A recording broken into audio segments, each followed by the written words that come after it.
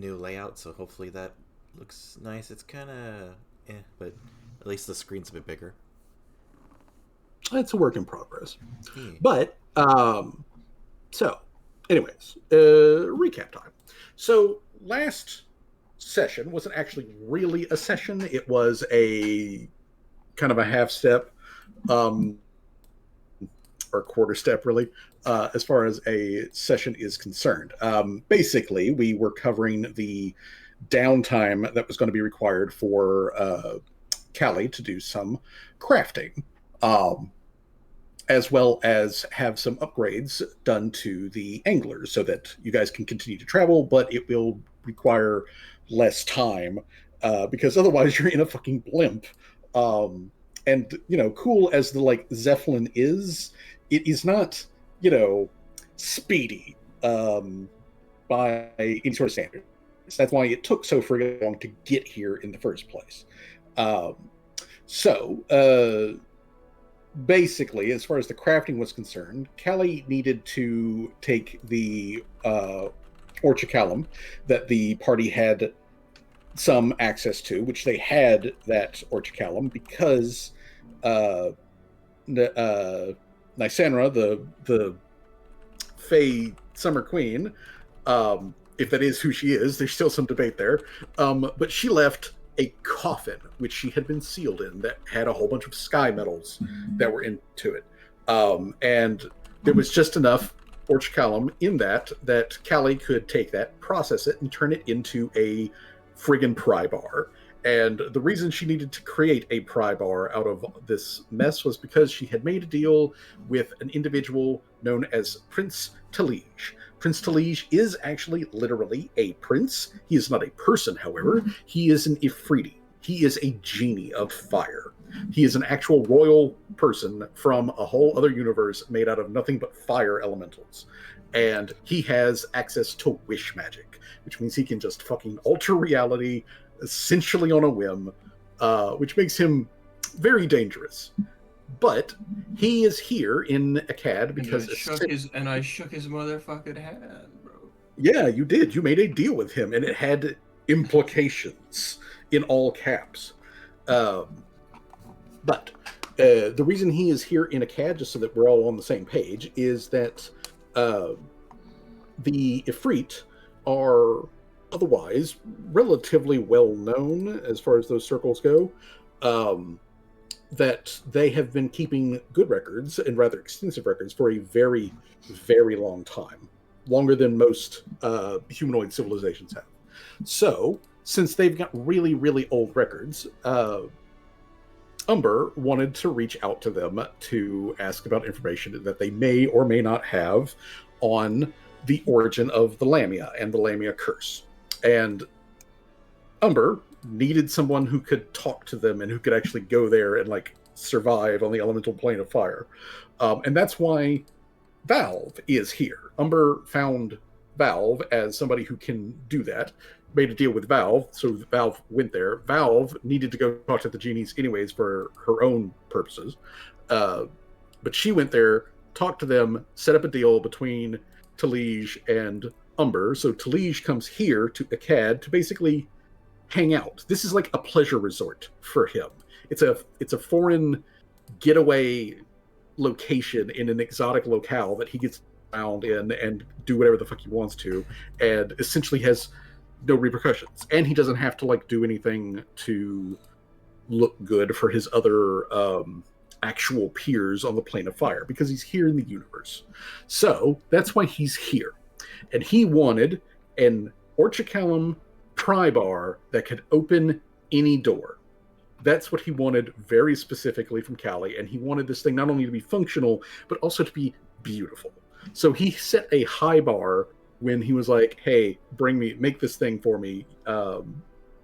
And Callie shook on that and only realized after the fact of like, oh shit, what this guy wants and what I can produce may not actually be the same thing here. But thankfully, Callie made a good craft check. Not the like most spectacular craft check that she possibly could have, but she made a good craft check, which was enough for Prince Delige to accept what she had crafted, and he told Callie that he would give her name, the Pheno name, around to his, other genie compatriots, his friends and whatnot, that if they need something special, they can come here to the universe and they can look up Callie Pheno, and she's got a workshop and she can make shit. Besides that, they also gave Callie a shitload of gems, which total in the multiple thousands. These are mostly rubies, red sapphires, garnets, things like that. They're relatively small, just so that everyone knows. They are cut gems, but they're otherwise they're just gems.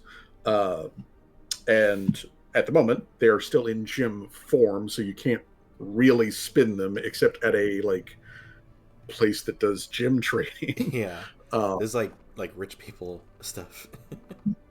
Yeah, it's beyond coinage at this point. However, Callie did have the pretty reasonable idea of I could take these jewels and make jewelry and then sell the individual jewelry pieces for coinage and probably actually make even more money off of that than just the money that she made off of the transaction with Prince Delige. So, but other than that, though, the Umber had some engineers who wanted to take a look at the angler and had some ideas on how the angler could be improved upon. And so Callie had to spend a couple of days with them. They handled the actual crafting bit. She just needed to be present to direct things. And everyone else kind of hung around, relaxed, and did those things. Seamus went walkabout around Akkad and using his enhanced detect magic abilities to just find random magical doodads and things like that in town. And he found several, neat little magical doodads. But one thing that he found, though, that was of interest to him specifically was that the city, i.e. the administration, no, not you. Shut up, phone. Not you. The town, motherfucker. The town of Akkad, i.e., the administration, was paying to have basically machetes enchanted with the serrated rune so that they would have chainsaws to cut back the jungle with. And so this led to us taking a look at Seamus's equipment, and we upgraded and also made sure it was actually correctly noted this time on his character sheet that he has a combination scythe with the serrated rune on it, which means he can pull the pull string on it and turn it into a chainsaw on a stick that shoots lasers. So yeah, Seamus's scythe, which was already pretty badass anyways, is just more badass now. Hell yeah. Yeah, the only issue there is that for some particular reason, serrated, which has an activation ability, which is what really turns it into a chainsaw, for some reason doesn't activate. It has the base damage on there, but then whatever Seamus wants to use it, I gave him a button that says activate chainsaw, so that it pops up in chat. And we know that he's spent an action to do that. And we took a look at what he needs to do to modify the damage in order to make that make sense when he makes an attack with it. But anywho, that stuff was done. Everyone else just sort of hung out and had a generally good, relaxing time of things amongst your NPCs. Oda and her crew did go back out into the city of Rat to look around for more like rat situations. They didn't find anything, or if the old rat woman wanted any more to say to them, she didn't. So that didn't happen. But that reminded Callie that there was some other talk of weird stuff going on in the jungle. And so they went to go take a look at that. And when they come back, they let you guys know that there were big, gigantic reptiles that aren't dragons, because they didn't talk, they didn't do magic, they don't have wings. But they're very large, and they're very loud. And apparently the locals call them thunder lizards. And they... Oh boy! And as far as them acting weird, they have absolutely no indication of what is like normal behavior and what isn't. So they chatted with Ariel quite a bit for that, and eventually what they figured out, like Ariel like comes back over to where Callie's like supervising the final touches on the angler, and she comes over and tells Callie that it turns out that it's currently like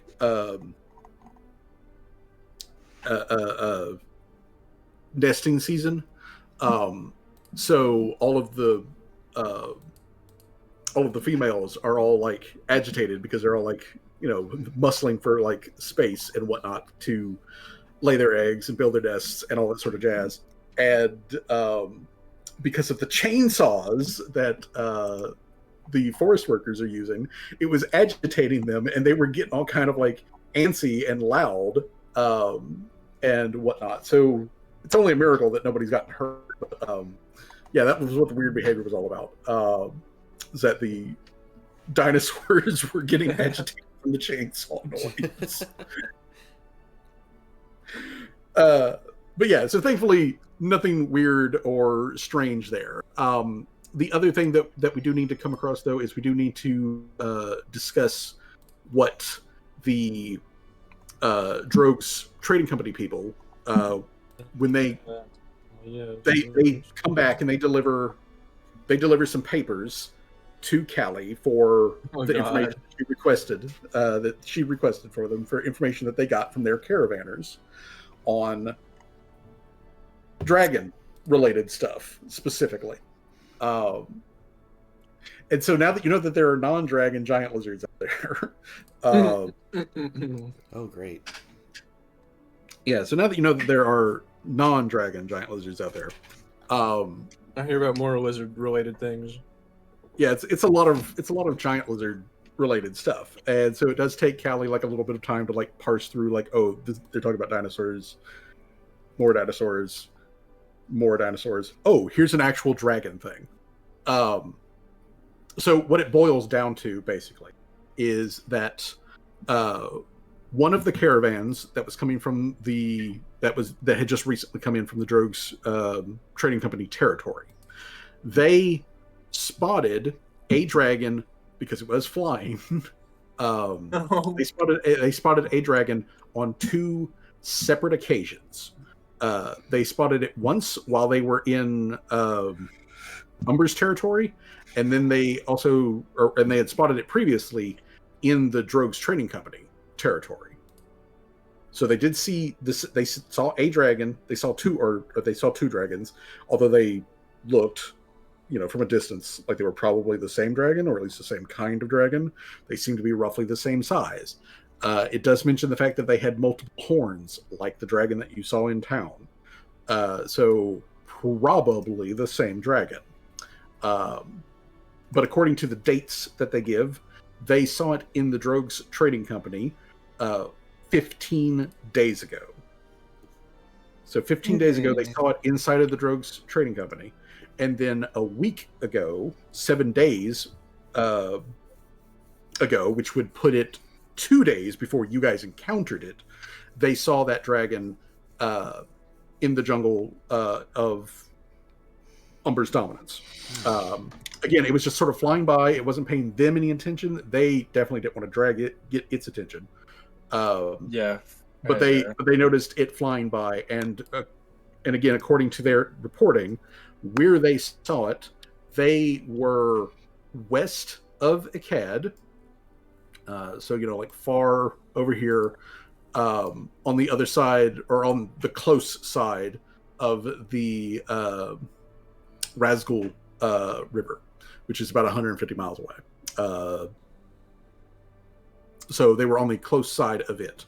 So within 100 miles of Akkad is where they spotted it, and it was just flying by in the distance as they were like coming along, and they were like, we're not going to flag it down. Reasonable assumption on their part. Yeah. But according to them, it was flying in the direction of Akkad. Flying in the direction of Akkad. Yeah, it was on its way, probably at the time, here. And that was 2 days before you actually encountered it. Oh, okay. No, that makes sense. But those are the only two definitely dragon spottings. There are 2 other reports that are possibly dragon spottings because it's a big lizard on the ground and they don't make mention specifically of wings. But a different caravan that was coming in from the northwest, also coming from the Drogues Trading Company, but more northwesterly, they spotted a large horned lizard that didn't look like the other lizards that they're familiar with. It was bigger than a cart, like bigger than a wagon, long neck, long tail, multiple horns. So at least that part is still consistent. They saw it about 3 days before you guys would have encountered the dragon in town. It was probably 40 miles out from town. And they spotted it on the ground, and it was uprooting a tree when they came around a corner. It locked eyes with them. It didn't say anything, so they don't know if it could talk or anything like that, but it locked eyes with them, and then it slammed the tree back into the ground, out in the hole that it had just ripped it out of. Slammed the tree back into the ground, and then it slunk away through the trees, it ran off. Huh. Well, that one is certainly interesting. Giant lizard. Okay. Yeah. Giant lizard, possibly a dragon, ripped a tree out of the ground. Caravans coming around the bend. They see the dragon or lizard or whatever. It sees them and then slams the tree back down in the ground and runs off. Alrighty.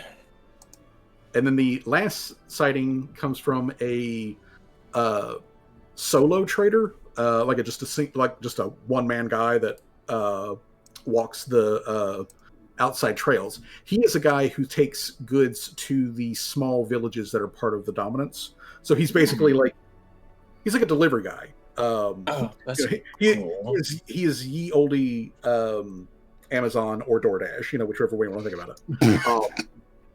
And he spotted also a large lizard on the ground, maybe 40 to 50 miles out of town, roughly in the same direction where the other caravans saw the dragon slam a tree down on the ground. So not too far away. A bit more north, though. This guy also spotted the dragon, and that time the dragon was coming out of a hole in the ground, like a big hole in the ground. And it came out of the ground, according to his testimony, it came out of the ground, it shook dirt off of itself, like it was covered in dirt when it came out of the hole. And then it got into some water and started swimming around, and when it started vaguely moving in his direction on the other side of the lake or pond or wherever he was at, he got scared and ran the fuck off. So he doesn't know if the dragon ever even noticed that he was there. Interesting.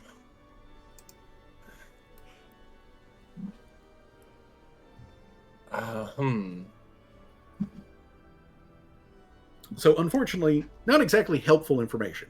But now you know where the Yeah. dragon has been. Yeah.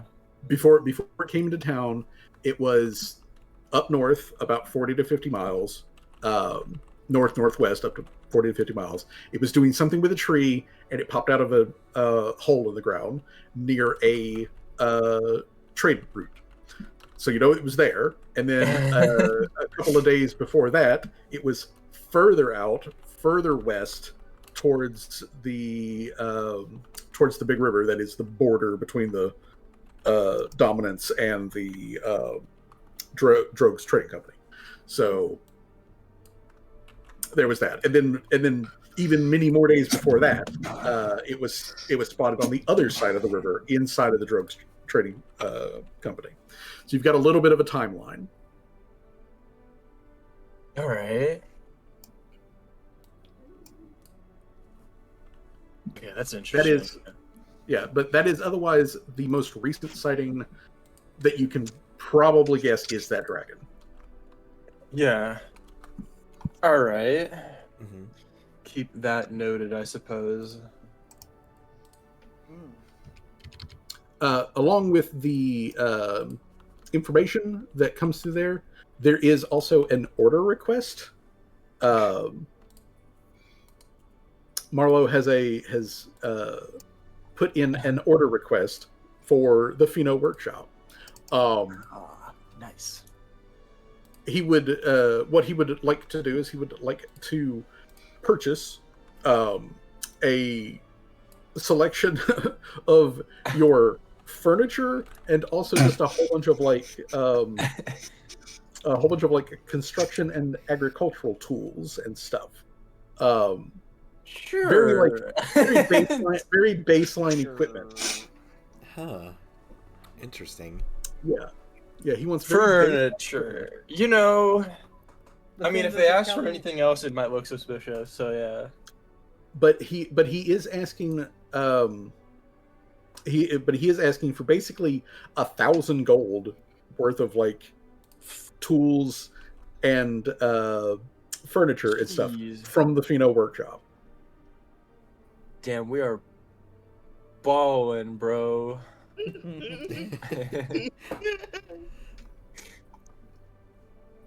I love how we're just committing to this bit. It's like, I mean, at the moment you are actively a merchant, so. I mean, is it a bit anymore? I don't think it is. Yeah. If we're making this much money, we might as well become merchants, right? It's feeding the, it's feeding the party. Okay. You ought to just be a merchant. But yeah, so he places an order for very basic sort of supplies and tools, things which he could conceivably get here if he needed them. But he's placing that order specifically with the Pheno workshop.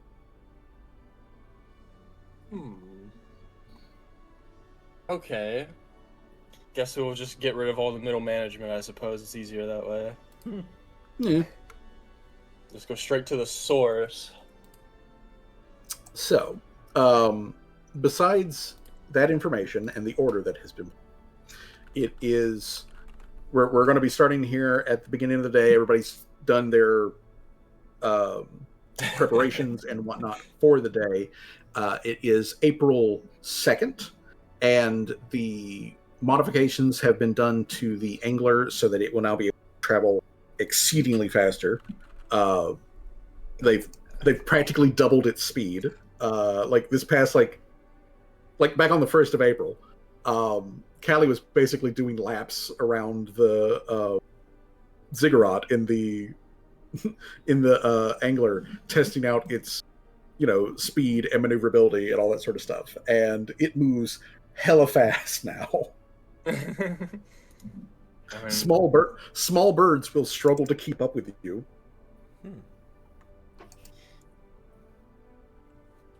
Okay, that's good. Yeah. You can. Now we just need to add cannons. All right, we need to add a big cannon that shoot. We need to add a big howitzer to the ship so that we can destroy any opposition.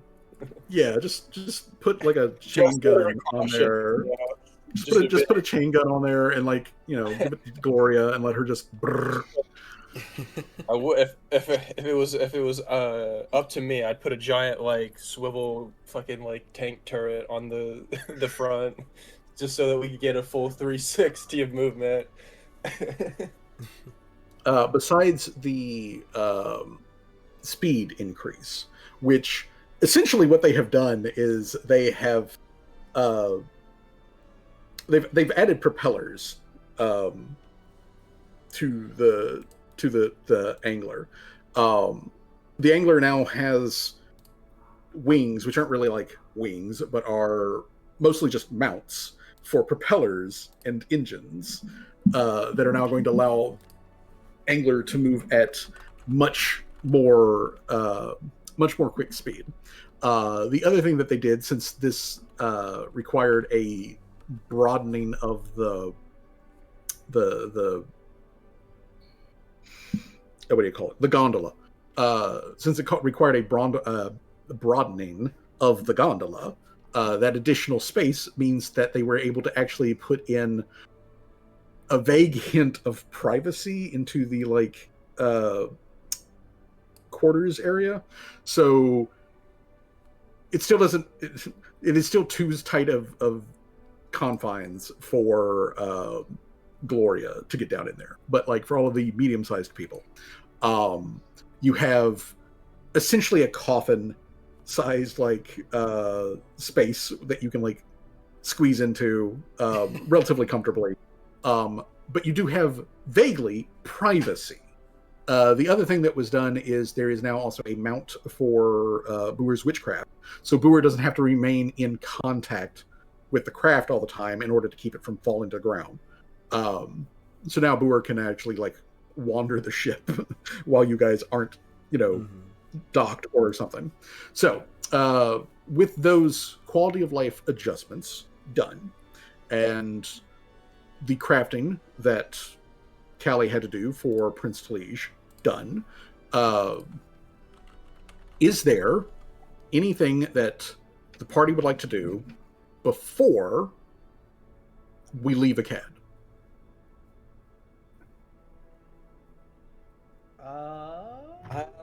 I can't think of anything. Same here. Unless y'all had anything else y'all want to do. All right. I think we weren't doing any more side quests stuff like that. We're finally heading out. I mean, all the side quests are done. There are no more side. We did all the side quests. Okay. All the current active side quests are done. Okay. So with that being the case, I'm going to move our time here forward a couple of hours, so everyone's had time to get all of their stuff together, get packed back on to the angler. Umber comes out with several of her administration people to see you guys off, and she comes over to where the party is at as you guys are like embarking onto the angler and whatnot, and she wishes everybody luck, and she hopes that you guys stay safe and all that sort of stuff. But she does take a moment to lean herself close over to Rosie, and she says to Rosie,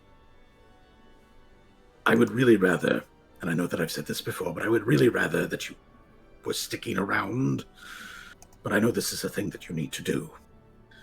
I think that it's important that your group handles this, and it is probably better done now. But I want you, again, as I've said before, Rosie, to keep with your promise. Keep yourself safe so that you can come back to me. She will nod, and Rosie will say, yes, I will keep my promise. And when I decide to return, maybe it will be a bit of a longer stay, but for now, and she'll lean in a little bit closer to give Umber a peck on like the cheek or like the jawline, whatever, and she'll say, "For now, we'll be off." All right then. Just remain safe. Obviously, I will keep lines of communications open. But know, once you do set the portal up and hijack your way into the other network so that you can get over to the other continent, you're going to be beyond my immediate reach. We may be able to speak as we have before, but I won't be able to render aid. But I would appreciate it if you would keep me in the loop on exactly what is going on and what you're doing. She nods and looks to the other party like they approve, disapprove. Wait, what did you say? Like, Umber's basically just saying to like keep her tabbed in and like. Oh yeah. Yeah, she can't bail us out, but like she'll still be in communication through Rosie via phone call. Yeah, via mental phone call, she will be available for information purposes, but that's all it's going to be is information purposes. Yeah. Once you guys go to the other continent. Yeah, it's basically she's gonna have like low phone signal is what they're getting at. Yeah. She also mentions, and she says this to everybody, that as you are heading into the Mick Marches, she doesn't know, honestly, how they're going to respond to like a flying vessel that is, flying the merchant flags of the Empire and everything. So be careful with that. Yeah. As you're going. And she knows that your flight path generally doesn't take you anywhere near Mick, the actual like capital of the Mick Marches. But you might also want to just like avoid most large towns if at all possible. Or maybe park outside or something. Yeah. It's unlikely that you're going to find parking for a giant air vessel anyways inside of most of their towns. I guess how I would ask is, does the Mick Marches, do they have their own like merchant colors or whatever, like neutral like flags that you would fly if you were a merchant or something like that? You know what, actually that's a good question. Let me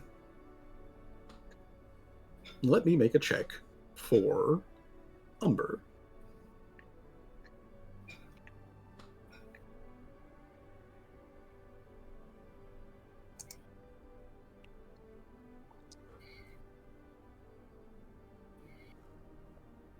Okay, that's a good one. All right, so Umber tells Callie specifically that the Mick Marches not really, not quite, but they do have a like merchant's symbol that they use. It's in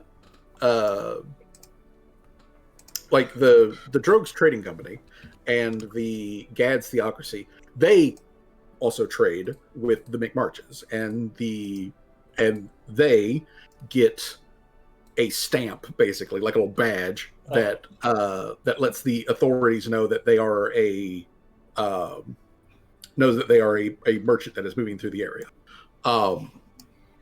She can very much provide you with like what this thing looks like. So if anybody like stops you and asks for your papers, you'd be like, yeah. Now it will be a counterfeit. It won't be the real thing.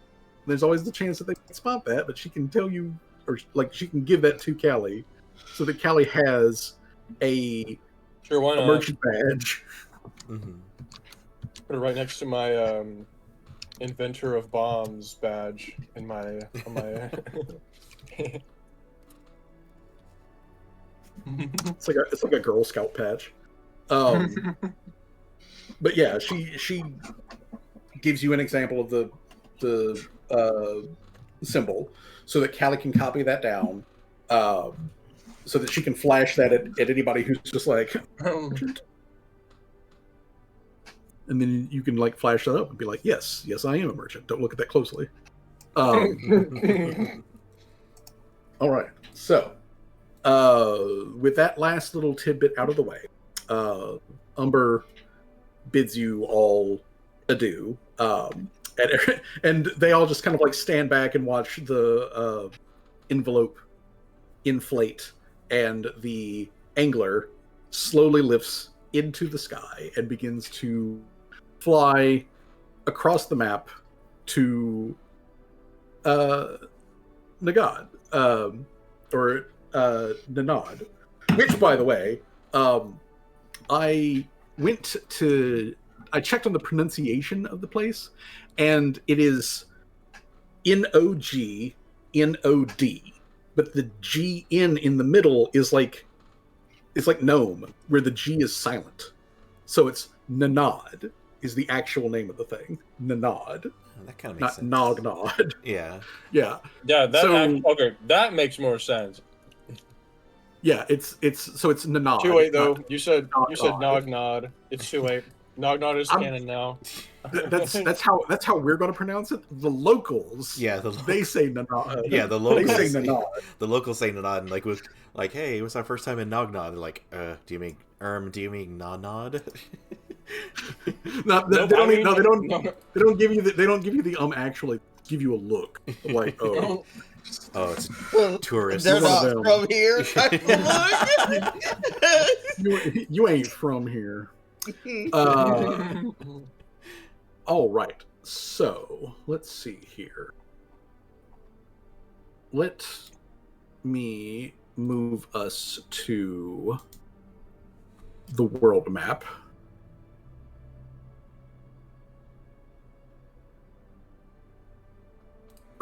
All right, so the flying angler is going to be traveling 415 miles in a matter of days to get to Nognod.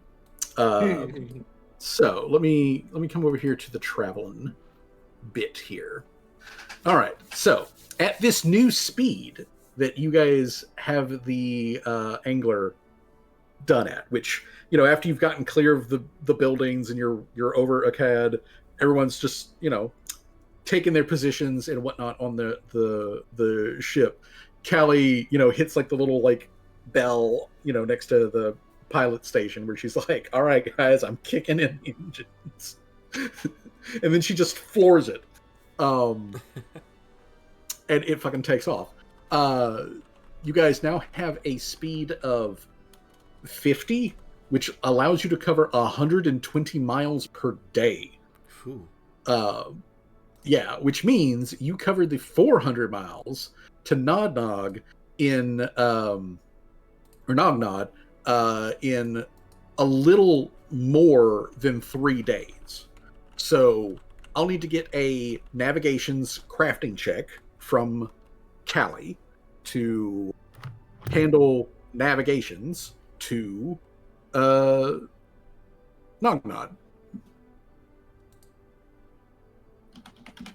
Oh damn, we're already in the McMarches.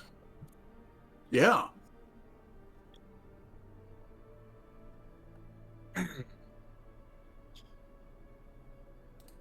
We didn't pass over any like towns or whatever by now, right? No, not really. I mean, you go past a couple like collections of buildings and whatnot, some small little you know, some small like settlements, barely anything that counts as more than like a tharp. Mm-hmm. So yeah, as you're like going along, obviously one of the first things that you guys notice that the trees shift from the like relatively normal jungle that is most of the dominance into the more wild, fey adjacent that the rest of the Gaz theocracy is. So it turns Dr. Seussian for like a short bit. But then you cross a river, which is the border between the Gaz theocracy and the McMarches, and there is an immediate shift. All of the whimsy is gone, and it becomes, and it goes like straight back to normal on the other side of this absolutely gigantic river. We're talking like multiple miles wide, kind of like river.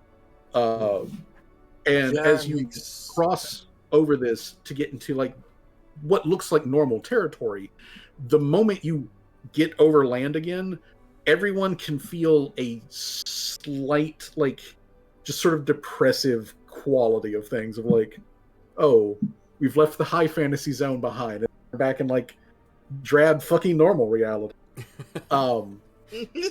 Except it's not drab fucking normal reality, not 100% anyways, because I need all you guys to make a perception check. Oh. It is not a high DC.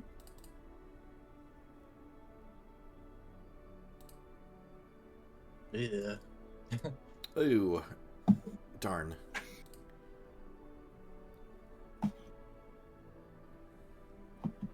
Dr. Trimmers is not pulling it out this time. No, he's not. Go, Mr. Servos. All right, there we go.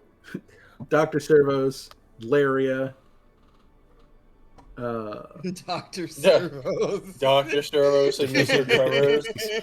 Just they've switched positions. No, it's like the fucking like Megazord transformation, like Dark Tremors gets doing like a perception check. armor. Yes, please. All I right. have thought about doing that. I have thought about making a mini mech for fucking Dr. Tremors. Perception.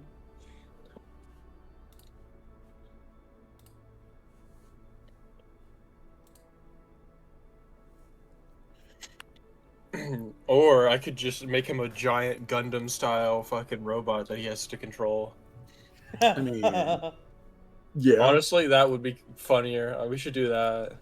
I mean, we're kind of balling right now. We could probably spend some money to make a giant Gundam. Oh wait. I have like 1,000 in uncut gems that could be transferred into 2,000 worth of Okay. sorry, no, it's 2,000 of uncut gems that can be transferred into 4,000 fine jewelry. I was right the first time. Spending their genie gemstones responsibly makes a fucking mech for their pet. I mean, I gotta spend what else are you gonna spend it on? What else? Yeah. What else am I gonna spend it on? Pet mech time. Okay. And then 1,000 gold pieces worth of chairs I've just made. I've just sold to the Drogues Trading Company, apparently. Okay. Farming equipment. So, let's look at our perception checks here. Okay, so Seamus, Laria, and Mr. Servos. You guys He all. lost his PhD. Yeah. He lost it over the edge. But anyways, so everyone's starting to feel this kind of like depressive return back to normal reality kind of like vibe. But then Laria, Seamus, you guys being closer to the front of the boat, you guys hear Mr. Servos in his like, crane perch position that he has on the front of the angler. As he makes a like beep noise that you guys have heard him make many times before, where he has noticed something. And when you guys look over the edge, you see down at the edge of the river that you guys are coming up to as you're like you're basically making it to the shore. And below you, there is in the like shallows to the next to the shore in the river, there is a small black skiff, which is a small paddle boat, basically. and the skiff is currently empty except for the skiff driver, the guy that moves the boat along, who is a black robed figure who looks up at the passing blimp as you guys are going by. And it's hard to tell with the distance, but that sure as fuck looks like a skull looking back at you guys from under the hood. Oh, that's an ominous omen. Damn, I didn't know they like killing things in this place. I feel now's a good time to let's talk about the McMarches for a second. As you guys are moving your way into the McMarches. So, I was gonna ask Umber about it, but I thought it'd be funnier if we just figured it out on our own. Well, this is stuff that you don't need to make a check for. This is quote unquote common knowledge. How much of it is actually correct, and you'll find out. But the McMarches is a dwarven nation. They are a monarchy. They have a king who is like a high king. Then there's several regional low kings, who are basically like governors. But the high king has been the king of the McMarches for the past 300 years. This one guy has been ruling this place for the past 300 years, and before him was his dad, who also ruled for about 300 to 400 years, and before him was his dad, who maybe ruled for 300 to 400 years, and so on and so on. So it goes back deep into the past, but it has been one family that has run this place, and they are well known and very vocal worshippers of Asmodeus, Pathfinder Satan. Yeah, I was about to say, don't these people worship Asmodeus or something like that? Because I remember you saying something about that before. Yes, these people do very literally worship Asmodeus. Asmodeus is the state-mandated religion of the McMarches. Oh, jeez. Yeah, it is the state-mandated... going into Satan worship territory. Yeah, so it is that kind of place. Now, they don't, and as far as as far as it is on paper, they don't persecute other religions. They don't ban them. None of them are banned or anything like that. It's just that if you are going to have a religion that is not Asmodeus, you need to do it on the down low. They don't care if you do it. What they care is if they can see it or hear it or smell it. So long as you can keep it on the down low, they don't care. I have another question. Yes. Is slavery practiced in the McMarches actively and openly as openly and actively as in Gad's theocracy? No. It is not, again, it's not banned, and they definitely do participate in it, but they don't participate in the same way that the Gads they mostly, again, this is what it is on paper, mostly the McMarches simply see that as the Gads theocracy does that as a cultural thing. They're not going to impose their culture, the McMarches culture, on their allies in Gad's theocracy about that. So they basically just legally turn a blind eye to the slavery thing.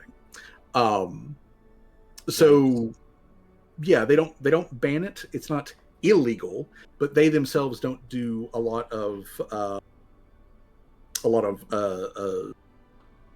enslaving other people's thing. Now, when it comes to their own people, that's where things get really kind of and this is hearsay. This part is hearsay, but it would seem that the McMarches basically consider themselves as an extension of hell itself. Oh. I mean, they're not literally. Oh, hell no. They're not literally. They consider themselves I'm like they are already the, having they are the trouble with 10th hell, layer. bro. I don't. The Maybe they've McMarches heard me consider already. themselves as the 10th layer of hell. Damn, And we're so going into hell, like guys. so if you are a citizen of the McMarches, which means you do need to be dwarven, you have to be dwarven 100% dwarven to be a citizen of the McMarches. Damn. Then Damn, that's so awful. then you have the option of at least being like, top dog in hell. But if you're not a citizen, if you are not a citizen of the McMarches, if you are not a citizen of the Gads Theocracy, who is their main ally, if you are not a citizen of one of those two nations, then you're basically the same thing as livestock. Jeez. So, yeah. Now, they make a lot of exceptions for merchants. They make a lot of exceptions for travelers. Don't worry, guys. They won't skin us alive. We're merchants, you see. Yeah, they make a lot of exceptions for people who are just traveling through the marches. Like, let's say you were in the, like let's say you were in the Kingdom of Bach and you were heading to Gad's Theocracy, but you're not a citizen, but you go through the marches because you're traveling. They're going to treat you like a person because you're a traveler, because you're going to leave. And it's important. Let's make sure when we speak with everybody, guys, that we won't be here long, so they don't start thinking just some awful terrible things. We're just passing through. We're just passing through. So yeah, that's the kind of stuff that you know about this place, just off the top of your dome. It's supposed to be very bad, generally speaking. But as you are moving into the territory, beside that slight sort of just depressing feeling that you have felt since you crossed the border, everything looks kind of fine. It looks pretty normal.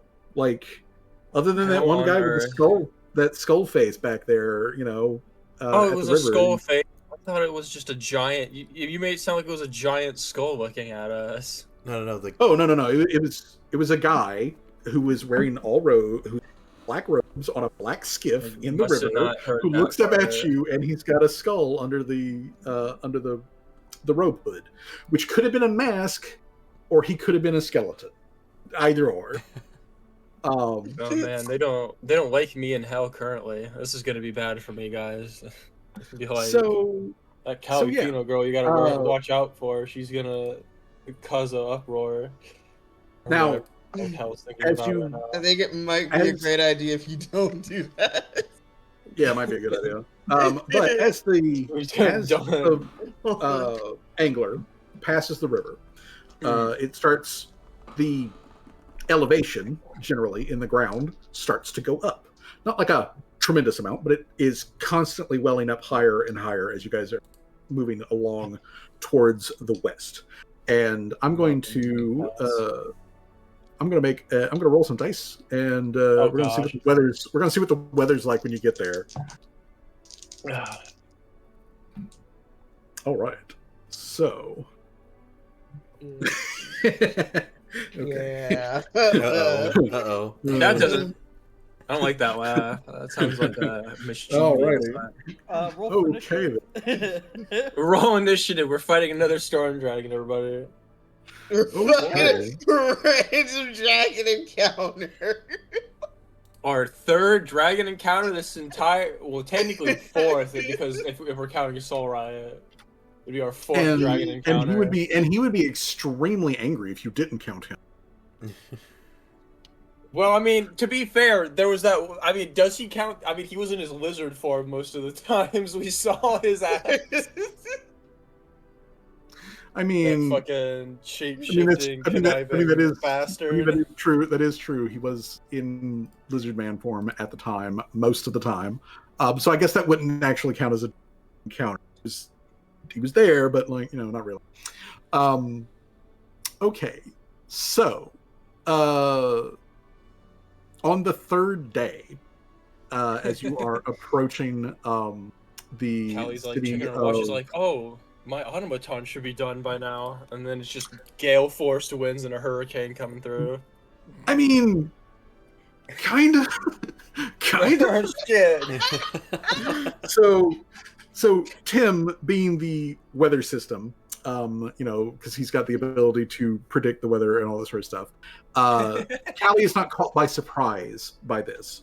So, as you guys are approaching, there is a heavy rainstorm that is going on, and that rainstorm,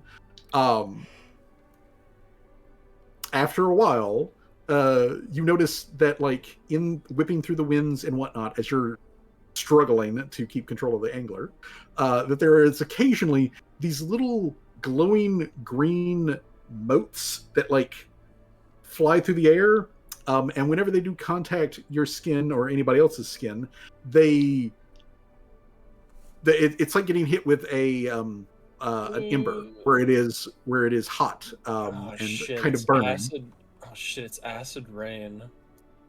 So, I am going to need Callie to make another crafting check to keep control of the vessel. Yeah. Hold on. Proficiencies. I have to make it an emergency stuff. Oh.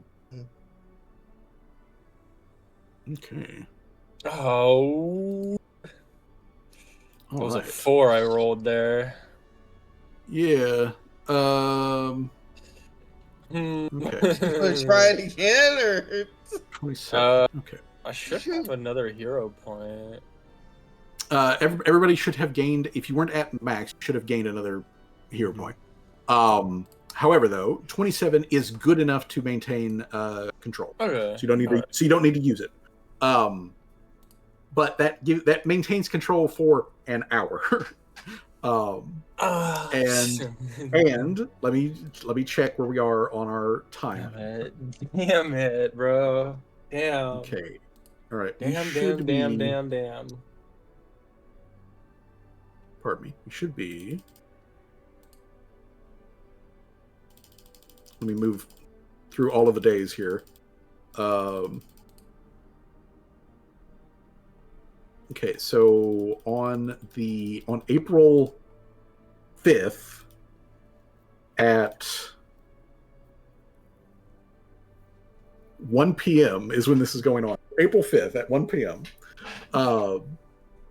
You are pulling in. You are 2 hours away from Nognod. So, for the first hour, you've maintained control. Do I have to do a craft check again to see if I keep control for the next hour? Yes. Yeah, you'll need to make a second check for control for the second hour. The DC is way below that. Let's go. Okay. I saw for a second, I was like, oh god, it's either a 1 or a 19. That's going to be really bad. Or either really good or really bad. All right. So, Callie, you are acing these wins at this point. The upgrades that you have done to yourself, as well as the upgrades that have done to the angle, are going great. However, though, this acid stuff that is also kind of blowing through is causing damage to the angler. Damn it, dude! I just went through upgrading the ship. Now I gotta fucking repair it again. All right. Dumb. Oh no, that's a lot of damage. Shit. Actually, it's not that much of damage. Oh, okay. I thought it. Okay. Wait a second. Okay. Oh no. Okay. Yeah. Okay. All right. Yeah. I just want to make sure. Okay. So yeah, the angler is made out of tough materials. So it is taking some damage. Most of that is on the big envelope of the blimp, but it's taking some damage. Gloria is also really not feeling good because acid is one of those things that she can't just roll off. Oh, And shit. since she's got to be out on the deck, she's also taking the brunt of that choice. We're just another hour away. I'd say we got a tough Yes. Like and everyone and take land the damage ship. from it? No, just everybody well, no. on the deck. Just everybody on the deck. Which I'm on the deck because I'm driving it. So Callie would also We need to think about getting like 11. a windscreen or something, or like a fucking like driver's compartment specifically to protect from the weather or something like that.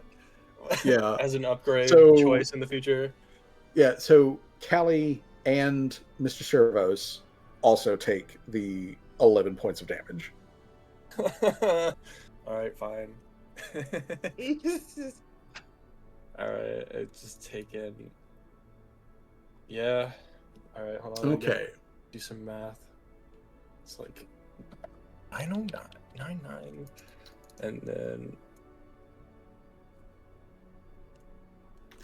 I always get caught off guard every time it makes one and then you character did damage noises. 109. I turned mine off. It always All right. catches me by surprise. It's too funny. It's too funny to turn it off. There we go. I changed it. Okay. Cool. All right. So, yeah. So, as this final hour though is like creeping by, so as you're approaching where Nognod is supposed to be, basically you're approaching a gigantic hill. It's very large, mostly in the width department as opposed to like height. It is covered in a very thick forest, but there is very clearly a spot where area has been cleared of forest. There's clearly agriculture going on. You can see roads, weaving in and out and all that sort of stuff. Of which there is traffic on the roads as you're like moving along. In this even in the weather. storm, in the storm, in this weather, there is traffic on the roads. There's just a bunch of short, stocky people trudging along with short, stocky animals that are like hauling various wagons and things like that. So they're just keep on keeping on, kind of like bullshit. But as you do get to within this final hour to Nognod, Callie can see a flash of light that is coming from Nognod, like a lighthouse. Like it sweeps around, and then like it vanishes for a few seconds, and then it sweeps back around again, and then it vanishes, and then it sweeps back around again, like that kind of thing. That is coming out of Nognod. So at a distance, you've got a blinking light that you are guiding the ship towards. That's smart, I suppose. Unless it's like not a lighthouse that we're going to. Well, it is odd because like the light is coming from like inside the hill. It's not coming from a building. Like it's coming from behind and below the buildings. Huh. Okay. Yeah, no, that is strange. Well, they're dwarves. That's not... How weird is that, actually, now that I think about it? They're dwarves. They're dwarves, like... It's sure, not like they got a Skavenheim city, like, down. built completely underneath the city or something like that. Like, yeah, it's not like they would do that. No. I mean, I'd imagine they'd mined out the whole fucking, like, interior of the hill, is what I imagine, at least. Possibly. 30 minutes later, however, we are going to move to the map for Nog. The weather, or at least the acid part of the weather, stops, and the rain becomes tolerable. It becomes regular rain. Yeah, it becomes tolerable regular rain. So let's move us to Nog.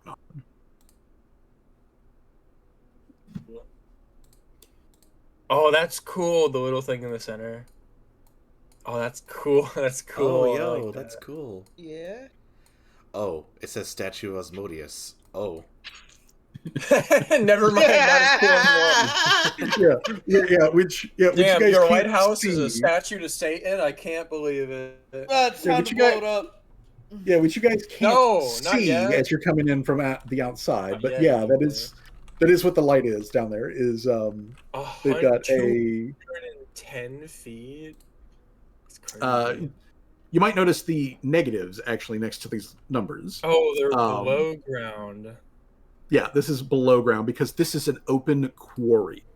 So the That's Citadel, cool. the Citadel, the area known as Rose Gate, the area down here known as Greyfire Way, which is also the Gnome Quarter, the Silk Gate, and the buildings which are all along the outside of the wall, and of course the wall itself. Those are all on the surface. But then the rest of it, Darktown, is tiered levels of a gigantic quarry.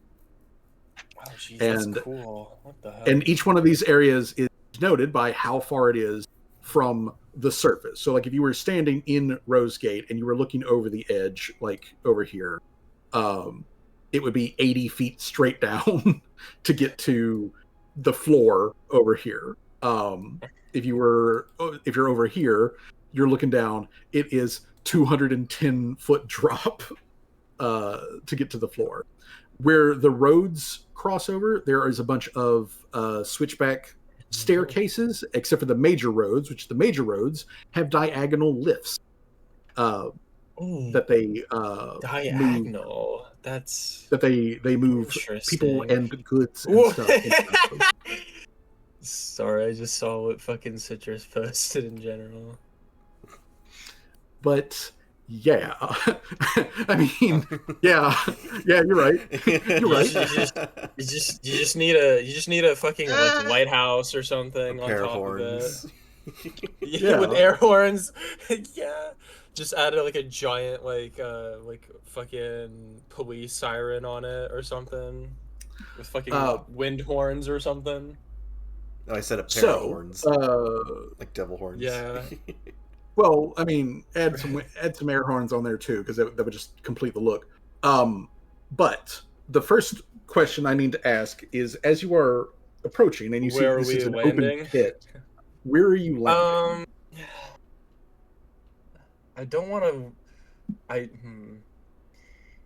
No, I'm trying. And you'll notice that each one of these squares is 35 meters. Probably, I'd say over in this area. Okay. In the field. Hopefully, it's not on somebody's crops. Hopefully. Okay. These green spaces, these are designated large crop fields and that sort of stuff. Okay. I think over here. Hopefully, that's a good enough. I don't want to go land in the slums. Okay. Or some kind of like weird, sketchy place. All right. You know. So. But Callie, the whole place is sketchy. I don't want to. I land in a sketchier place. How about that? That's better, right? Like sketchier, more sketchier than normal, right? Like, Fair like you know, like, far surpassing like the normal level of sketchy that we've already seen. Mm-hmm. Well, thankfully, as you're like coming in and landing the ship, you can easily tell that one of the large buildings over here on the outside is an inn, and it has a sign out front that has in common the "We accept foreign travelers" written on it in common. Oh god, that's awful. Guess They do specify that you need this door, not this door. This door is for dwarves. This door is for you guys. Dang. Segregation. We're gonna segregate it down. They might not practice slavery, but they certainly are racist. They certainly are fucking something. There's something. They're definitely fucking something. Next thing you know, we're gonna see dwarf-only drinking fountains. But when you do put down, as far as like people that you see around here, you see dwarves, almost entirely dwarves. There are a few, very obviously these guys are gnomes, and those gnomes have flesh warp interns with them. Unpaid interns. Yeah, probably unpaid interns. Indentured servants, yeah. Yeah, you know, indentured like implies that they're being paid with something. Turbo butlers. Anyways, butler for life. Yeah. Either way, that's the vast majority of what you've got here. So you've got dwarves, which are the overwhelming population. Yeah, I thought it was handful of gnomes, and the gnomes all have usually at least one or two flesh warts with them. As you guys are like landing, coming in for a landing, like Grafgear's like, I'm gonna duck inside.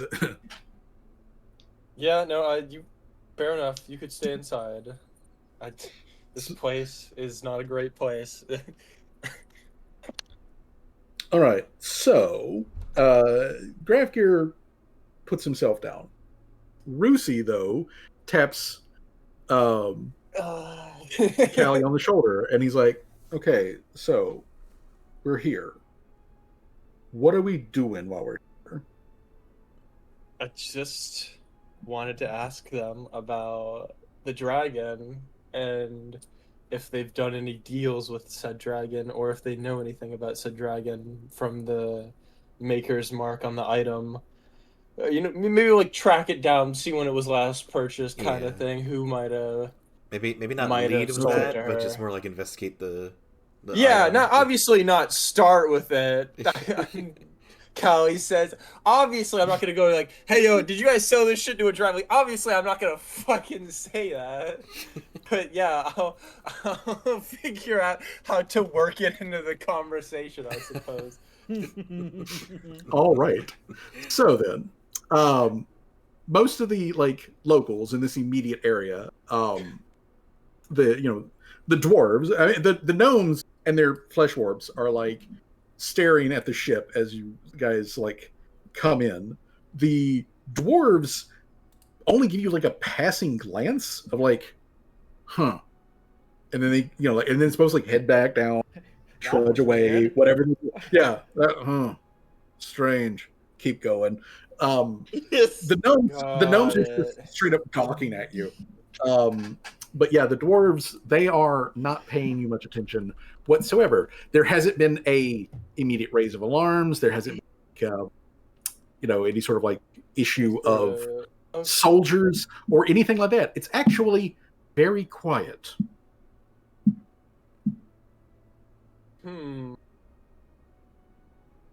Well, I wasn't expecting any warm welcome. Do you guys want to go eat food that's probably been spat in or poisoned? No. Well, I guess that's what we should expect from this place, though. So I definitely would check just to be certain before you start eating everything. All right. So my question is, and obviously this comes from the NPCs, is unwise for all of us to go traipsing around this like possibly hell not, bro. enemy town. Who is going with the party to investigate this thing? What NPCs do you want to bring with you? I want one or two of them. Ariel, okay, so Ariel. Ariel, can you turn yourself into a dwarf? Yes. Sort of. All right. Yes. Okay. Good. You know what? Yeah, she's with us. and then she just sort of like collapses her legs, like her tentacle legs, like down, so she's like very short, like about like 4.5 feet, and then she like puffs herself up like a puffer fish, so she's broader and wide, and she's like, "Hey, here we go. Now I look like a dwarf." She. Yeah, I mean, I guess that could work. I suppose. Okay, so Ariel's coming. What other NPC do you guys want to come with you? Torque. Okay. Torque as well. I'm just thinking, like, who else? I guess Torque would be probably... the I mean, most useful. Torque is always useful in a social situation. Just don't expect her to roll high on any really important role. Oh, don't say that. She's good. She was having an off day. She is very good. She is very good. I love my little guru. Matter of fact, let me go ahead and. Oh God. Uh-oh. Deception check. Deception. Okay. All right. Wait. Oh yeah. Didn't she say something like she's wanted in the McMarches or some shit? Or was it somewhere else? I know she's wanted somewhere for something. It probably is the McMarches. If I Torque puts her fists on her hips and kind of leans exaggerated. Callie's like, aren't you wanted in the McMarches? She's like, well, I mean, I'm wanted everywhere, you can't walk around with this behind you and not have Callie then what kind of Callie looks at her like, I mean, yeah, but I meant wanted as in you committed a crime and they're hunting for you. Not this far south. Oh gosh, and we Does decided that pass Callie's The side. That's 24. Can she actually get past Callie with that? Yeah, she's Callie looks off to the side. She's like, I've never been here before. Literally, I've never been to this town specifically. So wait, you are wanted in the McMarches. Yes, I am wanted in the McMarches in a town, not this town, though. Callie looks at, and it's only for a little amount. It's only a small amount. Don't worry about it. Callie pulls Rosie aside, like, I know you want her in the party, and I know you love her, but what if we start walking around town and we start seeing wanted posters of Torque everywhere? They need to be the poorly drawn ones. They have to be the really poorly drawn ones. They always get my nose wrong. That actually is a good question. She kind of leans over to Torque. She's like, "Honey, are you sure you're gonna be okay? And you don't need to sit this one out."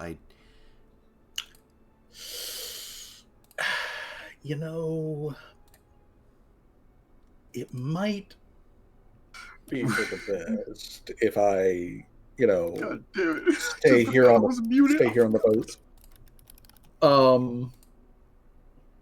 Yeah, maybe I should sit this one out. But it's not like you don't have, other people to go with you. I vote for. Oh God! Who would be the best here? I vote for Boar next as a secondary choice. Oh, you want me to come? You're not wanted in McMarches either, are you?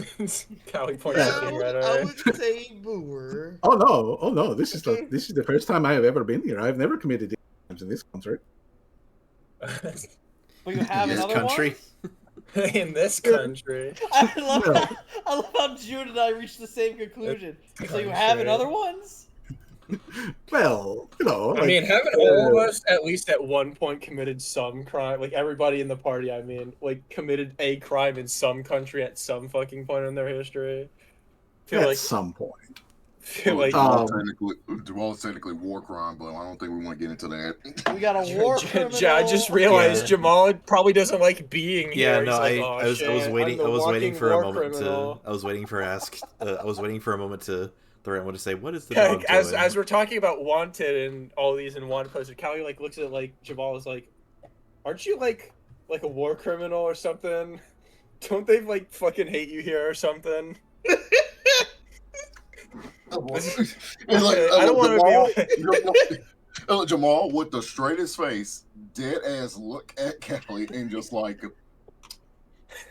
Callie, I am a dog person. What do you think? So he has killed people and he is a war criminal. Okay, got it, noted. Yeah, So to again to point out what you guys do know and everything. The McMarches and the Empire fought each other. They had literally a quarter century long armed conflict with each other. They beat the absolute tar out of each other, and part of beating that tar out of each other was going through the bunkers at the dwarven bunkers and like killing everybody in the dwarven bunkers, which is exactly what Jamal did. Jamal was a tunnel hunter. So yeah. So yeah, I'm a wanted criminal. Yeah. Well, you're not Might wanna wanted. The stay war is behind, over. I guess. More a You're not a war criminal than Yeah. a wanted criminal. Yeah. Yeah. I mean, yeah. you're not a. Well, that's the thing. You're not a criminal because the war is over. You've basically been alleviated of all crimes. I just imagine they don't fucking like you. Yeah, here. they just don't I fucking like you. imagine. Yeah. And I say that with the highest respect because obviously fighting in war is awful. But like, yeah, no, I don't imagine they, prancing around with, prancing around with a war criminal.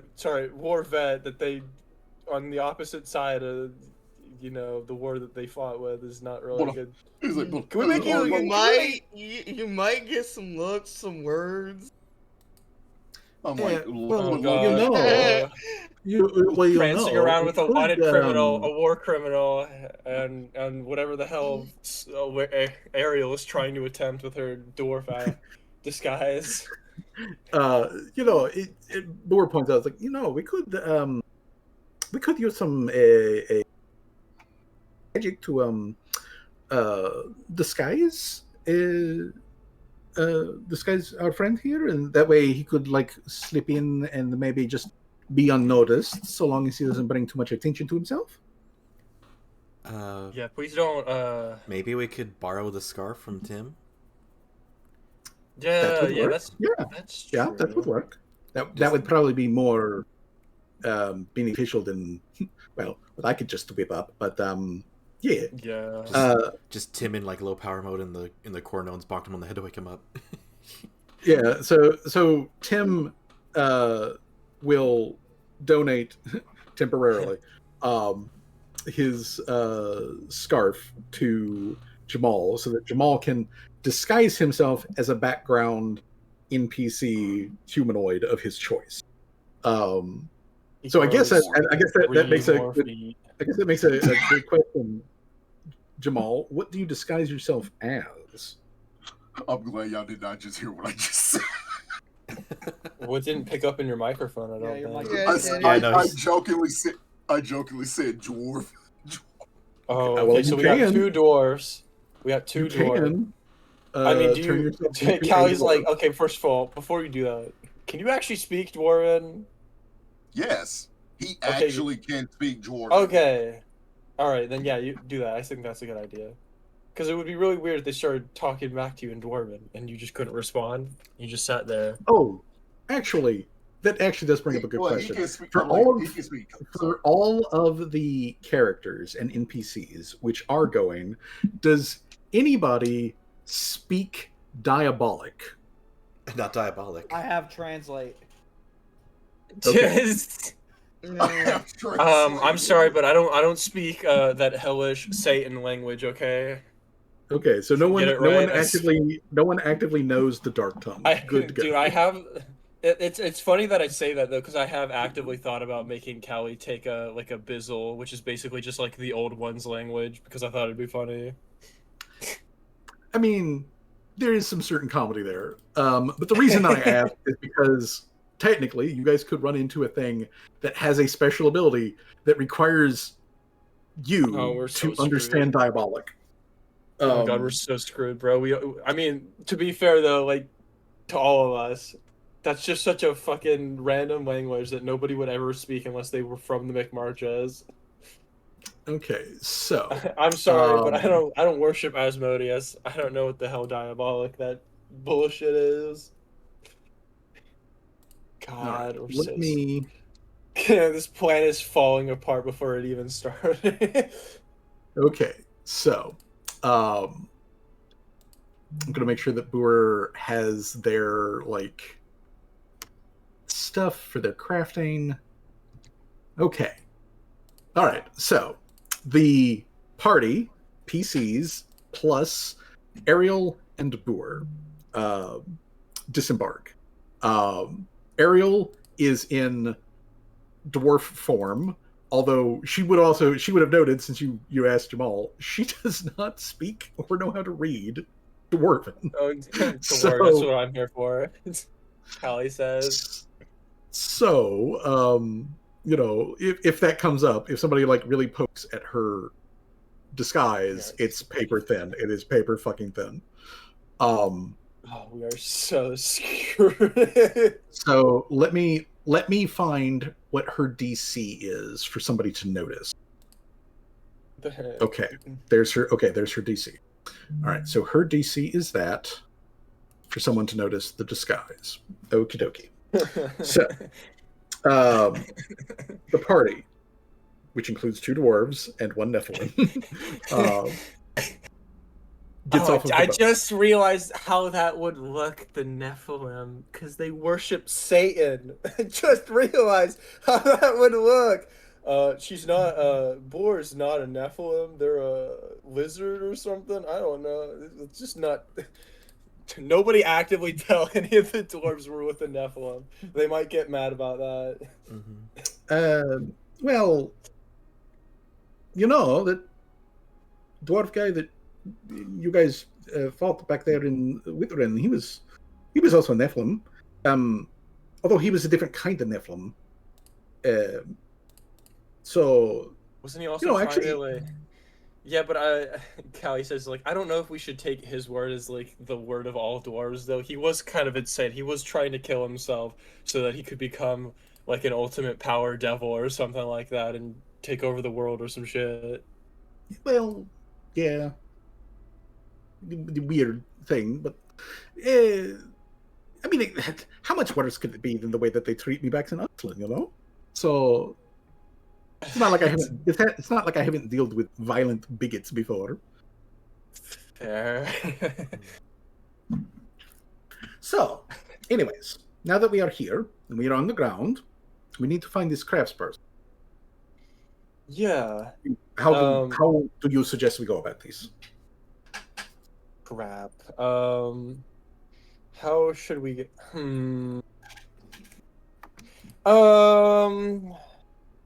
Maybe play it the merchant angle. Be like, hey, well, we're passing merchants. We just want to, like, go see where, the merchants maybe sell all their wares or whatever, where the market area is, and then maybe go search around there first. And if we can't find anything, maybe ask around. Yes, it sounds good to me. So, I guess we just, tag a random person and ask them where the merchants do business? Yeah.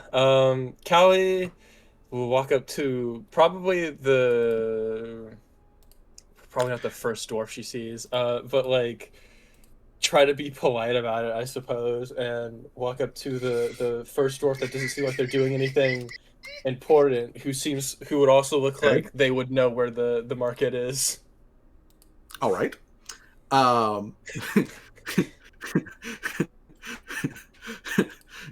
mean, yeah. I just saw what Stream posted. I mean, yeah, that's oyster would look like. As a matter of fact, as you guys are walking up to the building that is very clearly an inn, there are several dwarves who are outside that are attending various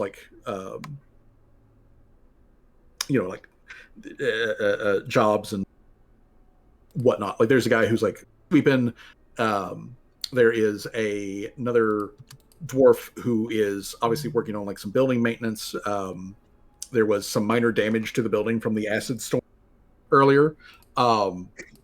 And so he's working on that. And there is a dwarf who is dressed a little bit better than the others, who is sipping something out of a big heavy mug. And these guys, just so that we're clear here, they are roughly speaking about 4 feet tall. Damn, I'm and towering they over all of them are now, whereas I would have been the same height like fucking a couple months ago. yeah, so like they're roughly 4 feet tall, most of them. They top out at about 4.5 feet. However, though, their shoulder width is almost 4 feet wide as well. Like these people are thick. And when you guys are approaching the slightly better dressed dwarf who isn't actively engaged in like manual labor, he glances from where he's like leaning up against the porch railing for the building, kind of eyes you guys semi-critically, and then he looks at Jamal specifically, and he says to Jamal in Dwarven specifically, "Who are these freaks?" Oh. I'm like, and Jamal is in I disguise, have every inkling to respond because I understood what he said. I'm like, wait, Jamal is in disguise, right? Yeah, Jamal is in disguise currently as a just random dwarf guy. Oh man. John Oh, And man. you are wearing the nice fancy dwarf clothing that you got from the dwarf Nephilim that you guys took out back in Whitren. So you're in a very good disguise, and assumedly you're a higher income bracket than this guy is. And he just asked you, who are these other freaks?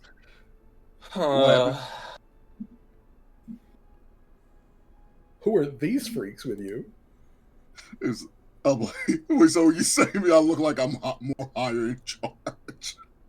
I mean, Basically, you yeah. certainly look important. Yeah, you look like you have a He higher. probably assumes that like they're your indentured servant. Oh my Yeah. god, I'm not. While Jamal's just rocking his lion pelt. Yeah. Yeah, you're wearing like expensive furs. You've got the pimp suit going on.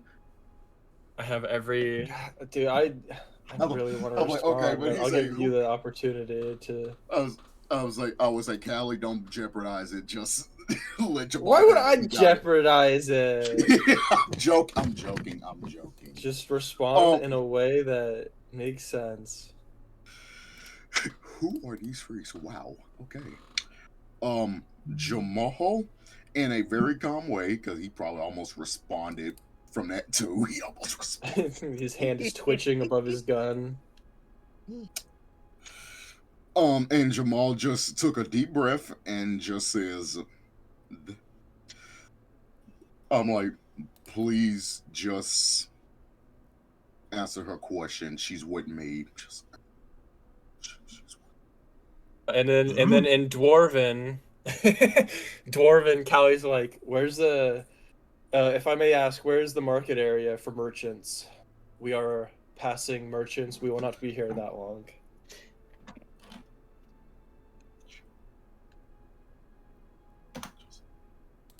Oh.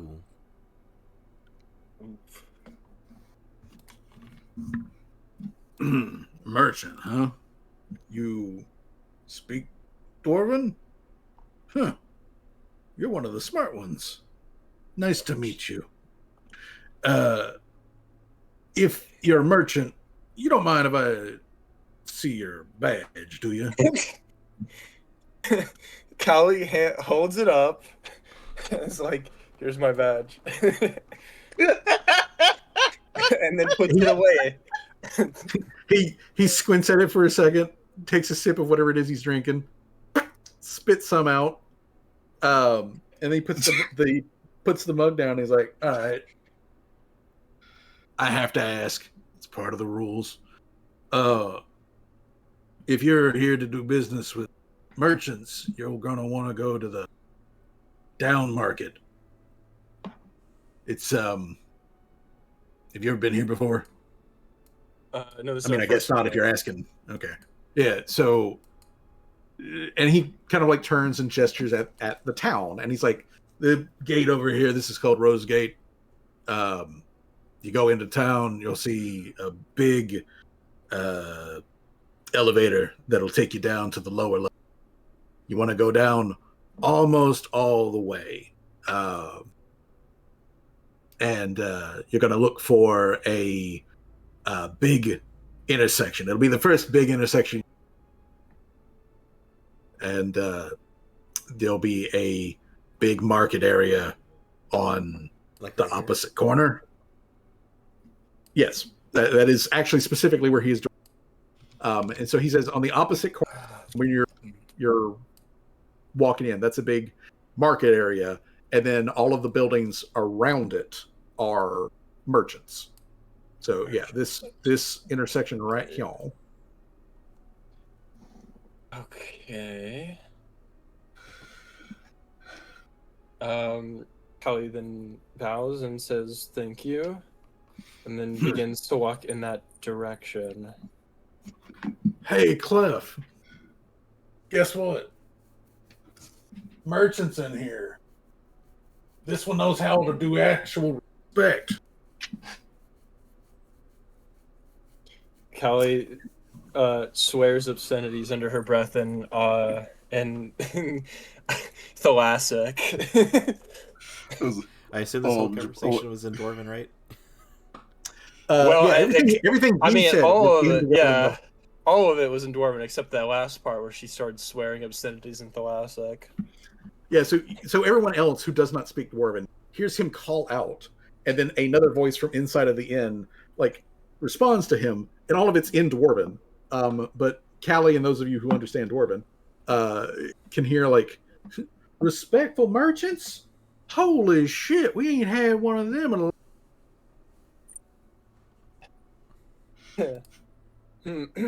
Yeah. Yeah. As I swear obscenities about his mom and how she's a bitch under my breath in a language he probably doesn't understand. But as you guys are like approaching the gate, the first sign of like armed forces become clear as the gate towers have arrow slits in them, and there are very clearly dudes behind those arrow slits. They are heavily armored, and Jamal specifically, they look just like the light bunker defenders that you fought back in the war. And on top of the towers, and these towers are only 2 stories tall, just so everyone knows.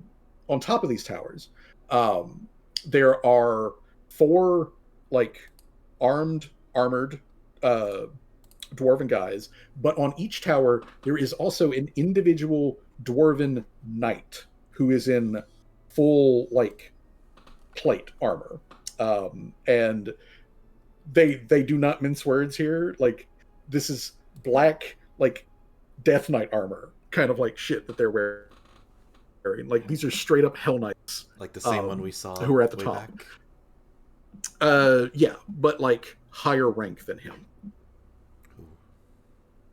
So there are a couple of straight up hell knights just on top of these towers as the party is coming in. And as you step into the town, the party can see down the main strip that there is, in fact, a huge lift that is over here at the edge, and it goes down this winding slope. So you can see that there's the big quarry that is all built in. So you can see the walls on the other side, and how there are just mostly newer, smaller buildings on the upper levels. But the further down you go, the older the buildings and the taller the buildings. So you got multiple floors as they descend down. Interesting. But up here, most everything is 1 to 2 stories at most. There's the occasional like 3-story like tower that's here and there, but those are like grain towers, you know, that are silos and stuff like that, storage, that kind of thing. And all of these buildings are very heavily fortified. So even though this is a relatively residential area, everything looks like it could take a direct hit from a cannon. Very dwarfy of them. And then, of course, there is the Citadel right over there, which is looming over everything. The Eye of Sauron staring down upon us. I mean, kind of. It's mostly actually kind of overhanging the quarry. Like it's looking down on the quarry like an overseer. So that's probably the big businessman who's enslaved all these dwarves into mining until their feet fall off. But so as the party moves in, I am going to Kelly off to the side to Jamal was like, I can see why you killed a lot of these guys during the war. I don't particularly like them as that much so far. Jamal quietly respond back to us. He's like, yeah. It was quietly, so nobody else could hear us. That was the point. Quietly. Actually, as you guys are also like going along, Ariel kind of like over next to Jamal and like leans over and she's like, "Sure, since we are pretending to be dwarves, like, should I pretend to be like your wife or something?"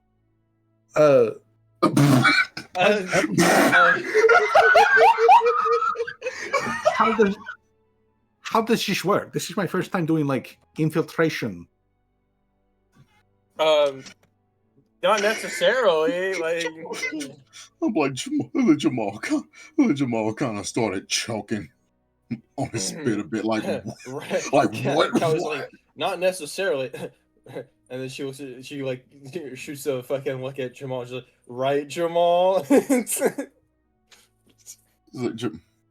like Jamal just responded both of them like, I'm just here to do business. Nothing more, nothing less. While just shadily looking like he's trying to get that point across. Sweat droplets are falling from his fucking forehead. He's like, oh no, this is a hard question. Callie looks at Ariel and is like, you don't necessarily have to pretend to be his wife, per se. I just thought it would look better on us as the party if we had a couple of dwarves among us while we walked around town, I suppose. Jamal is like, as long as I don't disguise, I am fine. Oh my god, dude, they're listening and hearing all of this shit. A couple of very low rank Hell Knights do just kind of like stroll past, and they eye you guys, but they don't stop or anything like that. They don't say anything, but they do kind of like eye you guys, and keep on going. So, yeah, Ariel is just she's like, I've never done this before. It's all very interesting, but like, you guys should be professionals. Sorry, I just saw what fucking Johnny sent me. It's so stupid. I can't even say that because we're streaming. All right, now keep it friendly. Please. All right. So the party makes it to the lift, and this is where you're going to need to make some. There will again be checks on whether or not you guys have proper paperwork. Gee. Do I have to do a deception? So, well, actually, what is Callie's deception DC? DC? It's a 25. Yes. 25. Okay. She is an expert at deception. Okay, so versus all of the shit going on.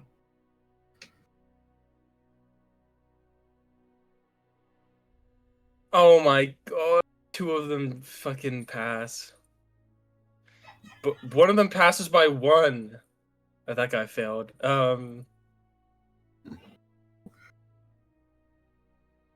That guy failed too. Okay. Okay, so only 2 of them noticed. All right, good. That could have been worse. That's still too much, though.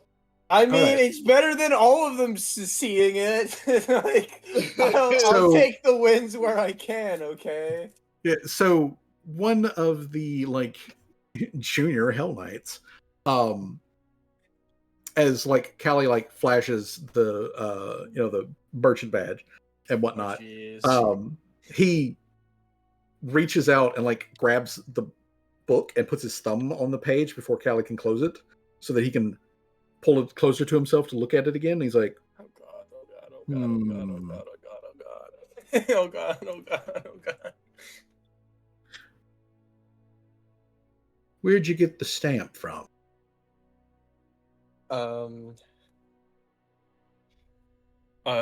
Callie will say, I got it in one of the cities. They said that I needed to be, in order to do merchant business here and move about the McMarches, I needed a stamp. And the person at the desk gave me the stamp. Which city? And Callie, you can make a society check to pull out a random dwarven town name.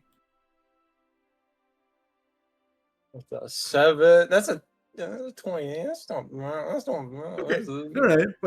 Well. 28 is good enough there. Okay. So you throw out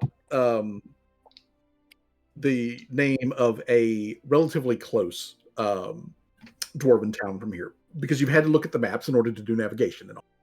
So you throw out the name of a relatively close dwarven town, and he kind of squints a little bit at that. And you can clearly tell that he's trying to find a way to further question you more, but he hands the book back and then waves on so that the workers raise up the bar so that you guys can get onto the lift. And as the bar is coming down after you guys have boarded on, Callie can clearly see that specific guy go over to a guy who's probably the commander of this little group, and he starts he starts to say something to them, but you can't hear it as the noise of the lift starts, and there is a great groaning and clanking of metal as a absolutely ginormous chain begins to slowly lower the lift down the angled slats. And as it pulls out, you guys can see over the edge of the lift, down below where the chain leads to, there is a gigantic carousel that has a whole bunch of dwarves on each arm of the carousel, slowly trudging along to turn this gigantic lift that probably weighs thousands upon thousands of pounds. Oh, damn, bro. I didn't know they had that Roman fucking slavery. That's crazy. But yeah, they crank the lift, and it is not fast or anything like that. As a matter of fact, I'm going to go ahead and Callie looks to the rest of the party. Well, at least the ones that can understand. And then Aklo is like, y'all think that's going to become a problem later? I don't like Kelly. That's for damn certain. But we are kind of in the middle of these people's, the home. What outside of setting everything on fire? What are we gonna do? Fair enough. Well, all right, guys. This is the cover story. If they ask again, just say, maybe the guy at the desk gave us a counterfeit or something like that. If they question it further. Shovel off blame. But tell them we shovel off are. blame. But we got it. But like, but stand firm on the whole like we are merchants and that's all we're here to do aspect of the story. Okay. So at least all they can get us on is fraud, maybe fraudulent trading pass instead of pretending to be merchants or something. I don't know. Okay, so when the lift gets to the bottom, gates open up so that you guys can get off and the load that's going up can get on. I do need everyone to make a perception check. Okay. Oh, did I bring? I probably didn't bring Mr. Service. That'd look too suspicious. I'm assuming at the moment that you didn't. Yeah, no, but you would have Dr. Yeah, Dr. T. Damn, that was almost a 16 for a second. We are in lock sync. I don't know how the fuck we always manage to roll the same fucking thing, dude. He's got like a fucking like 15, and Callie's got like a 13. I don't know how the fuck they always manage to do it though. Okay. God, we are so fucked, aren't we? Okay, so they probably already alerted the whole district guard that we're in fucking Vaders or something. So yeah, as you guys are walking down the main strip, Callie gets like a little like tap on her on the like back of her power. My power. And when you glance in that direction, it's actually who is tapping on you with their tail. It's Boer. They're tapping on you with their tail. Okay. And Boer kind of like leans in and says really quietly, I don't know if you've noticed it yet, Callie, but I do think some of the guards are suspicious. There are more eyes looking in the direction than they were at the beginning. Yeah, I kind of figured that, you know. Also, you know,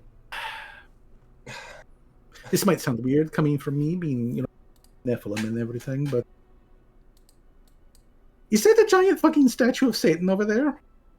And sure enough, now that y'all are closer, down the road, there is in fact a giant golden statue of Asmodeus that is rising above all of the buildings in this area. That is half buried because it's still like down on the lower level. And its head, its eyes are on fire, and its head is rotating. Seems like a fucking as it's just going around and around over there, and yeah, that would appear to be a Satan statue. They do worship them here. Don't pay it any mind, I suppose. I think they would be kind of offended if you started gawking at it, maybe. I don't want to make eye contact with Asmodeus. Yeah, no, I don't want to either. In any way. So and stuff. I would take it as a personal favor, Kelly, if we don't go any closer to that damn thing, you know. Well, as long as we don't need to get any closer to it, I'm fine with not being anywhere near it. That's a freaky little thing. What is it? When he was saying it was towering above everything else, I imagined.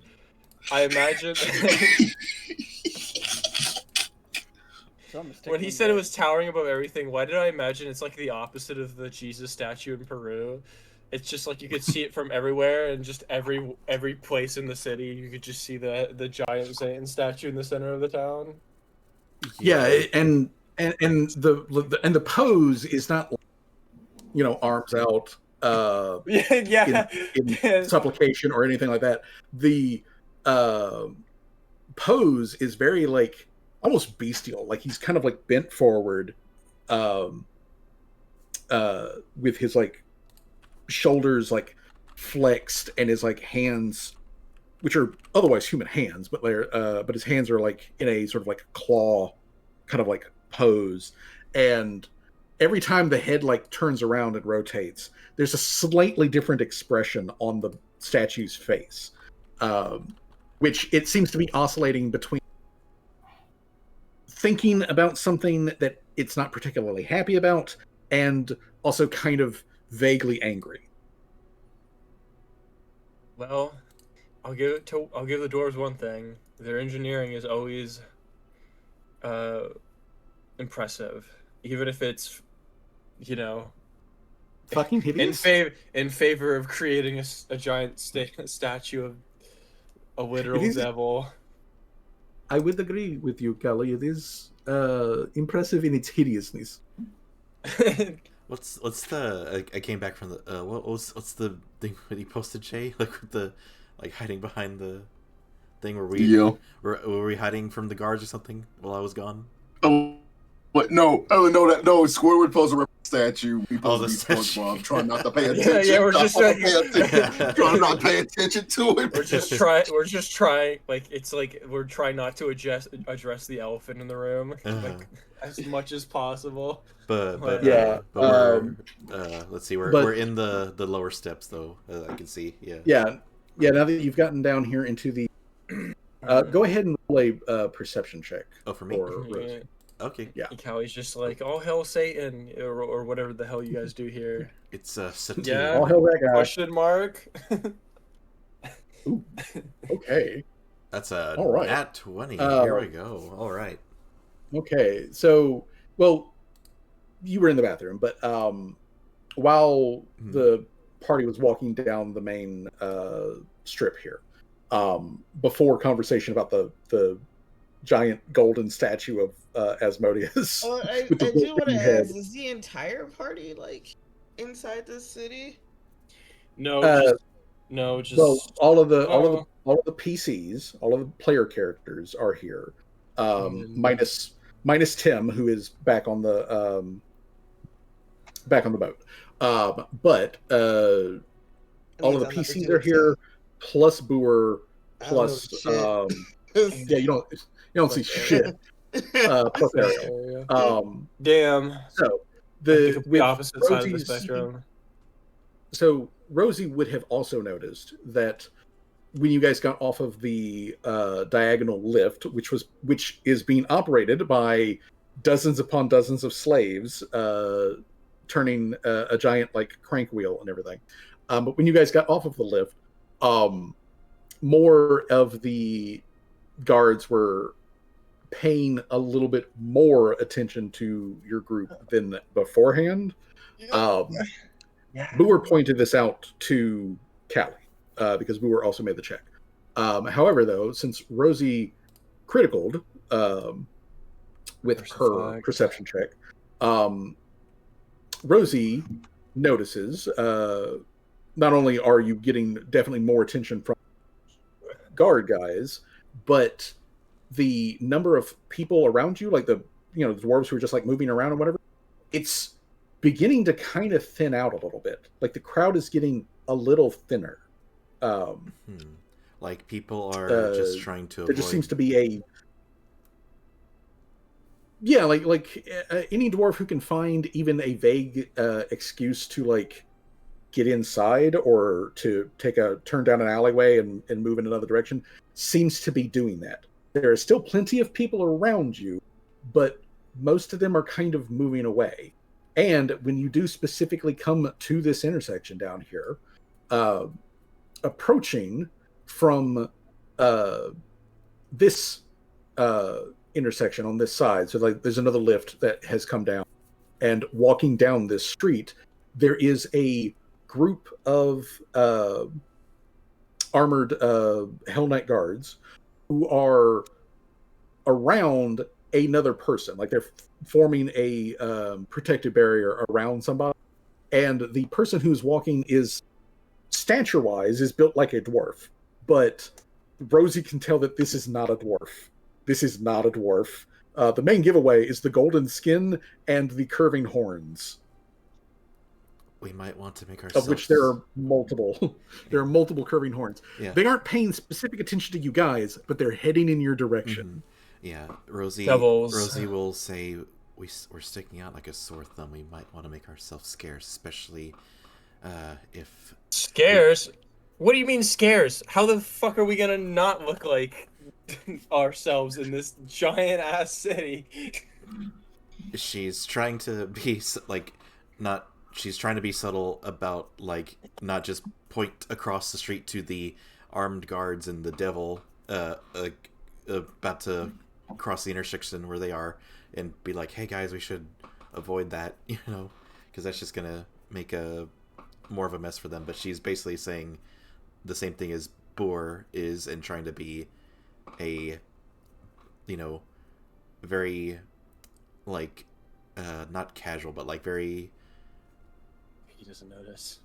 What's the word? Like, I guess casual. I guess casual would be the right word. Just be like casual, like, hey guys, let's maybe like try to keep our heads down and not attract attention. What do you think I'm trying to? What do you think I'm? Callie says this. Oh her, God! Like, oh, damn, we're so fucked. Callie says to her, "Is like, what do you think I'm trying to do? I'm not trying to stick out here. I would have blasted that guy that we talked to at the begining away if I had even so much as a choice in the matter. I'm trying not to be Are you sure you here. just, we don't need to say that. We can just say we're having like a whisper shout. Callie would be too loud. Well, Callie's not speaking in Dwarven or like Common. She's speaking in whatever other language. She's speaking in Orcish to June, to Rosie. Well, oh well. Do my eyes deceive me? Is that the famous Califino in this little nowhere burg? I'm so surprised. Oh, it's And the Hell Knights, part, and inside of the like phalanx of like Hell Knights, there is a dwarven statured, sort of like dwarven built humanoid that has giant curling horns that come out of the back of their head and out of their back, like multiple types that like come around their body. And the horns are draped in scrolls. They are dressed in a long red robe, and they have like a walking stick in one hand. It does appear female, and it's a female devil. Oh God! She tilts her head and kind of like taps at her chin, and she's like,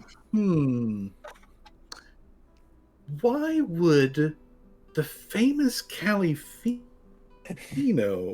be here in Nognod?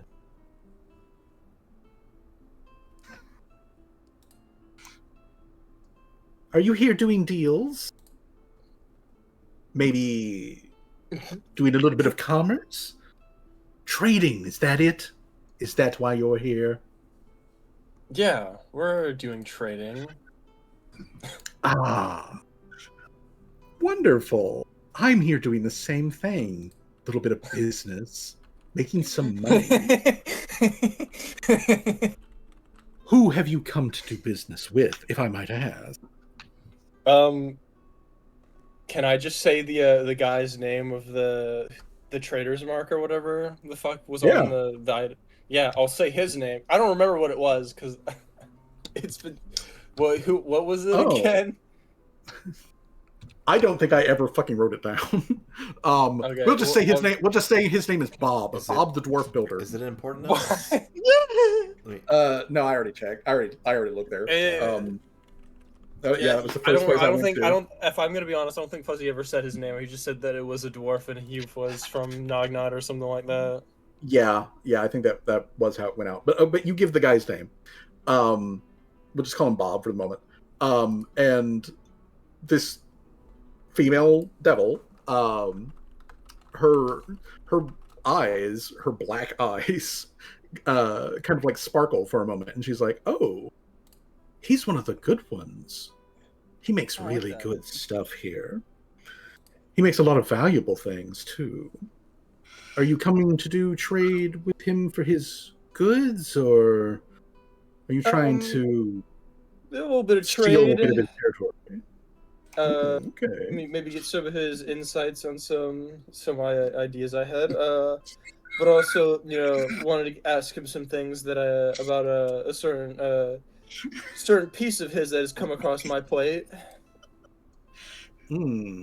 Well, Miss Fino, it's very interesting to see you out here, especially doing business with someone that I do business with. As a matter of fact, I was on my way to see him now. We could pop in at the same time, or we could take turns. I'm up to either or.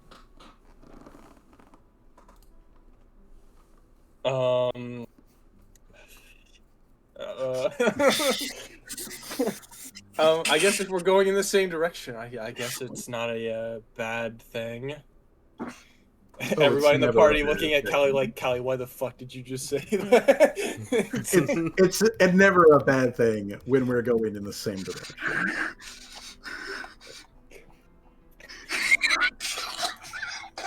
So the devil snaps at her entourage, her dwarven guard, and they all spread out around the party as well. So they're insulating her and the party as you guys move over to the smith's shop, which is thankfully very nearby.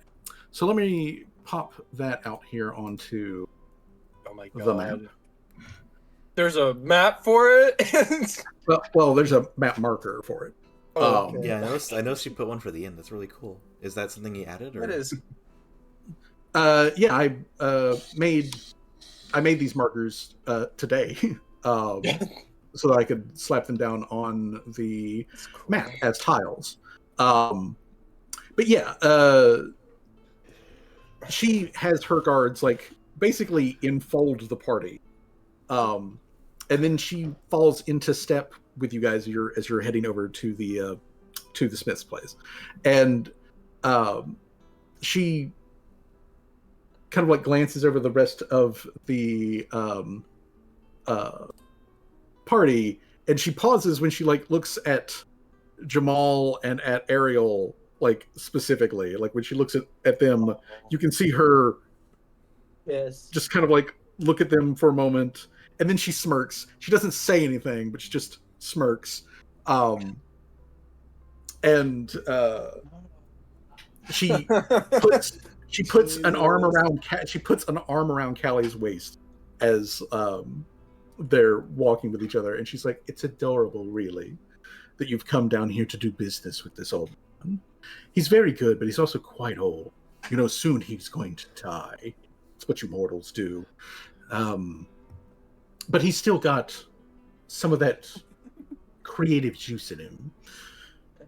I don't want to pry into your business, Miss Fino, but is there anything really specific that you want to do? It just seems odd that you'd come all this way here just to kick some ideas back and forth." Oh man, can I do a perception check to see if there's any like evil or like manipulative? You don't need perception for evil. It's right there. It's literally everything is evil. I guess more like manipulative, as in like she's well, it's a devil. I guess I can infer this shit. Yeah, I don't even know why I asked that. However, I feel stupid. if you want to, you can make a perception check versus her DC here, to try to glean some information. Yeah. Well, what I want is just to glean if she has any like ulterior motives behind what she's asking. Okay. Which I mean, like, that passes. That passes the check because she is a devil. Ulterior motives, she has them by the score. However, though, I would also argue that Callie can be pretty certain that she's wheedling you for information. She's trying to find out information about why are you here, what's going on. But she's being very, like gentile about it. This is. But also, since you aren't in physical contact with her, oh my you God. You can tell just from what's going on here that this particular devil is probably physically as strong as Callie is, and she is on par with Torque when it comes to charisma, and she would give Callie a very close run for her money in intellect. All of her ability scores are pretty fucking peak. So like this is getting into greater devil territory. The greater devils have heard about me. I can't believe it. Yeah, so like this greater devil is we'll call her medium devil. Medium devil is trying to get some information out of Callie. She's being polite about it at the moment of the like, why are you here? What is this all about? It seemed like your stated reason of like kicking ideas around with this guy doesn't really seem to be holding water. She does not believe you. So she's, trying to get what's the real that you're actually here? And don't worry, none of these creatures here speak your language.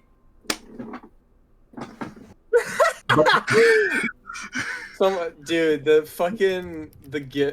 GIF you just posted, whoever just made a clap sound, it fucking like synced up with the fucking...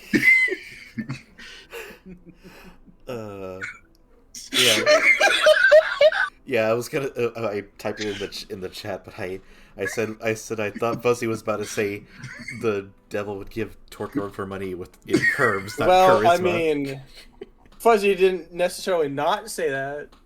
Fuzzy, would give Torque a run for the curves? Oh Lord. Curve department. How curvy is she? I mean. She is. I would say, physically speaking, if you were to like stretch her out like a human, she would be more in line with, say, June's body type. She is currently like more like a dwarf, so she is built like a brick house. I wonder if that's more just like her, like changing her appearance while she's in this town. Yeah, I was gonna say it's just like. Yeah, it's her favorite, like, a way of appearing. Yeah, so at the moment she is shaped. She's needling me for information. Do I lie to the devil that got a 40 perception, or do I tell them the truth? And they already know. They already know. Even if I don't tell them, they'll probably infer. Because they seem to be smart enough as it is that they already know who I am without even having to tell them. But, to be fair, it's not like it's a big deal. No, not really. So, it's not like, it's not like telling them this information is going to be my downfall or something like that. It's not that big a deal. Probably not. I guess, probably. What is it to hell to know that I'm also being stalked by a fucking storm dragon? They probably would just be like, yeah, that tracks. She seems like the type. I heard them laughing in the background.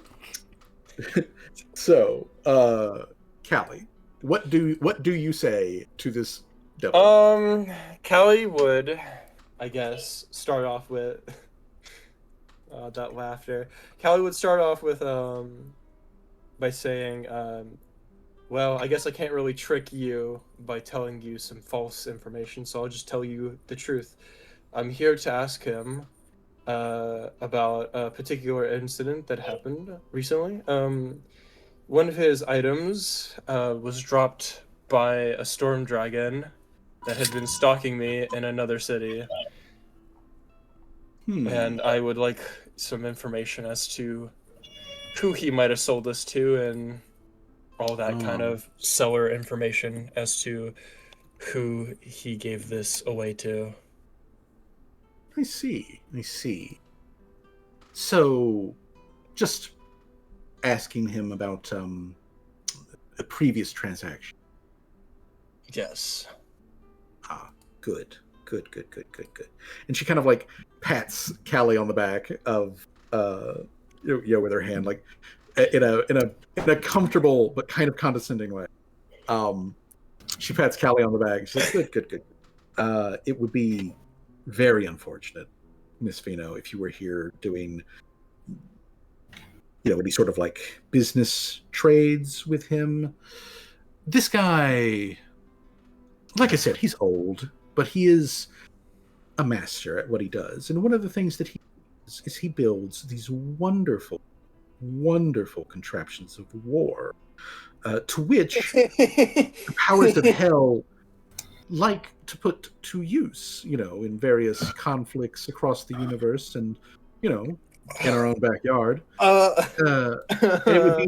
It would be really, really unfortunate were you to, be trying to make a deal behind our back on that with a manufacturer.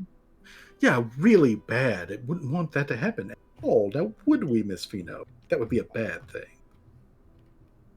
A bad thing for you, specifically, if I'm not being clear.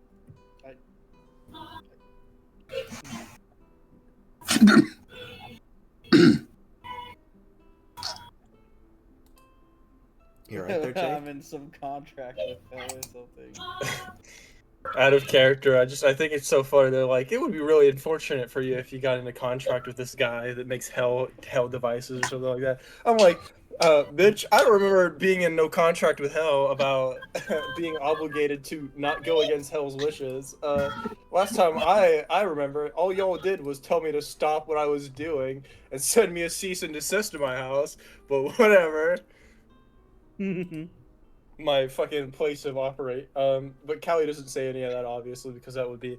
Callie just smiles and said, well, yeah, that would be very unfortunate if that did happen, wouldn't it? It would be. What is this screaming coming from Jay? Background? Yeah, I had to mute him real quick. I was lowering the volume. There's like... I do not know. I'm sorry.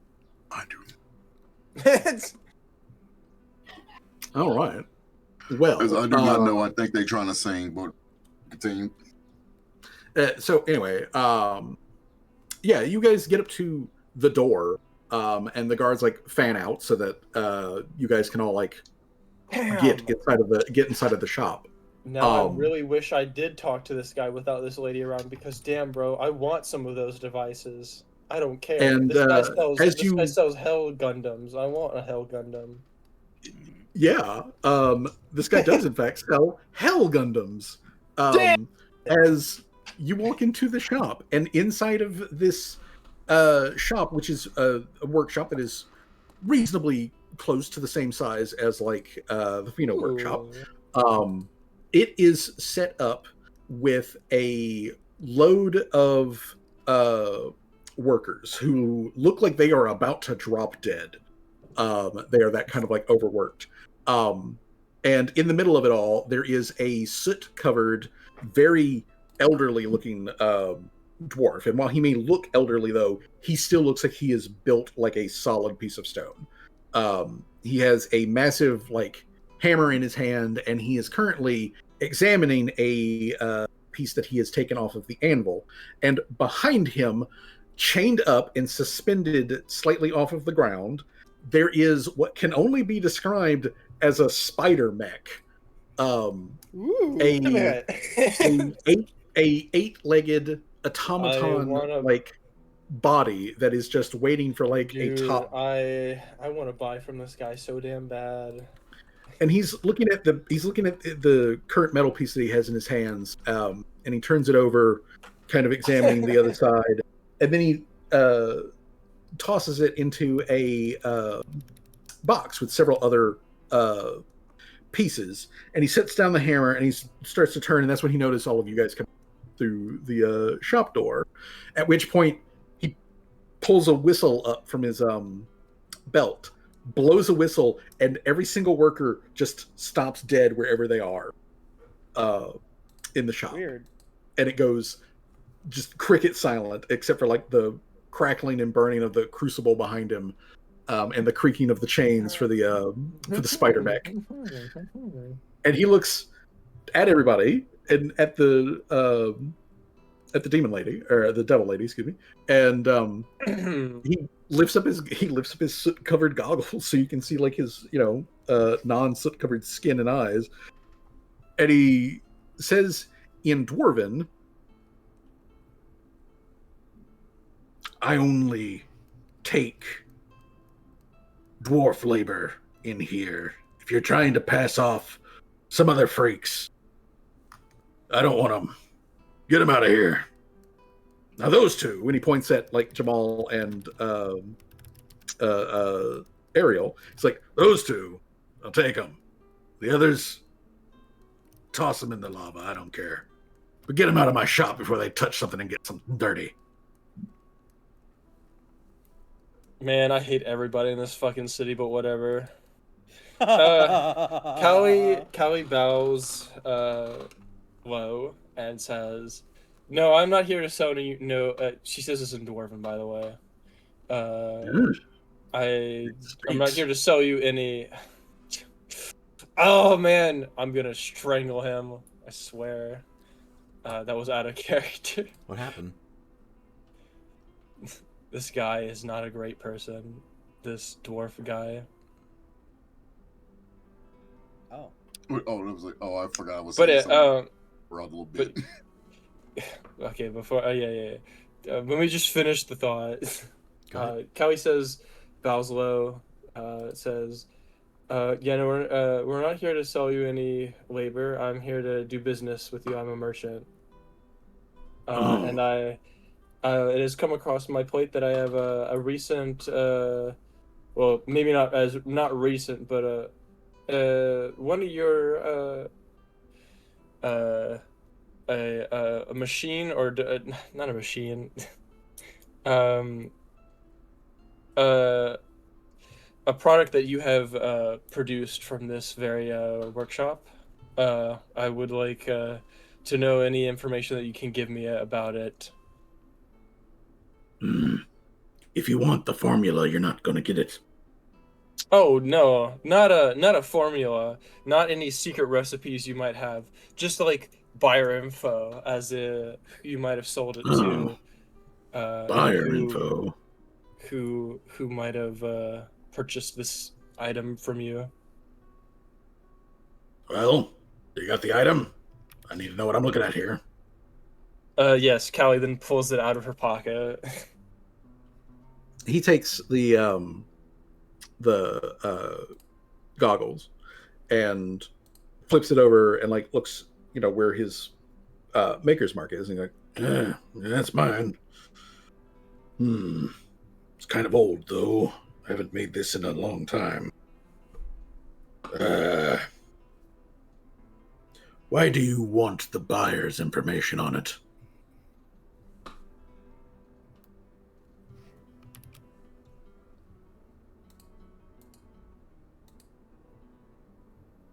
Callie? I think they might have stepped off for a second. They were. They did say they were storming. He did say he hoped the net doesn't go. Oh wait, hold on. No, that's me. That's me. What? Oh, What? There you No, go. I'm back. There you go. I'm back. Sorry. What did he say? He asked, why do you want the buyer's information? Man, do I want to tell the truth again for the third time in a row?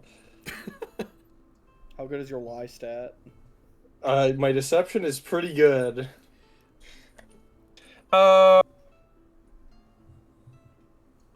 Do I want to lie? I mean, the mistress of already knowing what I told her is here. I don't know if she would allow me to lie to this man, but at the same time, I want him to give me...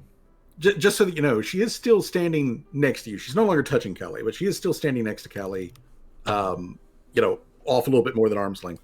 And she is definitely watching Callie, specifically in the how do you handle the interaction with this old man. Like she's judging your performance. Damn it! Well, I gotta give them a good performance, don't I? What the hell do I say here?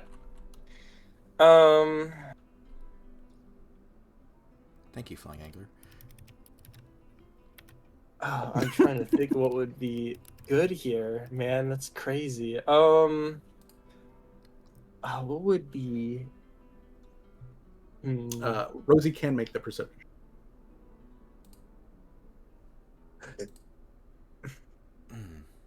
Yeah, cool. You know what? I am going to hero point that, because that was a... me just reroll it again, and I'll mark that. Oh, yeah. All right. Right. Is it right click or maybe I need a there we go. All right. Perception.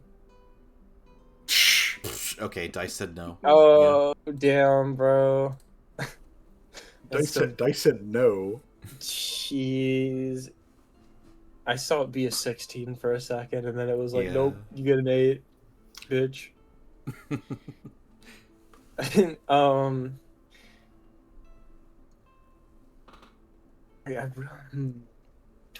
question I have is, do I be honest with him? I have to ask Fuzzy, would Callie know whether or not like dragons are like a very significant thing in dwarven culture? Are they like, is it like, you know, like, are they, do they, can I do a check for this real quick?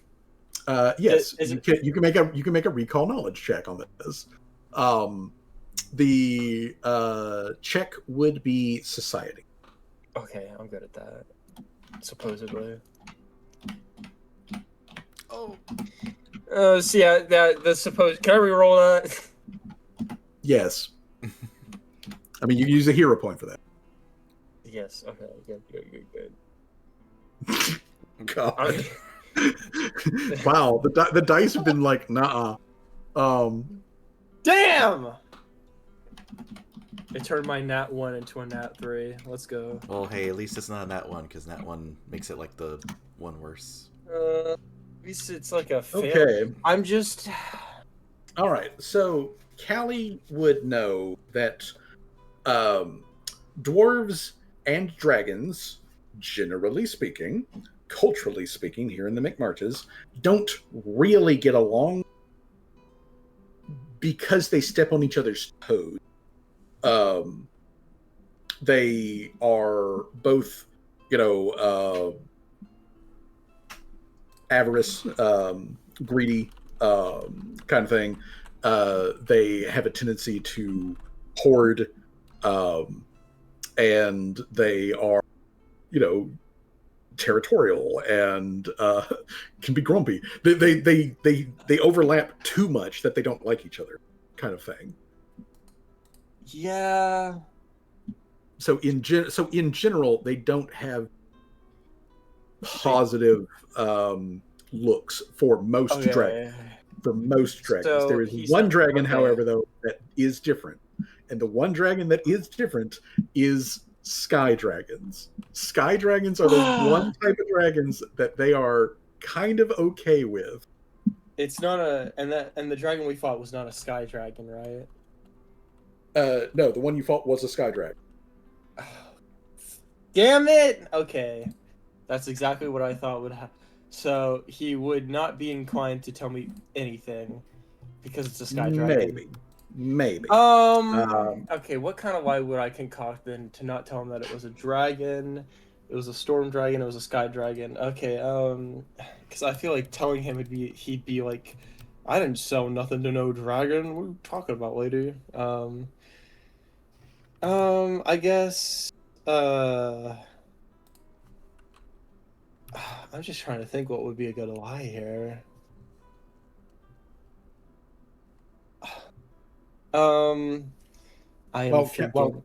While Callie is thinking about that, the devil lady leans ever so slightly towards Rosie, and she says quietly, in common, she says quietly, like stage whisper, to Rosie, like, "Weren't you the one who squirted my barrister with water up in Uxland a couple of months ago?" That's insane. That's insane, dude. Oh, damn. Can Glad I Rosie wasn't- roll a poker face or something? I can't. Sure, you can roll a poker face. Okay, Yeah. well, you're putting up a poker face, so that would be deception. And you roll your deception versus her perception DC. Okay. So go for it. Oh dang! I need to pop back in. This thing decides when it wants to work. Hey. Oh, hey. Okay. Then. Hey. Another nat 20? Jeez, Okay, man. Why couldn't it be the one I wanted to roll nat 20 on? All right. Well. For real. Okay. Then Rosie, as cool as a cucumber, will just say, "Oh yeah, I believe I remember splashing water on a devil woman. She was invisible. I was making sure there wasn't any eavesdroppers in our conversation." Oh, I understand. I get it. I know that you Pathfinders have a bit of a streak when it comes to transparency. And I don't mean anything harmful by it. As a matter of fact, I'm quite tickled over the whole thing. You see, she told the story when she got back to the firm, and it made its way from the water cooler all the way up to my office. Funny thing. I'll have to let her know next time I see her at lunch break that I saw you. Seems there's not much better gossip if a simple spill of water makes it all the way to the top. Oh, the fuck? There's gossip galore. There's all kinds of talk. But it's little things like that, little personal non sequiturs and unimportant little bits and bobs that tend to stick in the memory. I've heard so many salacious things for so many powerful planets. Wouldn't believe some of the trash that's come across my desk. And it's all just white noise to me at this point. But to hear a story of someone, one of my employees, getting splashed in the face with water while they're sitting in some cold-ass snowy place, just from some random girl that came in, well, see, that's a little tidbit that goes around, sticks with you for a while. I'm sure in another 70 or 80 years, tickle its way out. But until then, I'm probably going to remember this interaction. And I'm probably going to remember this little interaction too. This is not good, man. Well, thank goodness Rosie has her poker face up, because she's just internally just like kicking her leg as she just says, well, lucky me, it is a small world after all. Do send her my regards, and hope her makeup isn't running. Oh, I'm sure she's got it all cleared That up by sounds now. like a threat. Why did you word it like a threat? She's trying to like keep cool and like not seem intimidated, because she's got like this like devil lady like with big ass horns like leaning in. This is not helping my thought process. I can't figure out what to say to this fucking dwarf, bro. We're so screwed. I want to say the right thing, right? But I can't think of anything, and I feel like telling the truth would be detrimental, because clearly we didn't get off on the right foot with this sky dragon. But at the same time, I don't want to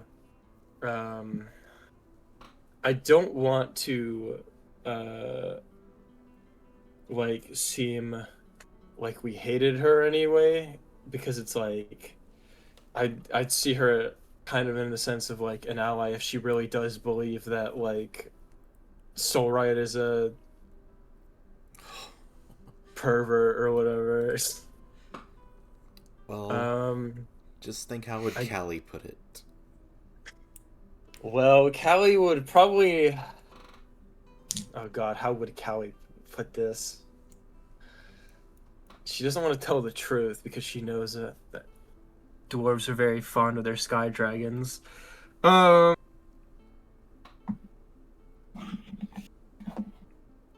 thinking. Hold on. A lot of thinking is being dedicated to this. Okay, how would she put it?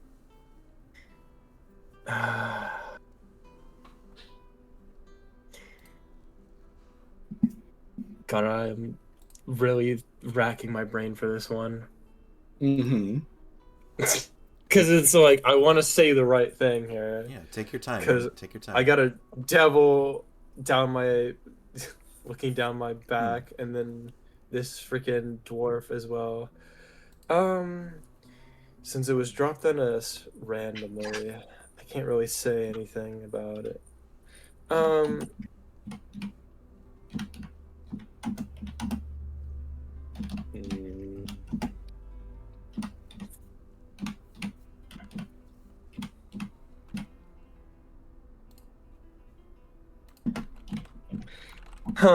Well, I guess since I can't think of anything, I guess the best course of action would just to be not to lie. So Callie would say, well, to be fair with you, this was dropped on me by a sky dragon, a storm dragon to be precise. We got in a bit of a scuffle about them because they were kind of stalking us. However, though, because despite our tussle, I do, with all respect, wish to, if I can, get into contact with this storm dragon, because they mentioned that they a certain enemy of ours is also an enemy of theirs, and you know how the old saying goes, right? An enemy of my enemy is my friend, right? And if they really do despise this man as much as we do, I would like to get into contact with him and to see if they know anything about his current, dealings and Akia whereabouts, or if they're willing to help us in this matter of trying to pin him down for something. All right. Well, listen.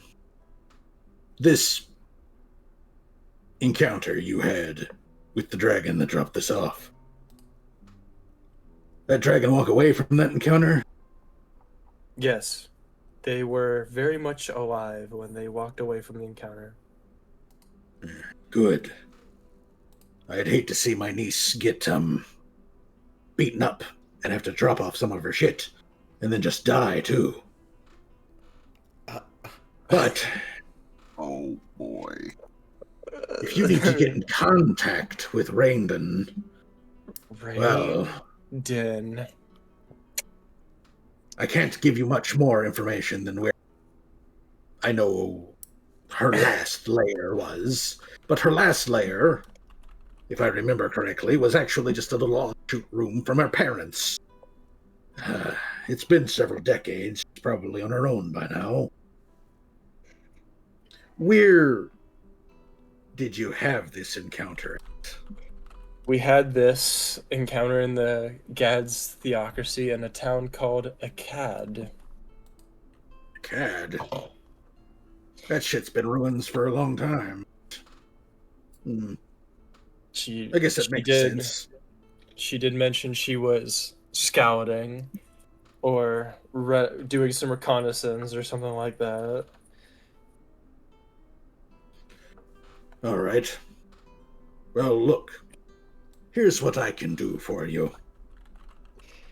Since you've brought me information that my niece yet still prowls the skies, and you don't intend on making any sort of vengeance on her, I'll tell you what I know, which ain't much, but you can have it. Essentially, what you're looking at here is a sky dragon that, well, she's not very old. She's, what do you call it? What is the,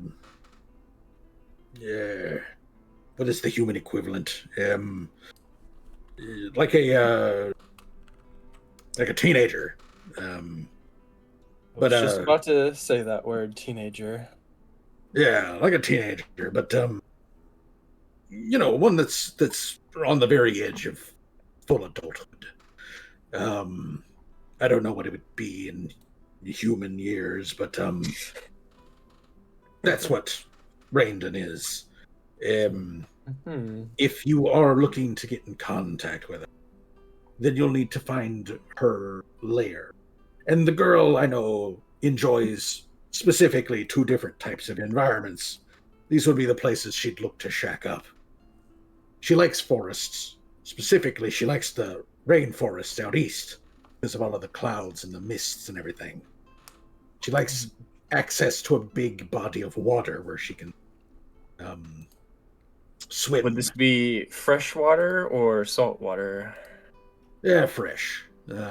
Never known the girl to love much for the ocean. But fresh water. And I don't think she'd go anywhere near the loch. So you can wipe that one off of the list. She wouldn't be anywhere near the loch. But some other relatively shallow, fresh water, somewhere in the jungle, is most likely where you're going to find her.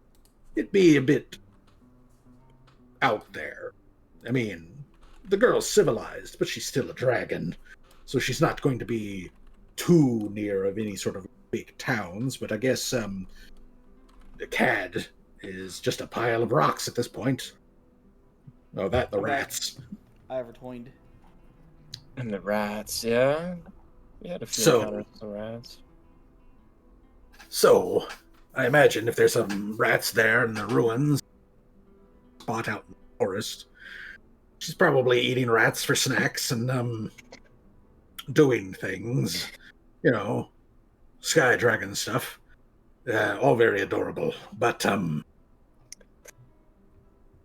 listen, I know that you and I, we don't know each other in any way beyond this meeting that we're having now.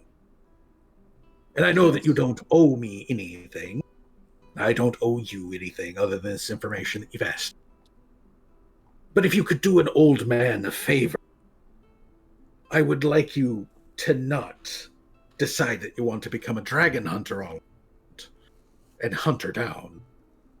That would make me very... I was not intending to kill her. I do not intend to kill her unless she gives me a very good reason to. Like threatening my life or threatening the life of people I care about, which she has not done, granted. Therefore, I will not hunt her down, and I have no reason to kill her. At least, well, if that comes up, good reason to kill her. If that comes up, well, it is the strongest one who then survives, who then makes right. But until then, if that doesn't come up, don't hunt her. The girl might be a bit young, but that's her only failing. She's young. Give her a couple of more centuries, she'll be a lot bigger and a lot more powerful. And if you make a friend now, she'll be a friend later. I can at least give you that much. But is there any particular other reason that you're here? Any other business? I kind of want to ask him to make a little tiny neck suit for Dr. Tremors, but the demon lady's here. Yeah, and she's still standing there, patiently, waiting for you to finish up. She says in Aklo to Ariel, he's like, "Can you distract the demon lady for a couple of seconds?"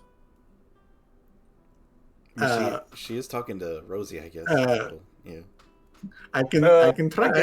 I guess in Orcish, then she'd also tell Rosie, like, "Can you distract this lady for a couple of seconds? Tell her, like, yeah, it was a lot of fun burning her burning that lawyer or whatever the fuck you need to say. Just get her off my back for a couple seconds, please. Ipsos, right?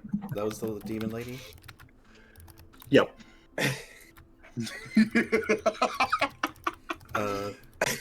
I mean, it's not to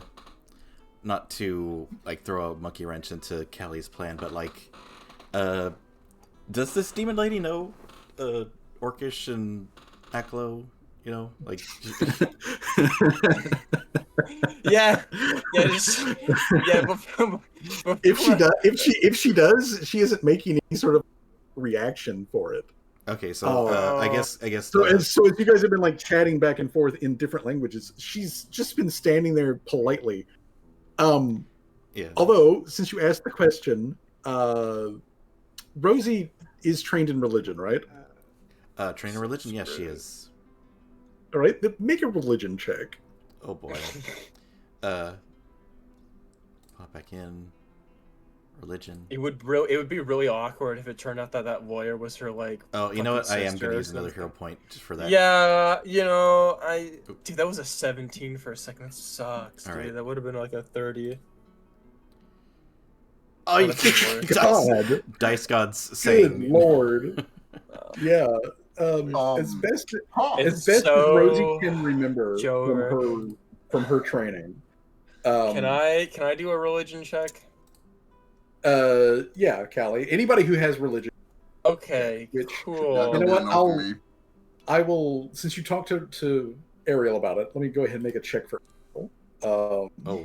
Is that a failure? Yeah, you guys aren't getting shit. Since that's a failure, that triggers my I think that triggers my cognitive crossover feat. Right? I do believe so, yes. I do believe that does trigger your cognitive crossover. Yeah, so I can do an occultism check just as a replacement. Yeah. Since it failed. Okay. Well, Laria knows. Laria knows this. Okay, and that's good enough. All right, that's good enough. That's good enough. Okay. Okay, so with your occultism and Laria religion, you know this as they're like chatting in these various languages, some of which I'm not sure if Laria knows them.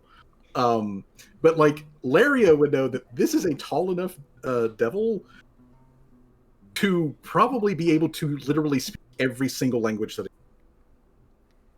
So yeah, she probably understands every single thing that. Well, it doesn't fucking matter anymore. Yeah. But she isn't reacting though, like any of that sort of stuff. She's just sort of like politely watching you guys. So I should have said no. Hey, yo, lady, go away. Who are you asking, though, Callie? So who am I asking? Kind of, turns and looks at the demon lady, and she's like, "Sure.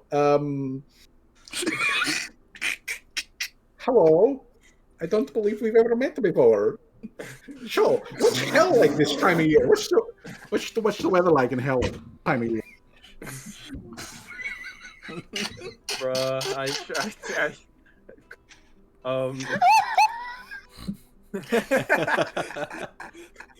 well, I guess while she's doing that, I'm be like, hey, do you guys like make do you guys make mech suits in this place? To the dwarven.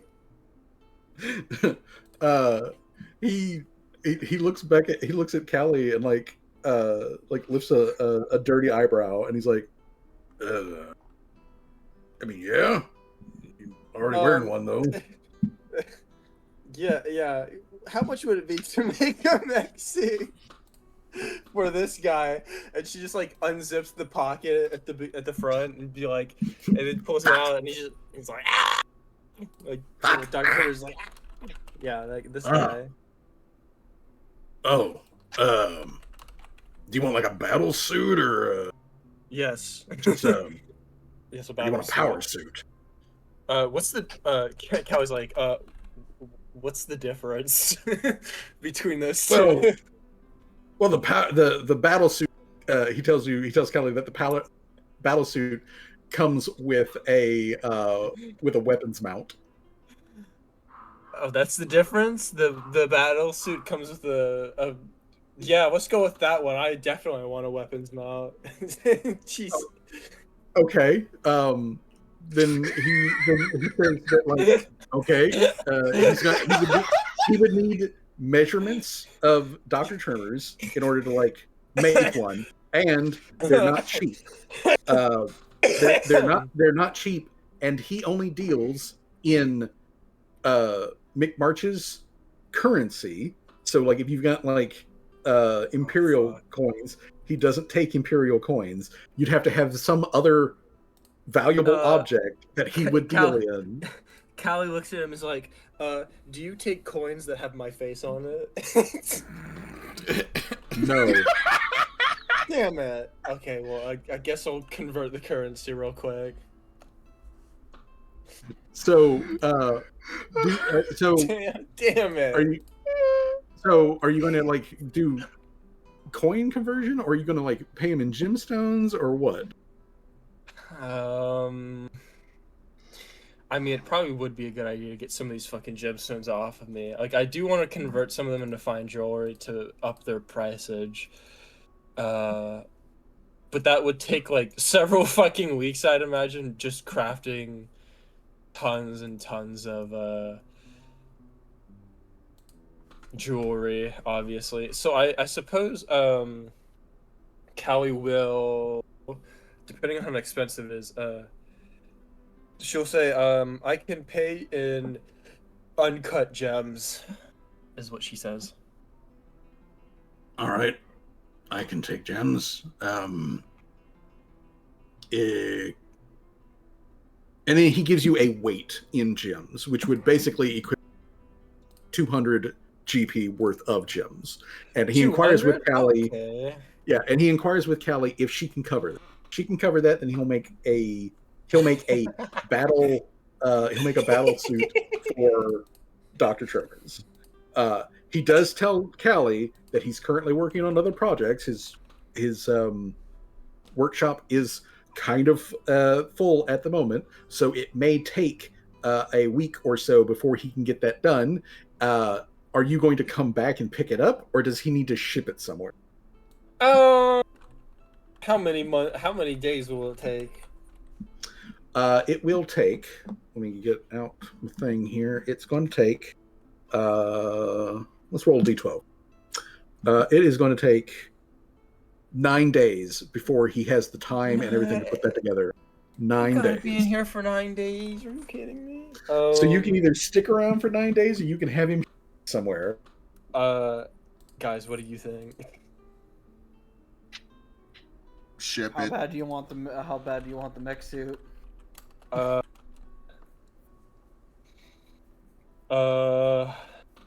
I want the rat mecha suit that badly?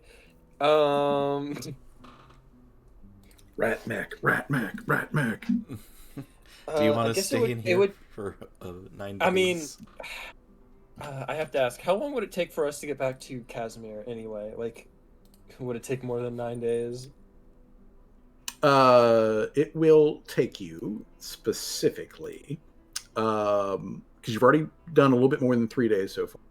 It's going to take you 8.5 days from here to get to the volcano pass, and then it's going to take you another 4 days and a little bit to get from the volcano pass all the way back up to Casimir. So you're looking at like about 13 total days travel. 13? Okay, so yeah, I'll probably take. Yeah, just ship it. I just ship it. Okay. Workshop. He'll need it. He'll need an address to ship it, and all of that sort of information. So he gets that information, and while he is getting that information, deal with him. The Devil Lady is very politely speaking with Ariel about the weather in hell where her offices are located. And apparently her offices are located on the second layer of hell in the city of Dis. Oh man, I'm not popular. Hell yeah. She likes to say that like her office is on a level of the city that actually has some green space. And she likes to go out on her breaks into the green area and like eat like a little snack or something. You know, it's all very like pedestrian business stuff, except for the fact that she's describing a location in hell where there are souls of the damned all around her that are being tortured and converted into various things and all this. Just extremely pedantic, like fucking Dilbert level shit that she's just rattling on about. And no one needs to make a check for this. She is politely ignoring Callie and the old man as they make this thing. Like, she's actively ignoring them. Oh man! But dude, does he sell other war machines though?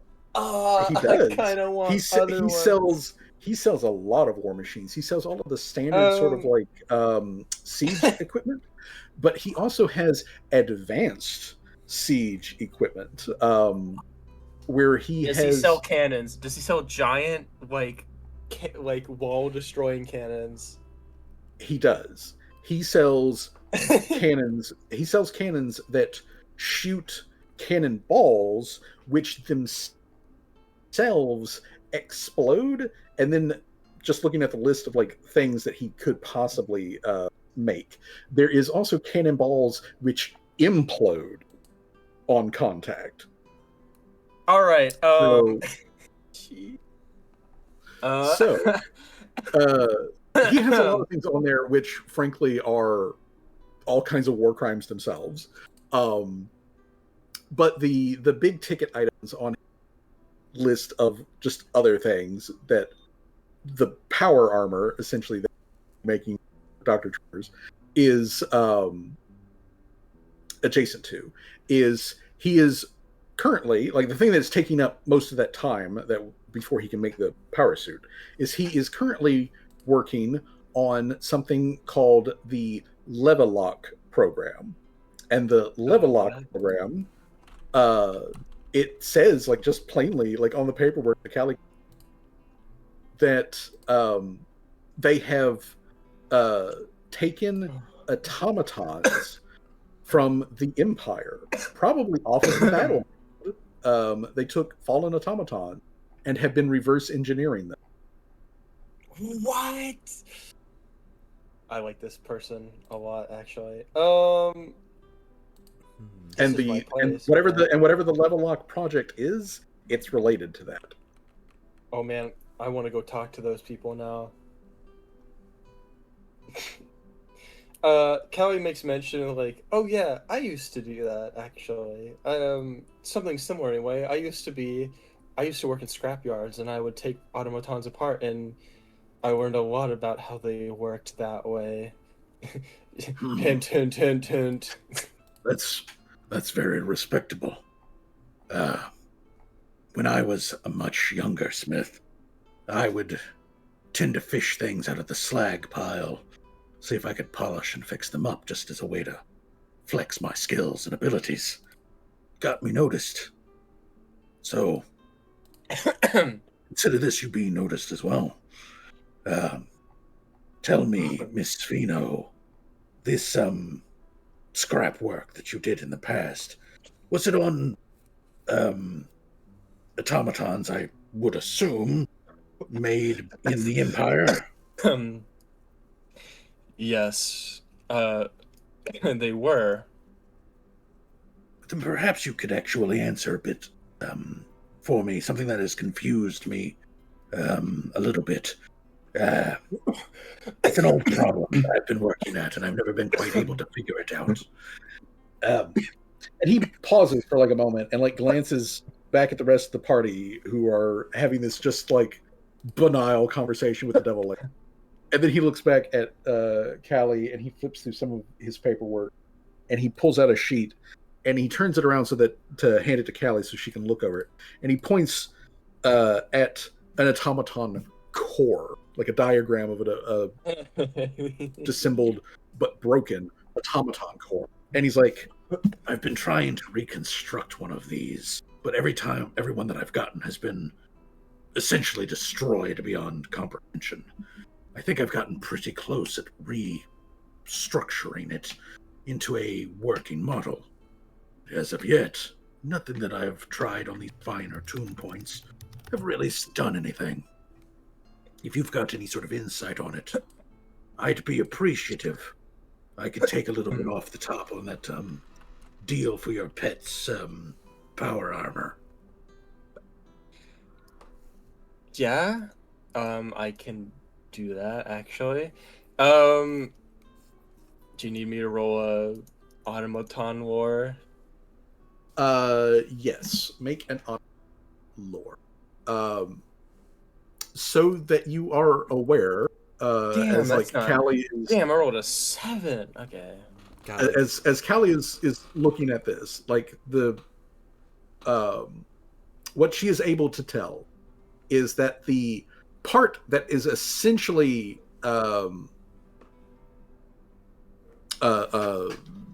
outside of this guy's reach is the soul gems. So he's gotten all of the bits and pieces except for the soul gems. He hasn't quite gotten that component figured out, but he's not far from it. Given a few more years and maybe a few more like, broken automatons for him to pick through, he might finally put it together. But that's the part that he's missing here, is the automaton. To the automaton sauce that he is looking for is processed soul gems. So, does Callie share with him processed soul gem information? I mean, if the McMarches makes automatons, that might make them go to war with the Empire again. And honestly, Callie wouldn't mind that much, honestly, because it's like she's trying to weaken both powers. Out of character, weren't the automatons the reason why the Empire kind of like won or stalemated the McMarches? Yeah, the ramp up of the automatons was why they were able to put the McMarches on the back foot. I mean, this is more of like, I mean, to be fair, this both affects Callie as it does the main world as a whole. Because if the McMarches manage to come back after a glaring defeat, I'd imagine, from the Empire's sake, they become another power that threatens the power of the Empire. And I'm just thinking of this from a perspective of like Callie, like how does it benefit Callie? Well, I mean, like the Empire's kind of like undefeated right now at the moment, right? At the moment, yeah. The closest that they have come to defeat was with the McMarches. Yeah, and if the McMarches managed to get like information that say would threaten the Empire's power, it would topple world power, honestly, in a really distinctive way, which could lead to power vacuums in the wake of it. It could lead to all kinds of things. Yeah. Which may benefit Callie, may not benefit Callie. It really just depends in the long run who ends up winning over other. But at the same time, if they're both warring, it would get any sort of intention off of whatever Callie ends up doing later in the future. So I'd say Callie does share this information with him. Okay. Callie shares the information on the processing of soul gem to get the automaton cores to function, generally speaking, the way that they're supposed to. He's still going to have to tweak and do like little things here and there, which, you know, at the level that this guy is operating at, which is basically on the Callie is operating at, he's going to get there. So really, when you think about it, Callie's only just kind of pushing the timeline forward a little bit. Not like a whole lot, just a little bit. Yeah, just a little bit. Like a few decades, probably. Yeah, you know. And so he... Power scaling and you give him this. Balance. And so I need everybody except Callie and Dr. Trimmers to make a perception check. Everybody boy. but Callie and Dr. Trent. Everybody except Callie and Dr. I'd imagine this is very, very bad. Damn. You know what? I am gonna hero point that. I'm gonna use my last hero point and reroll that because.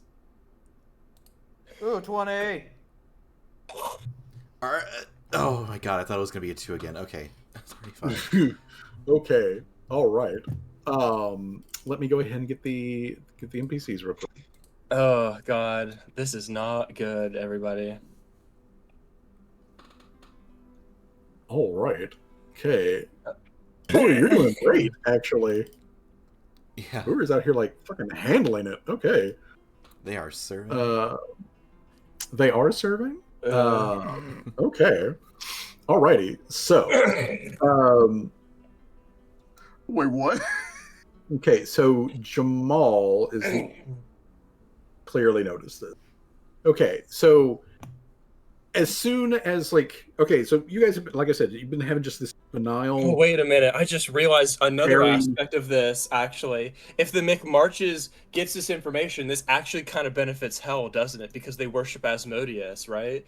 I just realized that. So this might actually. They are the 10th layer of hell. And as Callie is like signing over this information and putting her address down for like where to ship the power armor for her pet rat to, and like all of this sort of stuff, as soon as the pen leaves the paper and Callie's signature and all that information is on there, as soon as Callie's pen leaves the paper, everybody else sees a shift in the like expression and body language of the devil. And she smiles in a very like dark, Yes. foreboding manner. I wish she showing doesn't a lot hate of me. showing a lot of teeth. And she turns so like she just stops like mid-sentence as she's talking, and then like turns and looks over at Callie and Dwarven Smith, and she says, "Miss Fino, you have made a deal with one of our craftsmen. A deal which will further our... And for this we thank you." Hello. Oh, you kind of cut out there Further, for a it second. cut out. Yeah. She says, "You have made a deal that will further our goals, and for this we thank you. However, there is one small thing that we must clear up. And I apologize for this, Miss Fino. We've been having such a good time, and I've loved talking to your companions about my day-to-day office work. But I have a deal with this craftsman, which supersedes yours. I take his business first on certain projects, of course, not everything.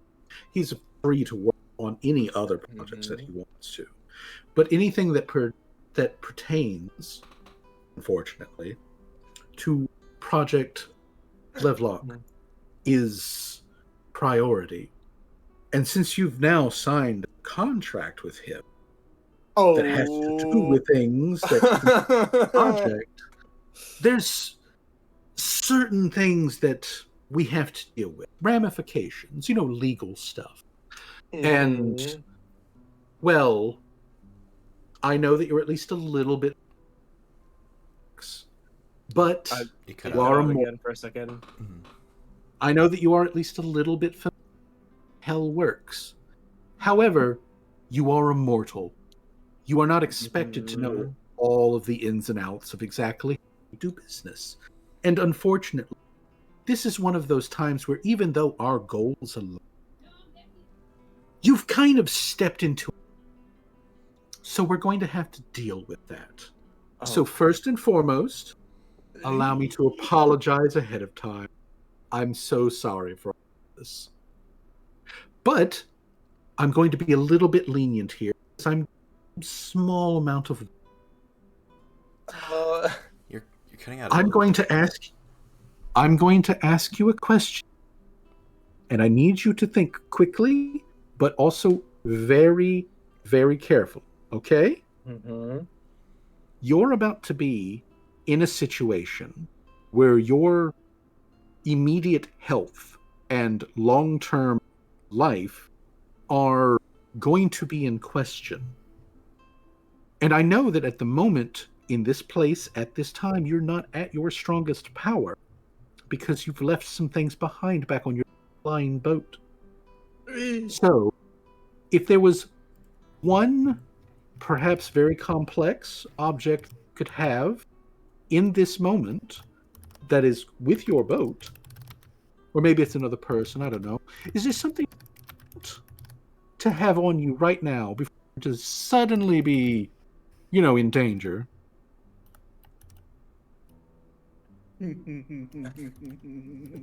Seamus, Mr. Service. Gotcha. And then she snaps her fingers, and everything goes black for everybody.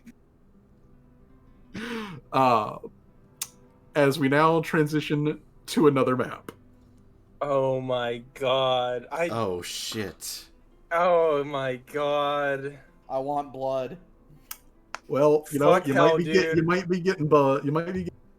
Let me Bud, get everybody on the We're map. fighting a demon. We gotta cut her down. I honestly, part of me was like, oh man, they must like this, right? Like, cause like I'm actually furthering Hell's goal because they worship Hell, right? Like they gotta be. And she was like, no, I don't like that. Like, oh. I think it's because you're like you did kind of get a cease and desist from Hell, and like, hey, stop trying to amass power, and here you are trying to amass power. So, well, I if I had to guess, yeah, that would be the reason. I guess Callie's response would also be like, as well, like to that question. I was just like, from this point on, you will be immediate danger. Just like, I would be like, well, whenever am I not in danger? I suppose. Ariel. Okay. All right. And. Well, guys, I've declared war on Hell, basically, haven't I? At this point. Okay. Well, we're about to find out. It may not be that bad, but we'll find out in a moment, I think. That bad? We're getting attacked. Okay. So. Shit. Oh. Well, that's a lot of gold. Suddenly, lights come back on, but it's flickering torchlight, which is bouncing off hundreds of thousands of gold pieces, which are just piled about in an otherwise very cold stone room. There are 3 large chests, which are also in the room. One of them is very old, and it is in front of a stand that has 2 stone statues on it. Those statues appear to be of dwarven humans. They are both like armed and armored humanoids, but they do look weirdly incomplete. So this is where you guys suddenly blink back into this location, and you hear the Devil Lady's voice kind of like echoing over the PA, and she says, "You are currently located in the Oaken Gate. It is a vault room, and you must get out of that vault. There is a way out, and that way is in the items that are inside of. Think of it as a puzzle. You must find the items necessary to activate the exit, and then you can leave. This will prove that you are smart enough and strong enough to stand against us. If you don't, you will die. There is no food. There is no water. You don't have to worry about air, but there's also danger in there. A couple of my co-workers are also roaming the halls. And I think there's also a spider in, so be careful of that. Good luck." Rosie just So screams in exasperation. I fucking knew that bitch was at bad news. Well, of course she was bad news. if that's a devil, I mean, qu'est-ce que c'est? I should fiend.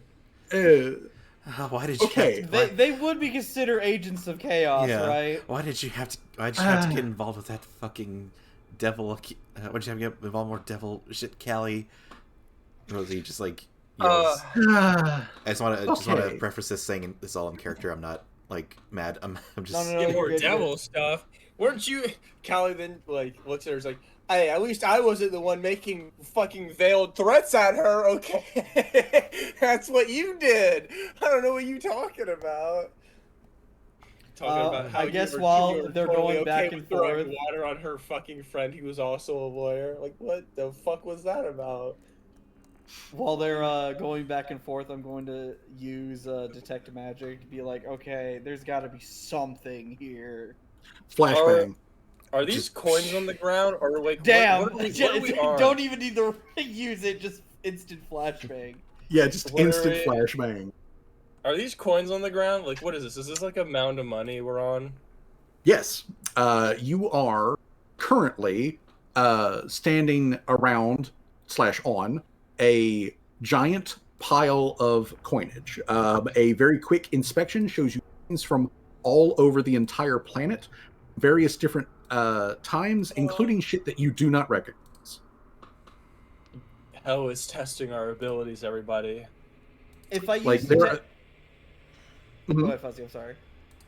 Well, I was just going to say that on some of the there are non-humanoid creatures that are like there, like like you would have like emperor or your king or your president or whatever in that position. There's like a critter of some sort that is not even humanoid, and the language doesn't like register as anything that any of you have ever seen. I get it now. That kind of stuff. So like you have all kinds of coins from all over the place, including shit that doesn't even look recognizable. The coins feel like a temptation. Like, hey, yo, I was thinking of the Aladdin cartoon by Disney. I mean, yeah.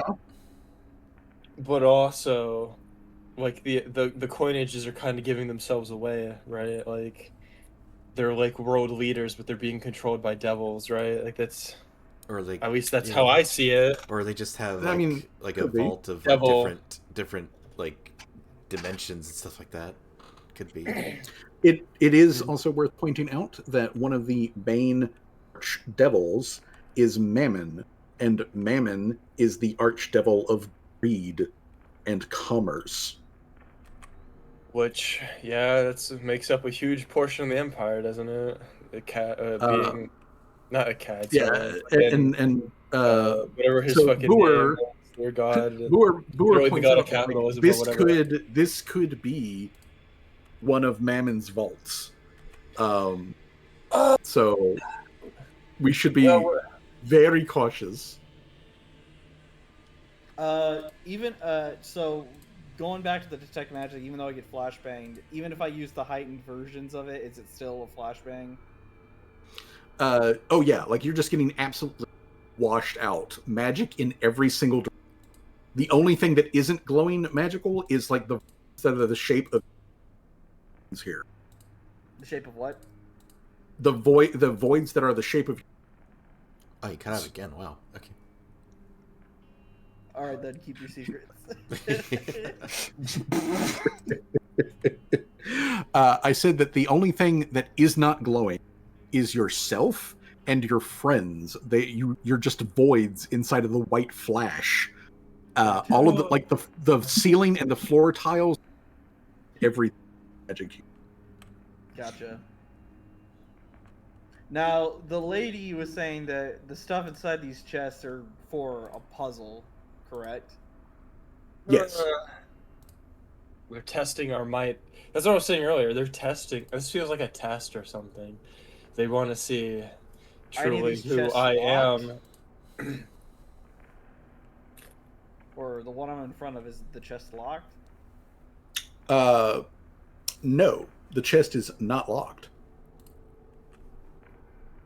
Okay, I'm gonna. Oh, shit. I'm gonna move over here, Okay. and I Hey, wanna. Rosie. Is this door next to me? Is it locked? It doesn't appear to be. Can I? Drawing my I think we should rapier. see You what. should be. You I think should we be able to should. click on it.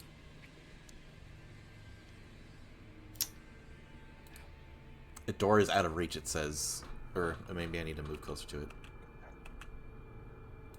There we go. Okay. What? I didn't open it yet. I didn't say open it Oh, yet. sorry. I was just making sure it was working. You just come over and be like, "What are you doing, Callie?" Slam! I was about to. I was gonna ask to open it quietly. I just wanted to make sure that the door buttons were working. Wasn't bugged. Yeah. Well, I would have told you had I tried to open the door, which I didn't do. Out here just slamming doors open like the fucking Kool-Aid man, just entering every single room. Oh yeah. I know it's just like a bunch. Is Jamal still disguised as a dwarf or no? I imagine it doesn't really matter if we try at the moment. If he wants to be, he is. I am gonna say that Ariel is going to drop her disguise, so she expands back out to like her usual size and shape, and she stretches her tentacles and like shakes out her fingers, and she's like, "Eh." So they say that there's no like food or water in here, but you know, if we get hungry or something, I've got some magic that can help with that. And Boer like reaches down to their side pouch, and they open it up, and out just comes like a whole bunch of like cold air that immediately like starts to frost up, and they're like, "Yeah, and I'm packed up too." So if we're in here for a long time, so glad we picked the two perfect individuals for this current scenario that we've managed to find ourselves in. And of course, if you need fire, Seamus kind of like crackles like fire. Between his hands. Can you just grow like? Oh yeah, I can grow peaches. I forgot to get the fucking peach formula thing. You can just keep You can just keep producing peaches. Yeah, you're a walking food source. Callie, I forgot to ask this while I was inspecting the coin. Can I check to see if there's any sort of like curse on the coin where it's like if I put this in my pocket and take it around with me, that it would ensue a certain doom on everybody in this room with me? You can make an Arcana check. Yeah. I more feel like everybody in the room probably don't really have to worry about. I was expecting you to hopefully y'all store up. Only person I feel like in the whole, but I don't feel like might have control of hunger is Rosie. Given the fact they're human, Everybody else will just feed on the they'll just turn into the dragon warrior and start subsisting on the dew of the universe or whatever. Because I'm pretty sure Laria always have soil on her. Seamus don't. Oh, Laria can also survive in darkness too. Oh yeah, because you're a mushroom. Yeah. I'm like in Jamal. Intense war training prevented. I mean, well, that's the thing, though. Even if we all simultaneously somehow starved in this room, it wouldn't really matter, would it? Because we all have the get out of death free card as well as Umber. So it's like, wait, this ain't nothing. Okay, we all. Oh yeah, the free revive from the chamber. The crazy lady that we freed from like crazy. The Safé. Yeah, crazy. I said. Mm-hmm. I guess so. Yeah. Yeah, that's one way to say like when you freed a goddess. So, all right. So, Callie, you're checking out these coins of like, okay, is there like a curse or anything on this? As far as like immediate doom to like you and everybody in the room, no. However, as Callie is just like examining the thing, Callie can see that these coins belong to Mammon. So if you take them, Mammon will know where they are, and Mammon will know that you took them. Oh, okay. Then I'll take the coin that I was inspecting. I'll flick it back in and be like, all right, I'm not. She'll tell that to the rest of the party. Don't you go scooping into these coins in your pockets because I don't want Mammon to think we stole anything from him. And I need figure. Jamal. I need Jamal to make a perception check. Oh, dog need to be alerted. It's scent based. Oh no, it's scent based. Damn, bro, he smells really bad. He smells that bad. Sniffing. They're hearing Jamal sniff.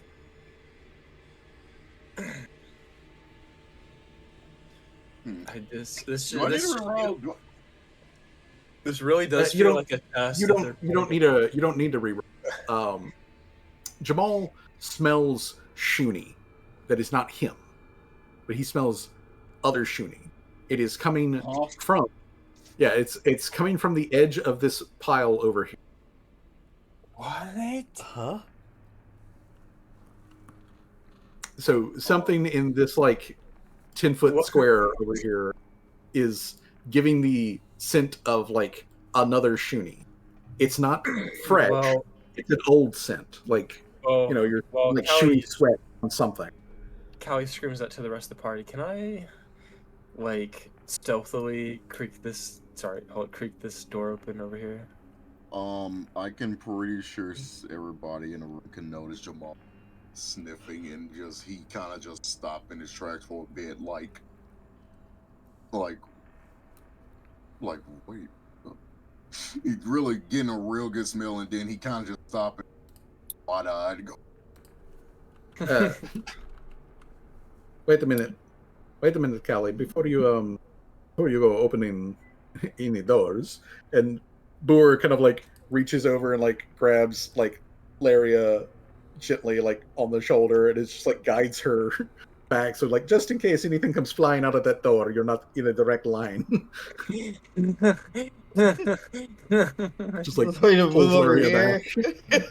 Yeah, just pulls Laria back. Just in case, you know. Just in case. Just in case, you know. Oh my god.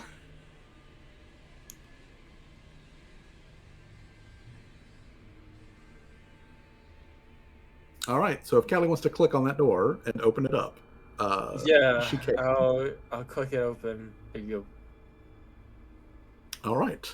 It is a unlit room. There's no torches or anything in it. You see more coinage, which is scattered all over the. There are spider webs hanging all through this room, and there is another big ornate chest pushed up against the back wall. I don't see any traps or people. Not here on the door. Check. I guess I'll go.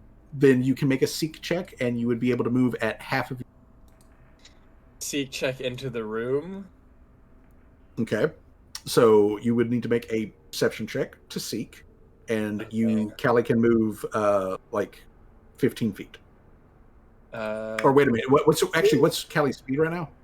Well, I'm on Mr. Servos, I imagine. So it's hold on, let me go check his speed again. It's like it's 20, because it's half. Okay, so yeah, you can move up to 20 feet. That's 25. Oh, that's 20 right there. Okay, so right there. Okay.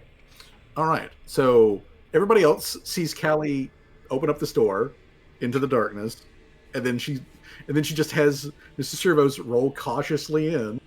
You can hear him crunching through the coins and what as she goes into the darkness. I'm going to say that since nothing immediately popped out, Boer is going to move over here so that they can look through the door to see Callie. So, Callie, you're in this room. It's dark. It's cold. There's a bunch of cobwebs all over the place. Can I open this chest and see what's inside of it? Yes, you can. Cautiously. All right. So you cautiously jiggle the lid for this chest, and when you crack it open, inside of the chest is a whole bunch more gold coins, but sticking out of those gold coins, Callie can see a simple wooden handle, like you would see on the end of like a hammer. Okay. A wood hammer. Yep, an unadorned, simple wooden handle, whatever it's attached to, if it's attached to anything. You don't see that because that's buried inside of the gold. But it's just a simple wooden handle. Wooden handle. Okay, I won't do anything with that. I won't touch that until I know exactly what it is the puzzle is that we need to do here, I suppose.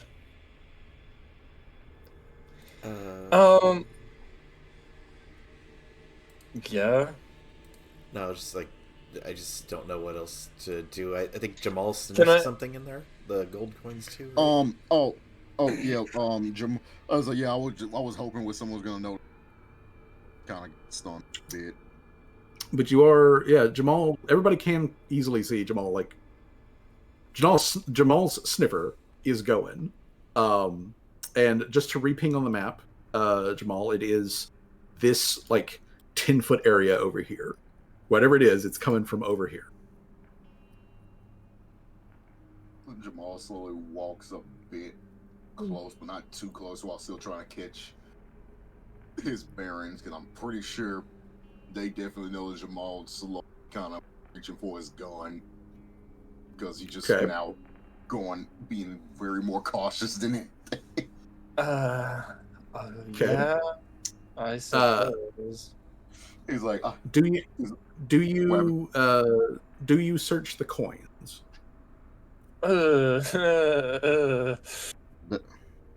Because whatever it is, it's buried ever so slightly in the coins. Like I was like, Jamal would probably look at the party and just kind of slowly just goes, guys, I don't want to alarm you, but I think there's something in here with us, and for some reason it smells like me.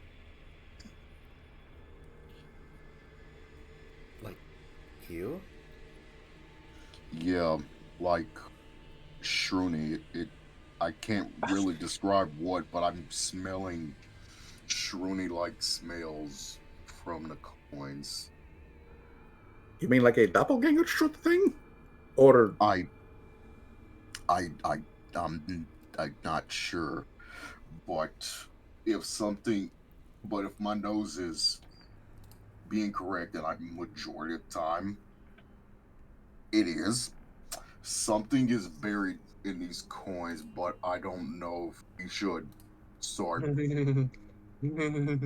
searching around yet until Callie get back.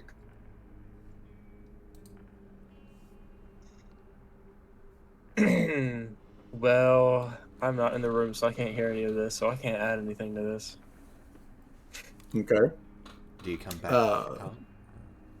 I suppose Callie would. I was gonna ask if I could do a craft check on the lever without touching it. I mean, you can. You can totally examine the lever and try to get some visual data off of it. Jamal, for your part, whatever it is giving you Shuni, is giving you probably male Shuni, just from the vague, hint that you're getting. It's crazy. And it is, it's like I said, it's not fresh. It smells like, something that, like imagine almost like dirty laundry. Not quite, but like sort of like that. Something that would have gotten like a lot of sweat on it. Yeah. Callie, with your 38 check, this is a simple piece of oak wood, as best you can tell. If there's any sort of like magical stuff attached to it, unknown at the moment, but it is a simple piece of oak wood. It is quite literally looks like a handle for a hammer, or maybe like a hand axe, some tool that would be swung. This is not a battle implement. This is a tool implement. This is a thing that is made for crafting, or possibly deconstruction, but like not fighting.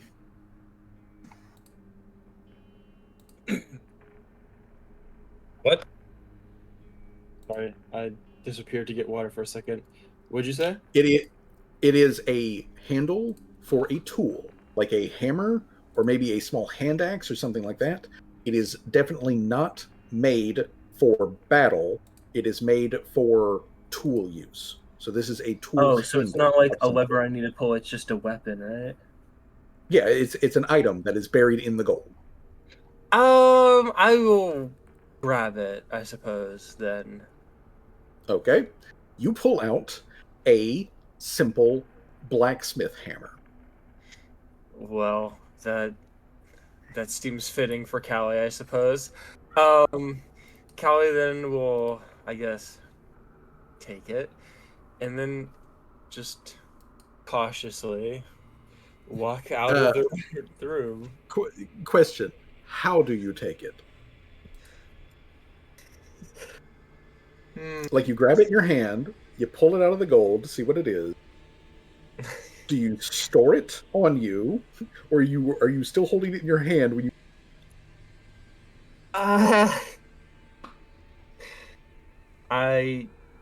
I keep it in my hand. Okay, you keep it in your hand. You have a hammer, just the tool piece, a hammer in your hand.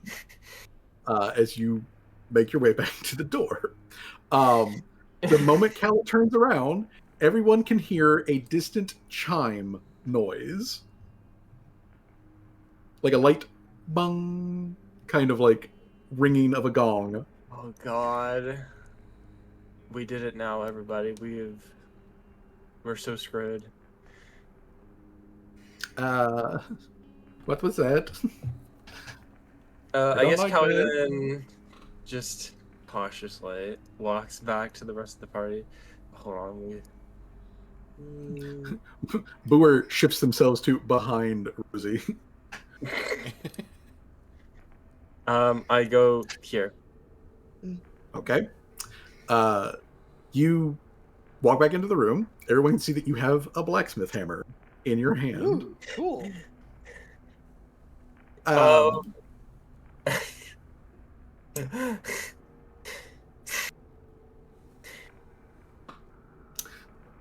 Okay, I can't make it. Callie, no. make a perception check. All right. Oh, we're so fucked, dude. Okay. Oh, that's not great. You hear a creaking noise, like a door opening or closing. Is it It is behind me coming or in front of me? No, it's in front of you, behind the rest of the party, who are all looking at you, hammer in hand, except for Jamal. It's like, look. I hear it. Where? So it's coming from. It's coming from over section. Uh-oh. That's where you heard the door creak. I have to ask: is it only me hearing this? No one else in the party, right? Yeah, it's just you, or at least nobody else reacted like they heard me. Callie is gonna be like. Everybody did hear the bong. Strange. Everybody heard the bong. Callie's gonna Callie's the only one who heard the walk. creaking of the door. I'm gonna avoid that area. Wait, no. I'll go this way. I won't necessarily say I avoid that area, but I'll just go in that direction. Happened? Callie just walked in holding a hammer and went that Heard way. a sound that only she heard, yeah, and now I'm going in the direction of the sound that only I heard. So as far as everybody else is concerned, Callie steps out of the room and she's got a hammer in her hand that she didn't have beforehand. But she steps out with this hammer, looks at you guys like she's about to say something, then yanks her head over in a direction like oh, that's strange, and then starts walking in that direction, yeah. Yeah, and then she just starts walking in that direction. I'm just gonna. Hey. Do I see it? What? Yeah. You good? You good? You're acting a little weird. Well, did you guys not hear that sound like a door opening over here? I didn't hear anything, but if you heard something, I'll be on my guard. You didn't hear a sound? It sounded like a door opening in this direction after I picked this up, and she just gestures to the hammer in her hand. Huh. Maybe... It was in another chest in that room, and it was placed in a pile of coinage inside the chest, and it seemed important. I thought at first it was like a lever or something, but it wasn't. Well, they did say there were clues, but yeah, maybe it'd be best to be careful what we pick up in here. You never know what could happen, or... Callie then looks at hers like, excuse me, if I'll be the one to say that, but like, it was me that told you that all the coins in here were cursed and not to take any of them with you first. I know not to take anything that might be cursed and otherwise weird in the room. If Callie says Without while looking at holding, it this, first. while holding this hammer in her hand. Hey, I at least inspected it first. You Before I picked inspect it up, first. okay? You did inspect it first. That is true. You did do that. I did make sure it wasn't suspicious in any way before I picked it up. Now, since Callie has the ability to see in low light conditions, Callie can tell that there is a door. Whether this door was open before or not, who knows? But it's open now. Rude. Callie's gonna go over and is like, well, if you're prepared, Dad, I'm gonna go check out this weird door. I just heard a noise that came from. Right behind you, sweetheart. And Callie goes over to the door, I suppose, and checks inside.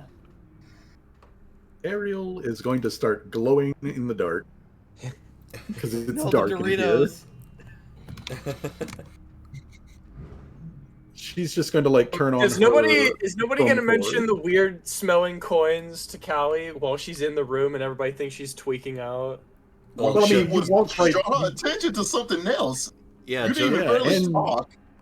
And you walked right past Jamal, who was sniffing at a pile. It was noted that he was sniffing at. Yeah. I know. I wanted to ask in case anybody wanted to before whatever Callie does next happens. All right. So, with this door, as you and Seamus go over, Callie, who can see better in the dark than Seamus can see that there's more coinage in. It's another room like that. Seamus, who can't see any better than a human can in the dark, sees a dark room, and then across that dark room, there is gold that is being illuminated by what looks like more flickering torchlight that's coming from somewhere else. So Seamus can see this part down here, which Callie from her angle cannot. I'm gonna use the scythe as the flashlight. Okay. Just so I can see. Wait for me. I mean, Rosie has a flashlight. She's been holding it. But it doesn't go that far, I think. Not like the fucking Christmas tree that is Ariel over there. Yeah, Ariel has like gotten into like panic glow. That's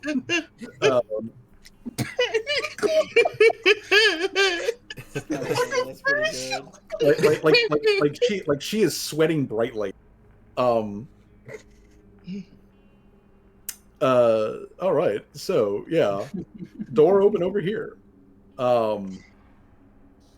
You guys can tell that there is another door over here in this corner as well. It is closed, but it is over here. So, and at the moment, there hasn't been any other sounds than you guys moving the bong that everybody heard, and Callie heard a door open or close in this door. But there's that. Let's see here. All right, Seamus and Rosie and Boer, y'all have the proper viewing angle to see this. Yeah. So you three have the proper viewing angle to see this. A shadow moves through the illuminated spot that's down here. This other light that's shining in and reflecting off these coins.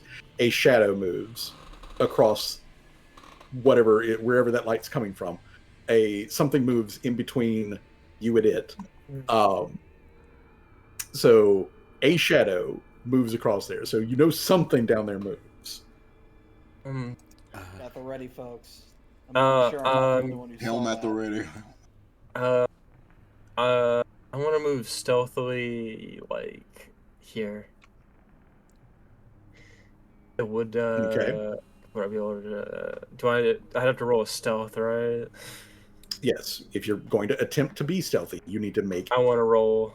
Yeah, I want to move there. Since I'm in Mr. Service, I guess he should do the roll. Yeah. Since he's the one who's actually moving, he's the one who. Damn, his stealth is so much better than mine. That's crazy. It's a good thing too. 32. Goddamn. Okay. And then I'll move. Shit. Hold on. Let me select. Right here. I got stuck. Hold on. There we go. And then. Okay. You're So gone. They're just gone. So, yeah, pause right there. So, like, you guys see, Callie steer Mr. Servos through the room, just like she did a moment ago. And she goes into the room, which unfortunately the people who have the view angle can't see her. No one else has a view angle on her. So Callie is alone in the darkness. There is a quiet kind of noise, like a sort of a wet, fleshy slap kind of sound, and the door closes. Oh no. Callie. Oh no. Callie. Yeah. What is your AC? My AC is a 27, and Open the Mr. door. Service's AC is a 29. Okay. 27. So, versus Callie's AC. You feel a breeze as Oh my something God. swooshes past your head. Oh my God. I'm going. Is the door Bad- locked or can I bad open boy. it? I feel like Nope, this it's is just closed. I feel like this is initiative time. Yes, this is where I'm we going are now rolling in. I'm Oh, going to kick down the door. fuck. Or All kick right. open the door. Okay, so Wes. let me Or- let me activate the encounter. Or All right. initiative time or Encounter pause has- time, because it is It- Let's go ahead and do initiative real quick. okay. And go ahead and do that. Damn, I'm gonna re-roll that. Yeah, that seems like a reroll time. Hold on, let me get Callie out of It's here. rewind Out of time. this pile. Oh shit. Oh, damn. Oh my God. Yeah. She's that seems- ready at the helm. Can I do a That's a little bit stealth initiative since I came in here stealthy? Yeah. Yes, you can use a stealth initiative since you came in. Yes. Okay.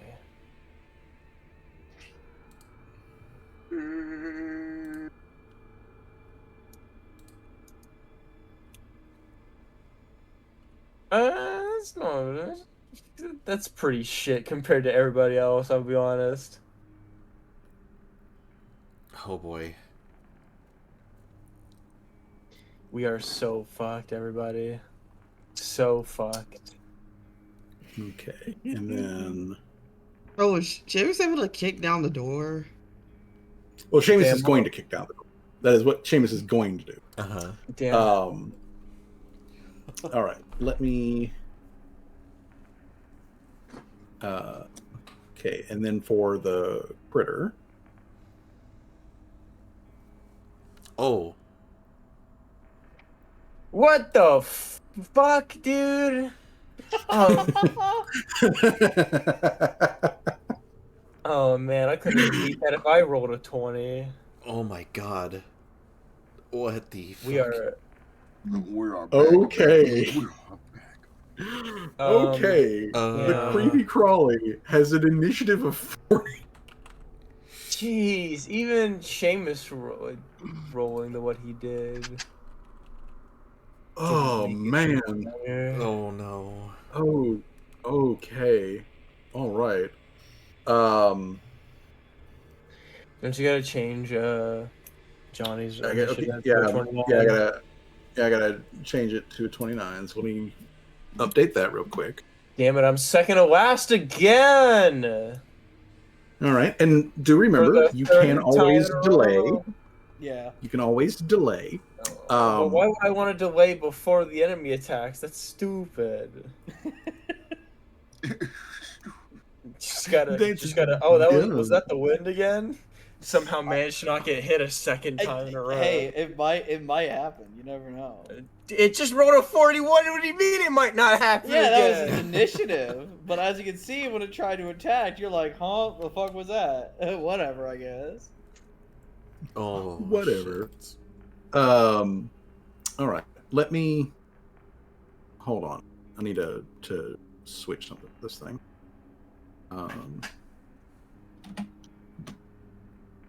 Okay.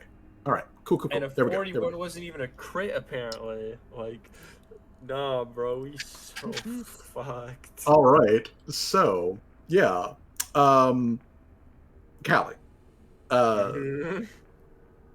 As we go into initiative here, and you just, felt a breeze, like something passing by your head, and you turn and look into the room to see what you can see, and well, you don't really see anything. My God. But then there comes another one. So again, versus Callie's AC. Oh, we're so fucked. Okay, what's your AC? 27. Okay, so Okay. misses. So you turn and look, and there's another with slight breeze right past your head. You're like, where's that breeze coming from? Just like dumb luck, just keeps missing these Spider's having trouble seeing in the dark. Oh God, that is hilarious. That is hilarious. Cells is doing wonders, I guess. Oh my God. Okay, but that's one action. Oh, it's so over. Oh my It misses all three. This is that. What is lit? What The is lit? spider forgot its bro? contacts, everybody. Oh God, this is The so spider- Bro, hilarious. you got 8 Like- legs and can't even hit. That's crazy. Callie is just feeling this slight breeze, and then another slight breeze, and then another. What is that? What is causing that? I want to imagine she just parked directly underneath it. Oh, Finally. oh no. Oh my God, it's a Oh, crit, dude. ow. Is it a crit? Yeah. Hold on. Yeah, No, that's not well, a crit. oh. My AC is a 27. It has to be 37. Yeah, to be it's fair. it's not a crit, but this doesn't do damage in the first. Oh, it doesn't so- do damage? No, it doesn't do damage. So as you're looking around, fucking breeze coming from, you finally feel something touch on your shoulder, and when you look down at your shoulder, there is black wire or piece of string or something like that is attached to your shoulder that leads off of you and off of Mr. Servos, and then over across the room, and then up to the dark ceiling, where the dark ceiling glints a little bit off of shiny pitch black carapace, And since it has managed to hit you with it, Callie, you are now dimensionally tethered. Dimensionally? Huh? Tethered. What? You are restrained, so you gain the restrained condition. You are now tethered to the demon spider, Under the effects of which prevents you from moving further away, and you are under the effect of planar tether, which means you cannot teleport or be transported like magically on or off plane or anything like that. So you are here. Joke's on you, buddy. I can't do either of those things anyway, so What? it And doesn't since even it- matter. And since it took 3 of its actions to do that, all it did was just apply the effect to you. It didn't even get to do the reel you in. Oh my god. So Kelly just gotta like, ow, what the heck was that? And she just like looks up and there's like a piece of string attaching to her from the ceiling or something like that. And that was it. Yeah. Okay, so let's see here. We need to put the restrained. Let's see here. Easy to escape it is 29. What kind of spider is it? Like, where it has like a fucking dimensional tether? Yeah, I mean he did just say demon spider. We are in hell, I imagine. You're somewhere. You're definitely somewhere, and no one else can. At Yeah. so No one else can see getting so restrained. that and is- not being that able to is teleport, even though all- I couldn't do those things before. that is all that it can do. So, Laria, you see the door closes. You see Seamus going like, "The fuck," and like rears back to like kick it in, but he hasn't done that yet.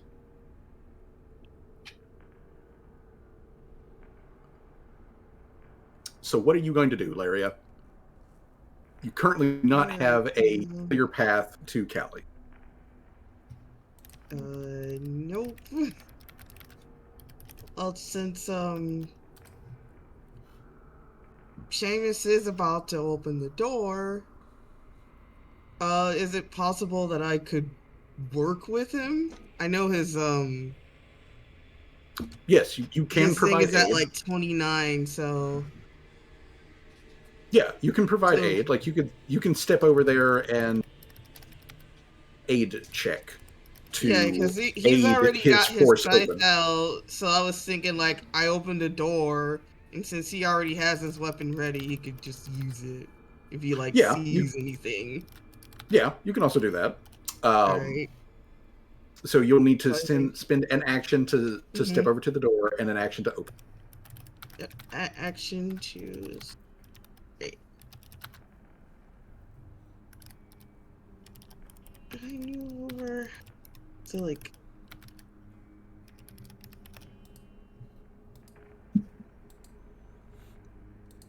And since Callie can see this, and once Laria opens the door, Laria will be able to see this. I'm going to go ahead and put this guy firmly there on the map because he's no longer actively hiding at the moment.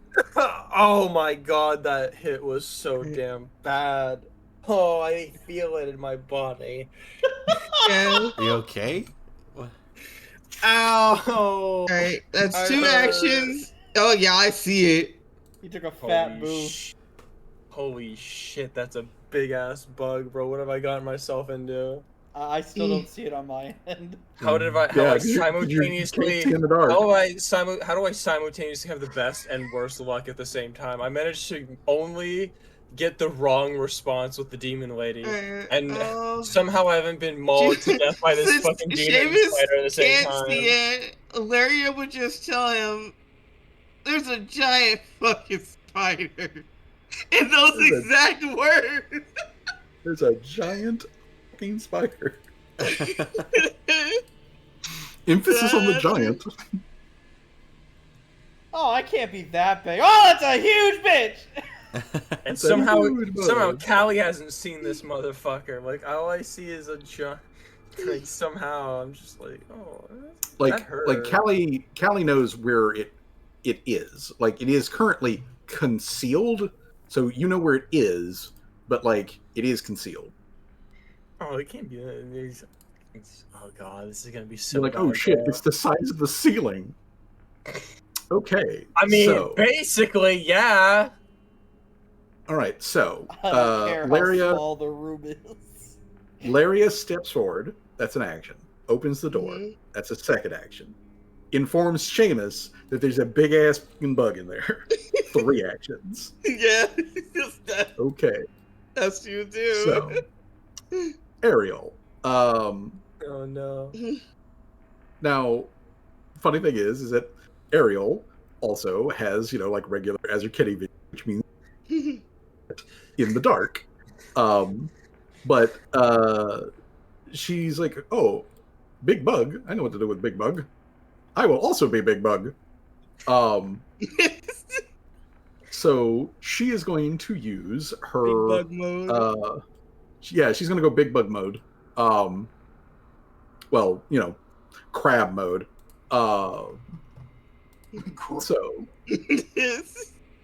So she goes crab mode.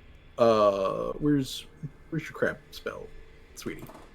All right, so she uses 2 actions to cast animal form and chooses crab.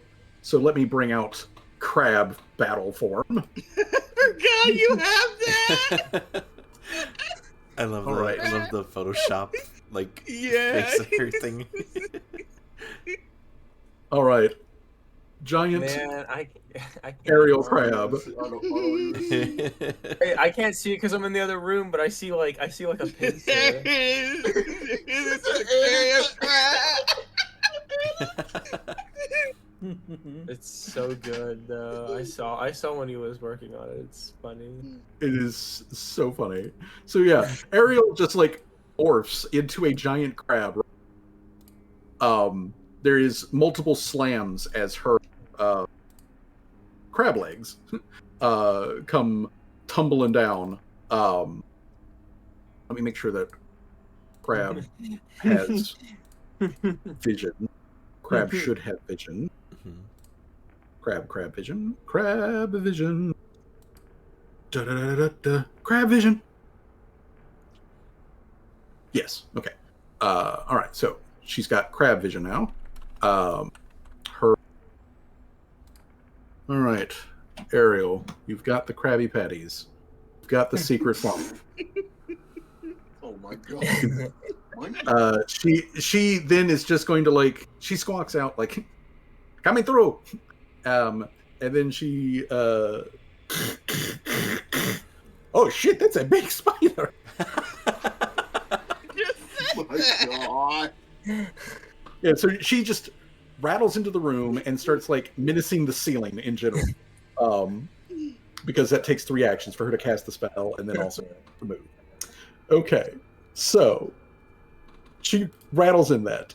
Rosie, there is a crab in there in the darkness. Well, And also a spider. Everyone keeps saying so. well, she doesn't want to fight a spider, but I guess she will have to suck up her. Well, I guess spiders aren't really insects. Don't they count? I don't know. But They're arachnids. they're arachnids. arachnids. Yeah. They are elected. So she will go ahead and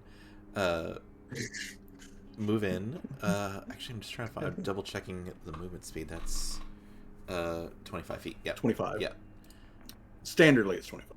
All right. She will, I guess, move in under here. Oh fuck! That's a giant spider. Yes. Yes, it is. Saying it. Oh my god, bro! And Um, Callie hasn't even fucking seen it yet, or whatever. Holy shit! I could just sit back Callie, you're Yeah, on my turn, it's gonna be like, "What spider, guys?" And then I have to delay until after the spider attacks. Okay. Fuck. I guess. Analyze weakness. Okay. Hold on. I guess I need to pop in to use it. All right. Here you go. Help, I'm dying, Like- bro. They're after me. I can't even see There the we go. damn thing from the ceiling. Did it Even pop though up? it's taking up the whole ceiling. Alright. Oh, yeah, identify creature call. Okay, never mind. That's no. Okay, it's oh no, I think it's. Is it this? You sneak up to a foe, Jason. Okay, yeah. So I'll do that with my last 2 actions. Underhanded assault. I will sneak, Okay. and Alright. because it's So adjacent you will need to to. yeah, because it's adjacent to crab aerial, right? Yeah. Mm-hmm. And It does count as adjacent to crab aerial. Oh. It is attached to the ceiling, just so that we're all clear. It is attached to the ceiling, but it is so big, Rosie will not have any reach problems. yeah, Yeah. All right, so you will Jeez. need to make a sneak. oh, did that? All right. Yep. I'm Because that's you don't know what your sneak result is. I know what your sneak result is. Okay. Oh god.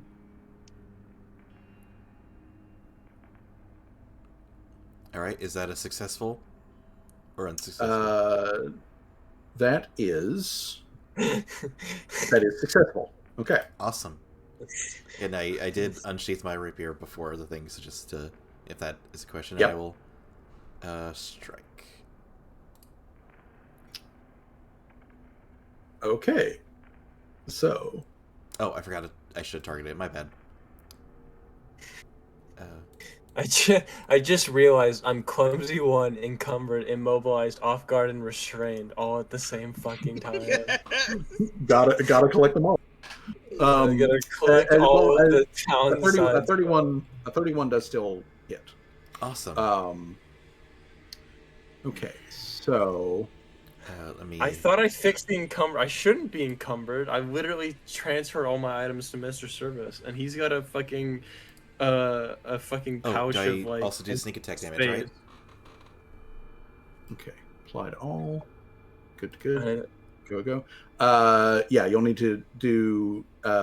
So click on damage there with Oh dang. sneak attack. Okay. Bing bang boom. Right, and now the Bebelith. The Bebolith. Wait, did I do the sneak attack? Or oh yes, did. All right. Yeah. Perfect. It's got the precision damage. That was 20. That was like almost 20 damage, and that was like nothing. Oh my god. She's Oh my god! If All that's right. 20 damage, that's a lot of health.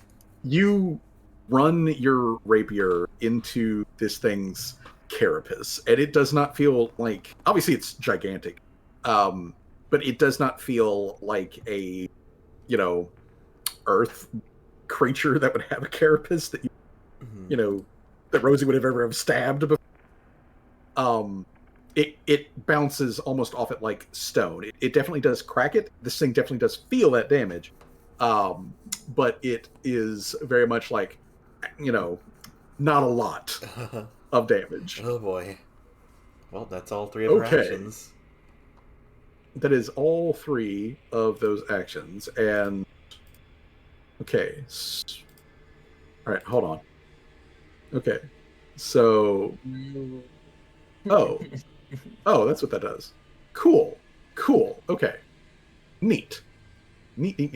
All right. So, anyways, then we go to Jamal.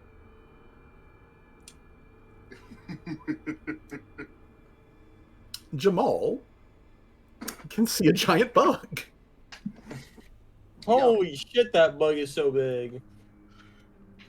I don't even think it's like. Well, I feel like Jamal would have been close.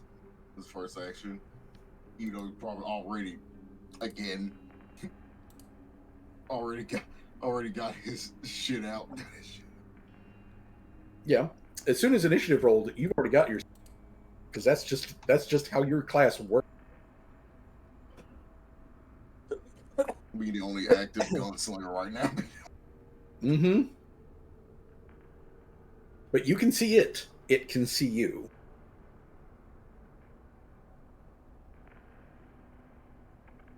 I would say give a first action. I would say near Seamus and what. Okay. Just in the midst of everybody going, "What the hell, spider?" Holy shit. And Bug. Emily and Jamal Yeah, mumble his Jamal just mumble his breath as he just like, God, more bugs.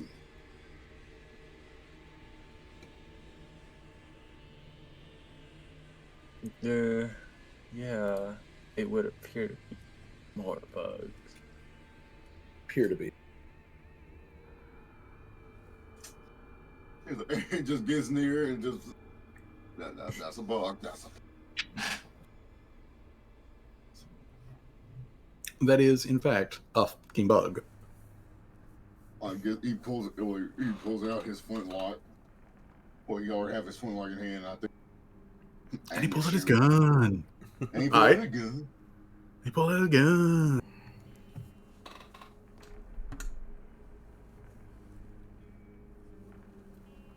Bam, boom, Bing, bang, boom. bing, bang, boom. Banger, banger, boomer. What is it?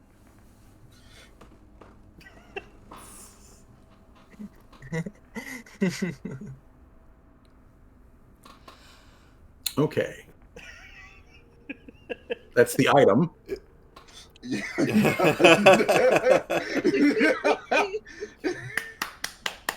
Way to go, Jamal. I'm proud of you. Here's the gun. Wow, You really do be slinging them guns. Oh my god. Okay. Oh, you target. Shit. Oh, shit. Okay. On your sheet, make sure you go to the actions tab. Okay. Okay. Yep.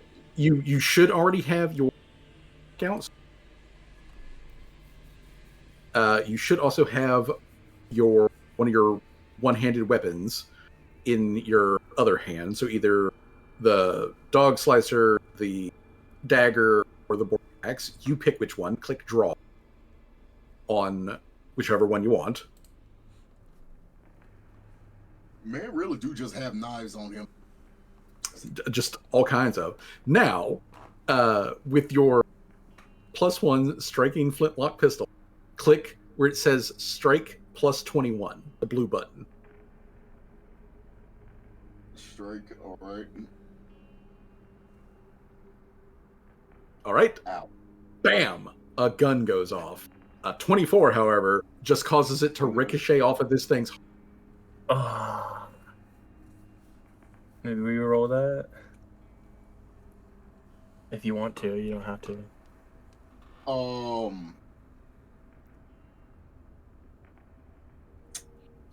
You can throw the. Yeah, okay, you're appointed. Yeah. You've got 3 of those things. Re-roll that attack, please.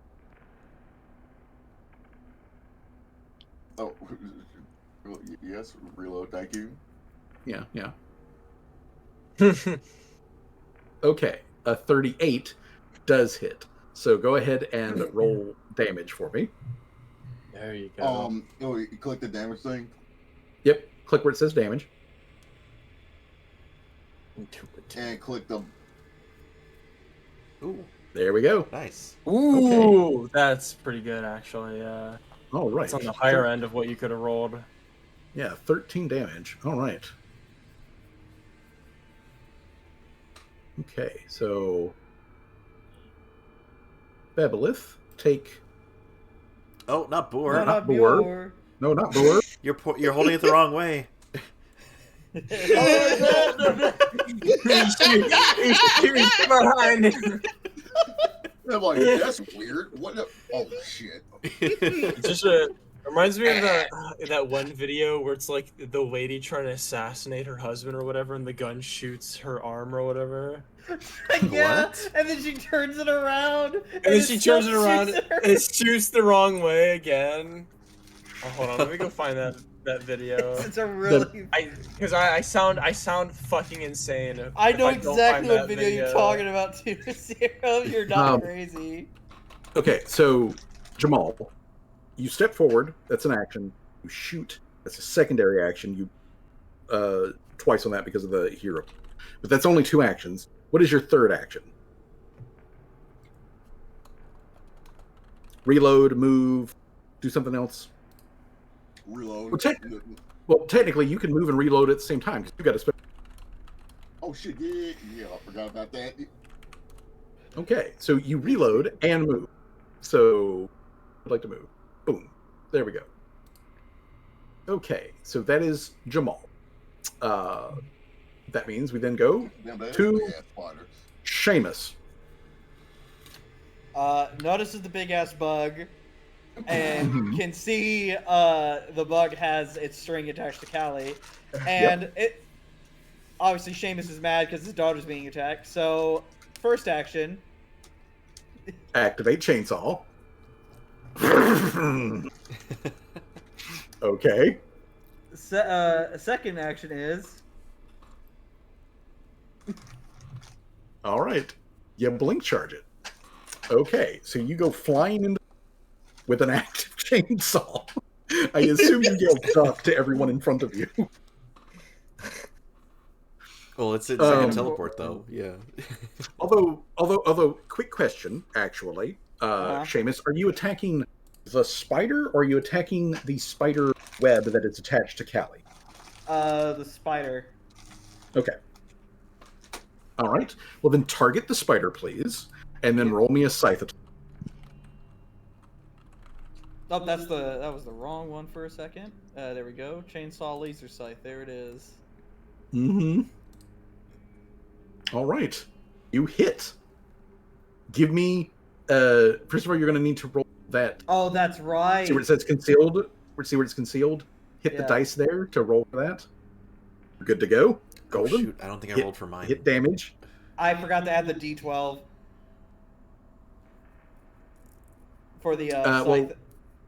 Okay, we'll just roll. We'll roll the damage, and we'll add the because it'll bring up the thing on how to calculate it.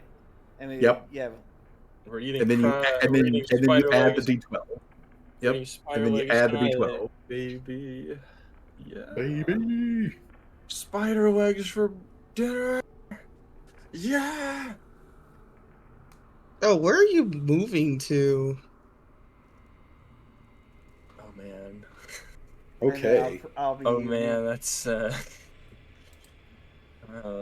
Pretty much will be like right there. And that's persistent bleed too. Yeah. It's still good. Yeah. Okay. So target that guy. He now has his persistent bleed. Okay. All right. So you shoot through there. Now we also need to figure out blink charge, because your blink charge also does an additional 2d8 damage. So give me 2d8. All right. So target him again and just do 2d8. Yeah.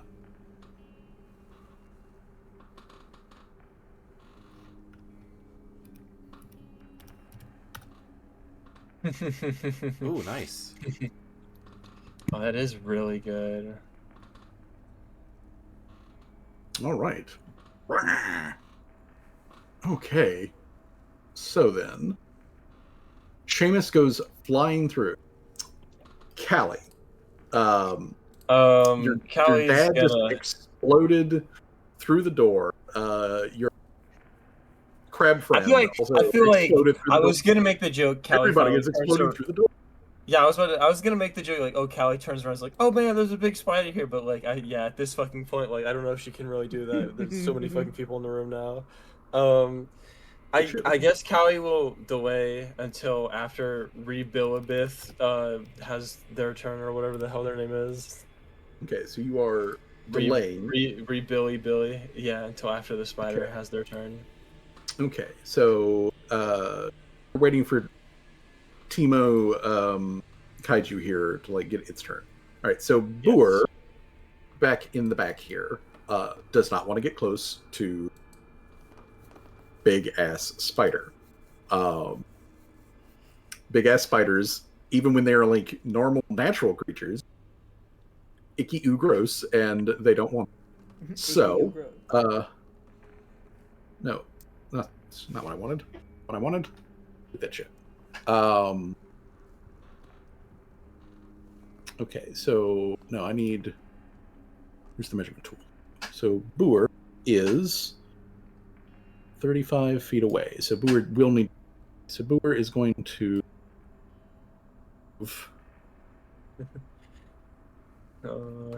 So let's see. The arachnophobius. Yeah, we'll move there. So Boer is going to scuttle up next to Laria, and they are going to hold out their hand and hit the spider. Let me make sure the spider is target spider. Make sure Callie is not targeted. Just the spider is target. Spider is targets. Okay, so cast Phase Bolt. Okay. So Boer casts Phase Bolt on the Spidorga. Hey, look, a hit. All right. Yeah. However, though, gotta roll for that concealment. Oh, Jesus Christ. Right there on the edge. Okay. Okay. And then damage from the Phase Bolt here. Let's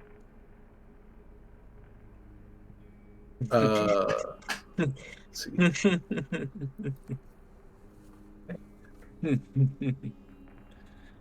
Okay. Yeah. God. And then Oh, nice. Oh damn, bam. that is really nice. That's perfectly average damage. Bam. All right.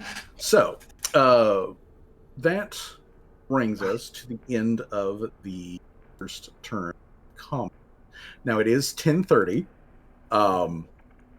and whatnot, and I have to pee real quick. So let me go pee real quick. I will right back. I gotta have my. I gotta take out my 10:30. All right. I actually will step out and grab.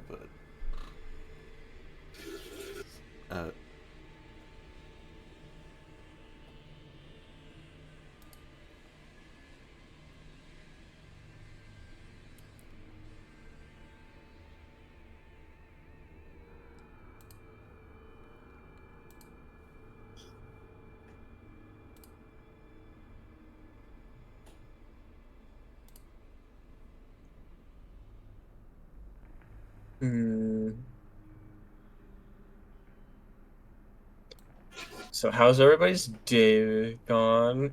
Oh, it's going great once I figure out about the dog shocker. He got subpoenaed by the feds. The what? I'm sending it to you in DMs. Asmongold? The fucking Asmongold. You mean Hassan Piker? Yeah. Yeah, Hassan Piker. He got He got one. All right. Dude, why is the first thing I see in that title just Cuba? I didn't see. I saw that first out of everything else in that sentence. Porter attracted. Okay. What the?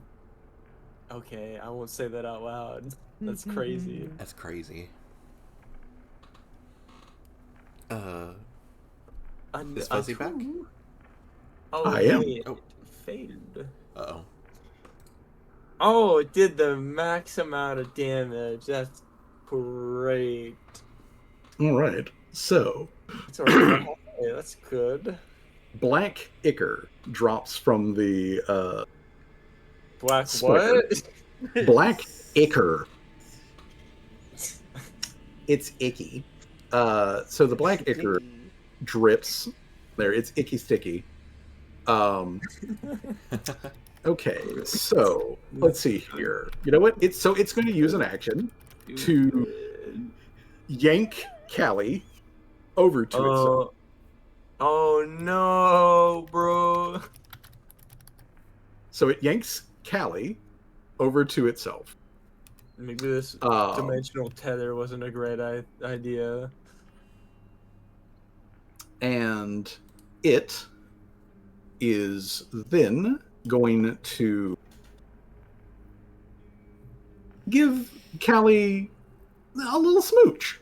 Oh no. With or without Not tongue? again. With or without tongue?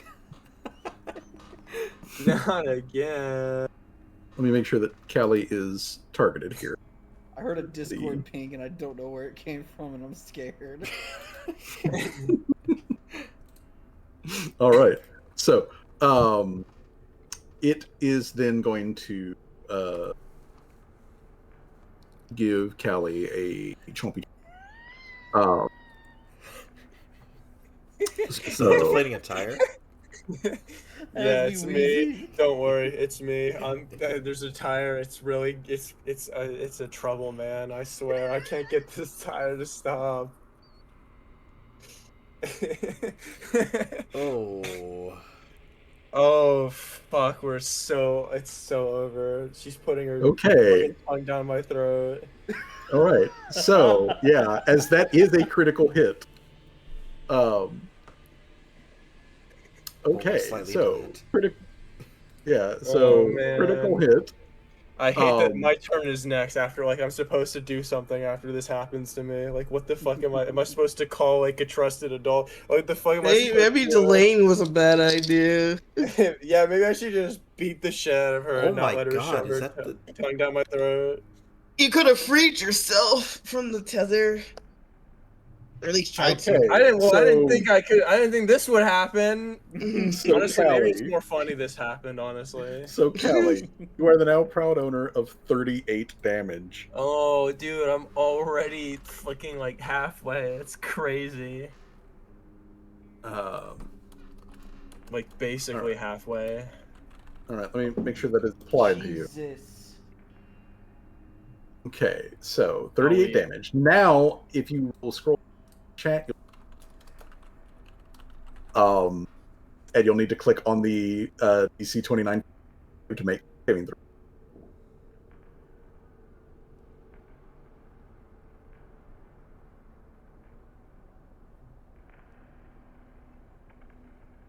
Dude, I always hate when I type the same word twice in a sentence and then I have to fucking edit it.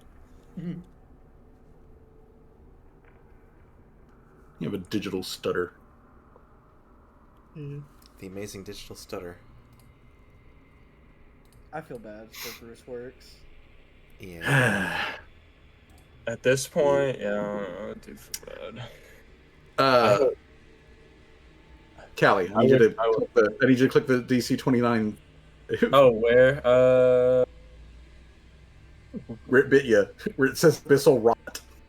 Abyssal rot. What? Abyssal. I don't see a bit. Where the fuck is that? I don't see that on my screen. Abyssal rot. Am I blind? Where is it? It should be right I'm above not where seeing it it either. rolled the attack. Okay, so it's not there? So it's Okay. attack. There's a. I see above the attack. I see the persistent damage. I see she took the Oh, 6. Okay, And then okay, I hold on. see that like she Hold- got a 38. hold on.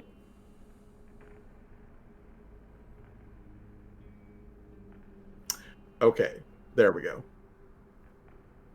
All right, versus Abyssal Rot. Callie Abyssal. makes- That's the speech of the old ones. I'm getting it. Oh. I had.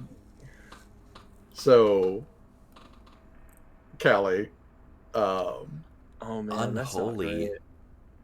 also takes Unholy damage. unholy damage. Yeah, I'm like not feeling too good, guys. I'm like 48 Okay. HP out of like 108. So, I took yeah, like Callie 60 is- damage in a Callie's course of getting, a like, short period of whacked. time. okay, so we return Callie 2 initiative. Uh-huh. Oh boy. It is now Callie's turn. Oh. Do I take that damage? Yeah, there. Oh no, they take that damage. Okay. Yeah. That's a them thing. Well, yeah, I'm gonna untether myself as soon as I possibly can. Okay, give me a second and I'll untether put... myself as the fucking void calls in the background. Do you guys hear the voice of the warp speaking sweet lies to you about how there's a false emperor or whatever? Okay, there's the dimensional tether. They call him the corpse emperor and all that shit. You can attempt to escape, force open the tether. Those are your 2 options. Click on one. I can what? Force You can either open. try to escape or try to force open. You're just snapping it. What's the? Okay, I guess I'll try force open. Oh wait, I don't know the difference. I don't know. Whatever, we'll go with force open because that sounds more athletics. Okay, maybe I should try escape. Hold on, let me check what my athletics is. I'm pretty sure it is like my worst skill. Well, it's a 13. I mean, that's not awful. That's also not like great either. Yeah, you'd have to roll kind of high to get the 29. Yeah, I'd have to roll like above like a 10. No, we're not gonna force open. Let's escape. You attempt to escape from a grappled, immobilized, or restrained. Which one am I? Am I restrained, grappled, or immobilized? You are currently restrained, which also causes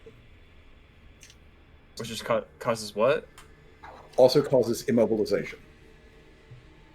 Okay. I don't know. Which choose one creature, object, spell, hazard, or other impediment imposing any of these conditions on you. Attempt a check using your unarmed attack modifier against the DC of the effect. So I just gotta. So you roll a punch. You just roll a punch, but you don't do any damage. It's okay. Psychometric assessment. I can't do anything else though. I'm checking my actions. Hold on. Okay, I'll do unarmed strike.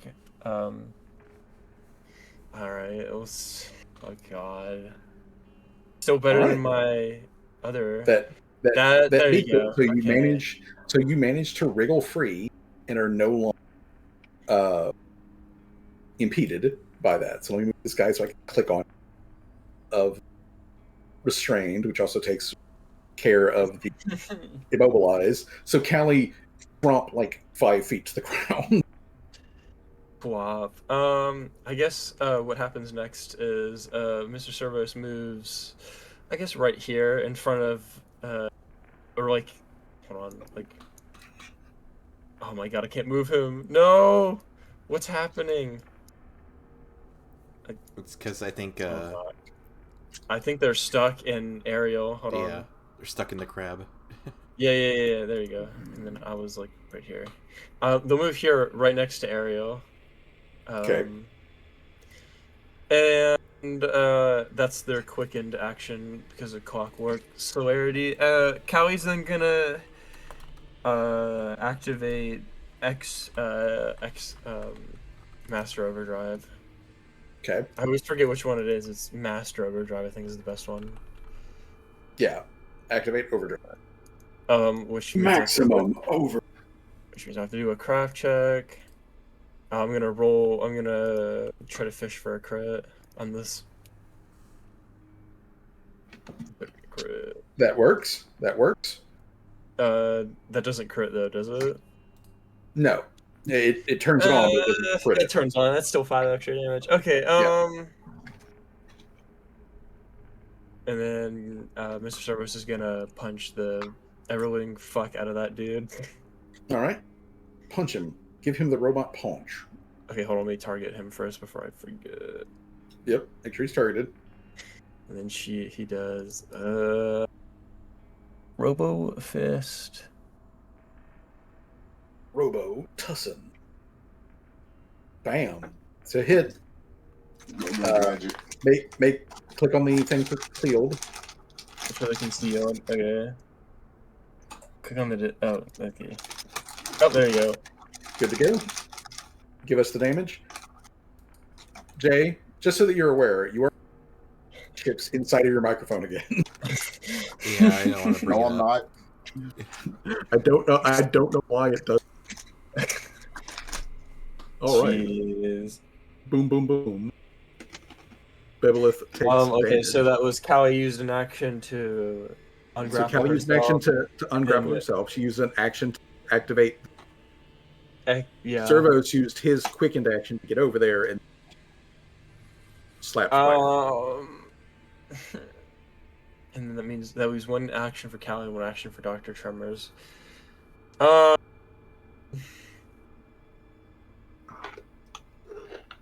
And you are currently in the splash zone for any bombs, just to be clear. You and most of the party are in the splash. Man, if only it wasn't a 2-action, I would do something really fucking funny here. Can I say, with the help of Dr. Tremors, I do a tamper action on Mr. Surus and make it cause him to explode? Yeah, I could say that. Yeah, both of you used your actions simultaneously. Just buttons. Just hit all of the buttons at the same time. Like Dr. Tremors goes into the cockpit, hits all of the buttons, all the red ones at least. Yeah, Callie just like pressing yells out, levers and pulling awesome shit on mode. on Mr. Service. Death Blossom mode. Okay. Where's exploding mode? Explode, please. All right. Now, again, there's a lot of people in the explosion rate. It's fun. Sure. Remember Yeah. last time. I don't know. Okay. Oh well, Okay. technically, hold on. Let me see how. If I reduce it to a 5-foot radius, I think I'm only hitting 3 other people, including myself. Well, not including myself. 3 people, including myself. That would be Ariel, Jamal. You'd hit Ariel. You would hit Ariel and Jamal and Rosie and the spider and yourself. I mean, it's better than more than half the party. I guess half the party is still fine, I suppose. I mean, I guess, but yeah, go for it. Okay, so first of all, spider because it still has the concealed condition. Rosie about to yell at Callie again if we make it out of this. Hey, bro, just imagine the amount of damage it will do if it does hit it, okay?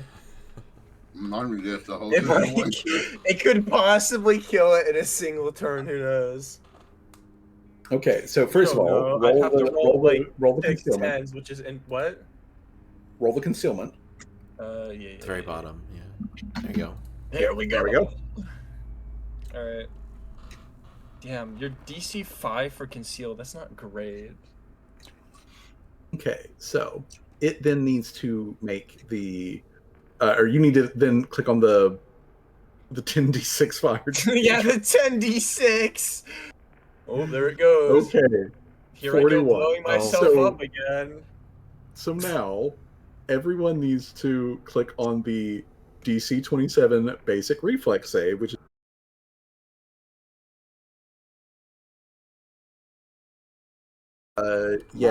Citrus, do you want me to rewind time for your reroll?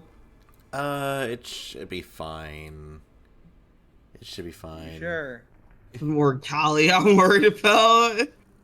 Oh, don't worry. Yeah, rewind time for them. Yeah, please rewind time for Ariel, please. All right. Gosh, it's rewind time. Don't worry, I got a hero point. If I fail it, I can just reroll. Even though there's still the chance that my hero point turns the natural 1 into a natural 1. Okay. Let's try this again, Crab Lady. Okay, it's still a failure, but it's not a critical failure. Okay, I'm like the reflexes of okay, so I gotta do. Well, first, all right. Jay, you're gonna have to I scroll gotta- up, but if you scroll back up to where it says explode, So I you'll gotta see do a the, button in there that this is says DC the, 27 basic reflex. Oh damn! Oh shit. Oh, Dr. Callie's Tremors, no. explode. I don't know why Dr. Tremors is fucking targeted. Uh, That was the Dr. Dr. Josh, pause Tremors. real quick. What happened, Fuzzy? Okay, so Dr. Tremors is exploding. Jamal is caught in the explosion. If you scroll back up on the chat a little ways, you'll see where it says explode. From Callie. And, yep, from Callie. And then you'll see a button in there that says DC 27 basic reflex save. Click on that.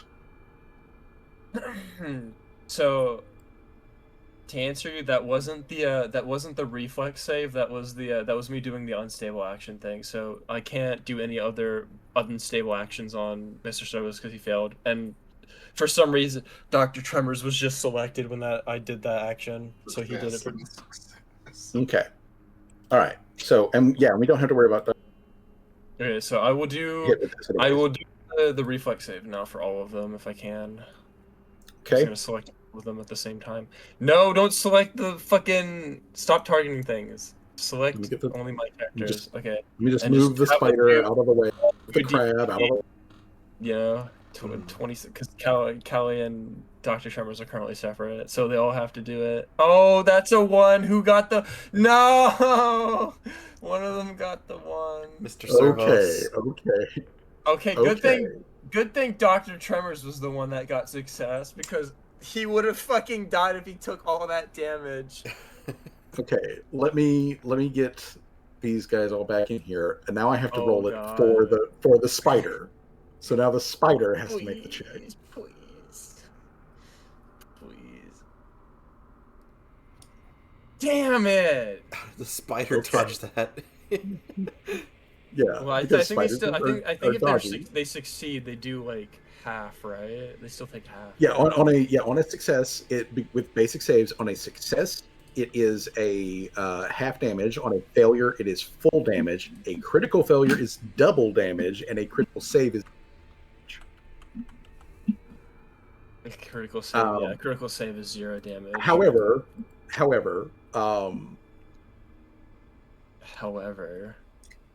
okay, I might be misremembering this. Maybe memory that's coming up from D&D. Like,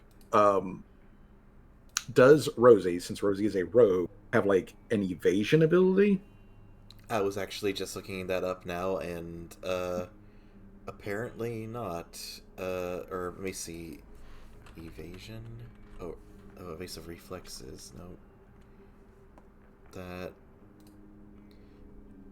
Okay. You learn to move quickly, avoid explosions, Dragon's Breath at worst. Your proficiency regularly executes the master. When you roll a success on a reflex save, you get a critical success. So all it does is make it so if I succeed, I critically succeed always, but doesn't reduce damage. Okay. All right. So if you succeed, it's a critical success. Okay. All right. So then, let me first of all take spider. The spider takes half damage. Yeah, that's So still that's still good. Mm-hmm. I just I might be dying here because of my decision to do this. Let me move the spider out of the way so we can click. I take full damage. I take Now- that full 41 damage, bro. Now, Ariel regular failed, not crit failed. So Ariel then takes half of that damage. So I thought it was she takes just the full damage if it's a failure. It's double. If Or, it's yeah, critical. yeah. She takes the full damage. So she takes the full damage. So Ariel, you take. Oh, that's Oh, that was on the bug. That was on the bug. Yeah. Uh-oh. Wrong one. Back. Okay. So Ariel takes 41 damage. That's still better than me taking 41 damage. I was already low. I was already like a third of my health at this current point in time. And now I'm like, I'm gonna be in the really critical state after this explosion happens. Fuck, man. Uh-oh. What happened to... Did Ariel just lose all their health? No. I clicked the wrong thing. Ariel fucking dies in no. the game. I would Damn! I would start crying. Oh man. Get your green health bar back up there, bitch. Okay. All right. So Crab Ariel has 100 normally. So 122 health normally. So that means she goes down to 102, 82, 81. She goes down to 81 hit points. Okay. So here we go. 81 hit points. That's still like a third, but okay. it's still There's Giant Crab Ariel. Okay, so Giant Crab Ariel takes that damage. Then let's see here. Further going on down the list.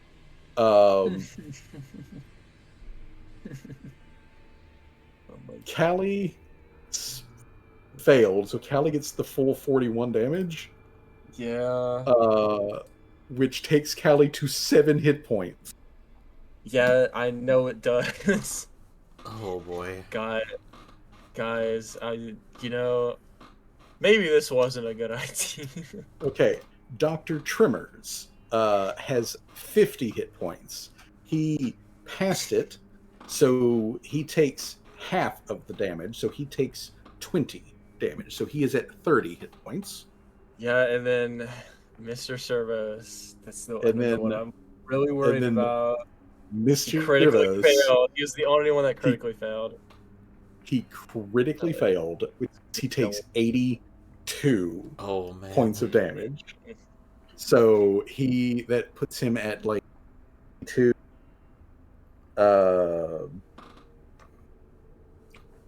That's going to be 27. So he is at a total of 27 hit.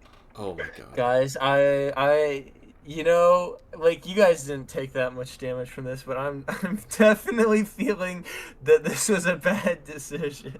Okay. Maybe I shouldn't have challenged Hell. Rosie regular failed, so that's 41 damage. So that's going to take Rosie down to let's see, 100 down to 100, then down to 80, down to 78, 70. So Rosie is at 77 hit points. And then Crab Ariel out of the way here so we can get Jamal. Jamal passed, so he also takes half damage.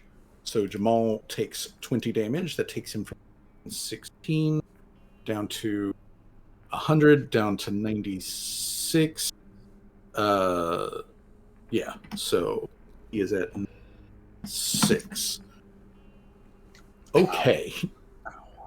Okay. There is an explosion from Mr. Servos. Oh, Seamus. Everybody is suddenly. Seamus didn't do it. Didn't he critically succeeded, or what happened? No. Seamus is just. Oh, he's just out of reach. Okay. Yeah, he is just outside of the blast because the blast is originating from first. Mr. Servos. Okay. Yeah. Yeah, it originates from Mr. Servos. Okay, so Callie has finally done everything that she can, which is hurt the entire party.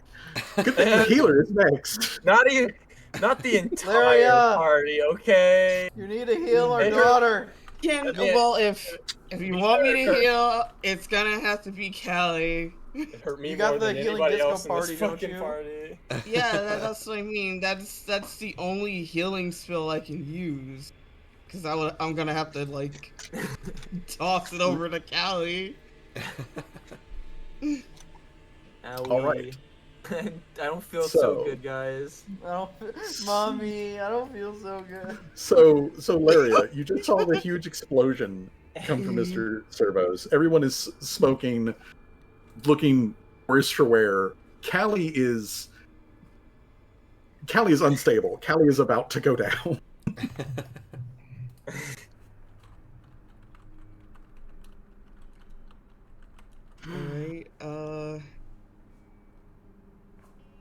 Yeah, I'm gonna have to. We're gonna have to toss it over there. Right? What are you I tossing? would like to think in the midst of that explosion, Jamal will use his help to cover Rosie as much as he can from the explosion. It's okay. It's all right. You know, we still got damage, but still, we got. Yeah. All right. So what? So what are you throwing? It's 20. It's 20 feet, so it's in reach. I can throw it over there. God, this fucking hurts. Okay. This I is mean, not, if it not like a good idea. if I'm able to like throw it to where it touches a religious healer, because I know she would have to touch it in order for it to work.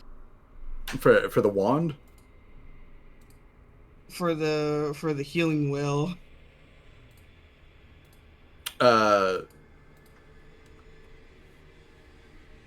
Yeah, I think you can cast it on top of Callie's like position.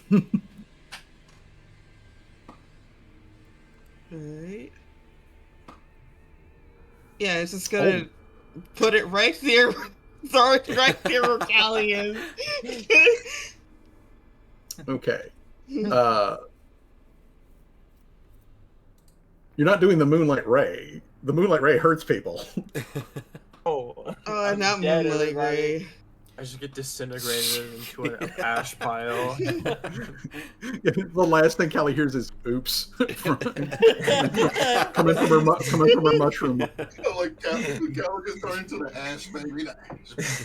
I'm So dead and I'm in the afterlife and I'm this. talking to I'm in the afterlife and I'm this. talking to that one goddess who's like, oh shit, you died. Here's your free get back to life. Get out of jail free card. I'm not risking treating wounds on you. So I'm just gonna throw that at you, Cal. Well, it's got a 30 Because- foot range. so I Because mean, like, if I crit fail your treat wounds, you take damage. Oh shit. Yeah. Okay. All right. So Come 17, back at- 17 healing applied to Sura. I'm back at like 20 something HP. And I will spend one more action. 'cause Oh I my think that's god, the dude, last one.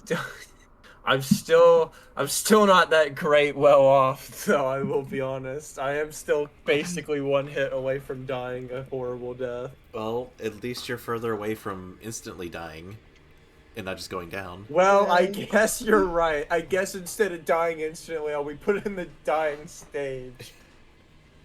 I'll spend one more action to do Whispers of that. Weakness. Okay. Weakness of the spider. All right. The spider is. Let's see. All right. So, whispers. You find out a weakness. The spider is, in fact, a fiend. It is, in fact, unholy, which means holy damage, or otherwise like good spirit damage, then it takes an additional 10 points of damage from those. So, like your moonbeam, it's holy. So if you did moonbeam this, it would take extra damage if you beam it. Oh my god. So you do know that it will do that.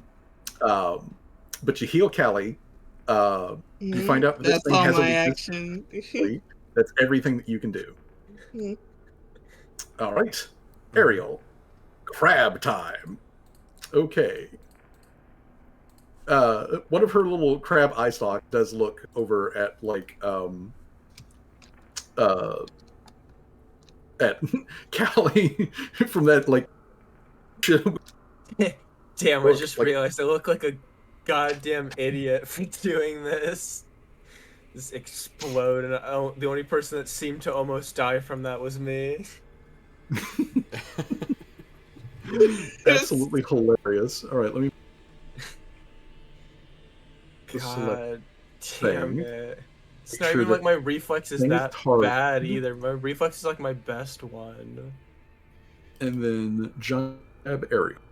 The dice have been fucking with us all day, so don't worry. I'm just glad fucking none of my guys died instantly. That would have been so. Just imagining like Callie dying from that. Like imagine her, because if she got a crit fail, she would have died from that, like 100%. Or like Dr. Tremors would have died instantly. Okay, so she's gonna swing with the big claw. Meaty claw. Meaty No! Claw. No. All right. So meaty No. claw, which misses anyway, so I don't need. She's gonna try again. So that's 1. Meaty claw 2. Ooh. Oh man. Yeah. Okay. The dice All right. god hate the dice god taketh away.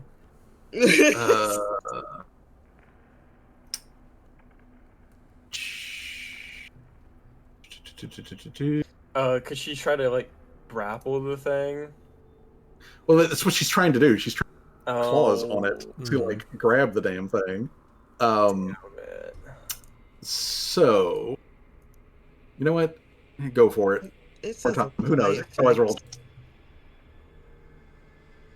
Didn't, but like, eh. Mm. So, Somehow was better than the second roll. giant Yeah. crab Ariel is swinging at the thing. She's Damn. being very impressive. Okay. So, Callie's a smoldering mess on the floor at the moment. I don't know if she can do anything about it. Petrified. Ro- Petrified. this giant spider is Mhm. still here. Everybody around you is slightly smoking. Callie more than everybody else. And this thing is still kicking. All right. She is going to attempt to feint the spider.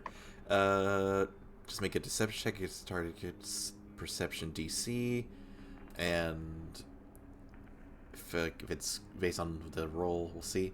Pop in. There we go. Deception to feint. Okay. Versus its perception DC. Perception DC. That will be a failure. Ugh. All right. Well, still worth a shot. Well, let's see. Oh, I had a thing in the. All right. All right then. I will go ahead and just try to stab the thing. All right. Stabberoonie. I am targeting on the thing. All right.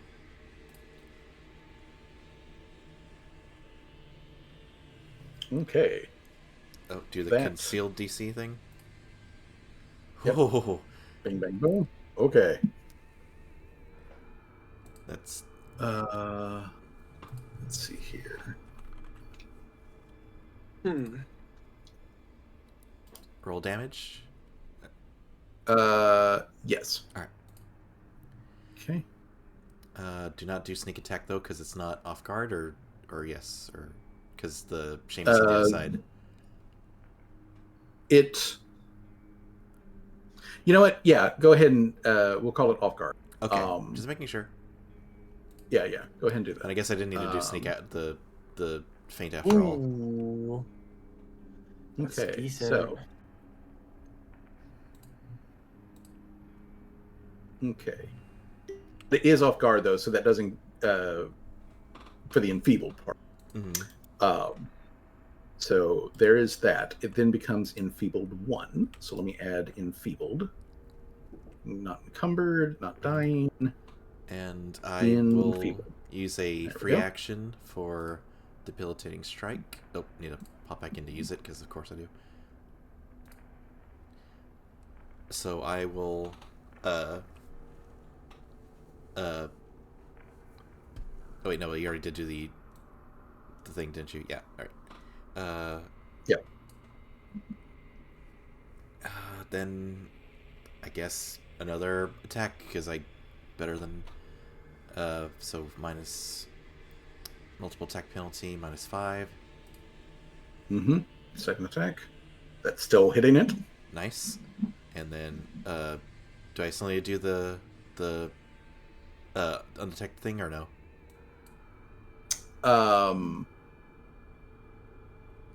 Or concealment or Don't worry about don't worry about that because I'm okay. It is for some reason confused here. Yeah. Confused. Okay. All right, not bad still. Not Oh, bad no. still, yeah. Okay. All right. Let me.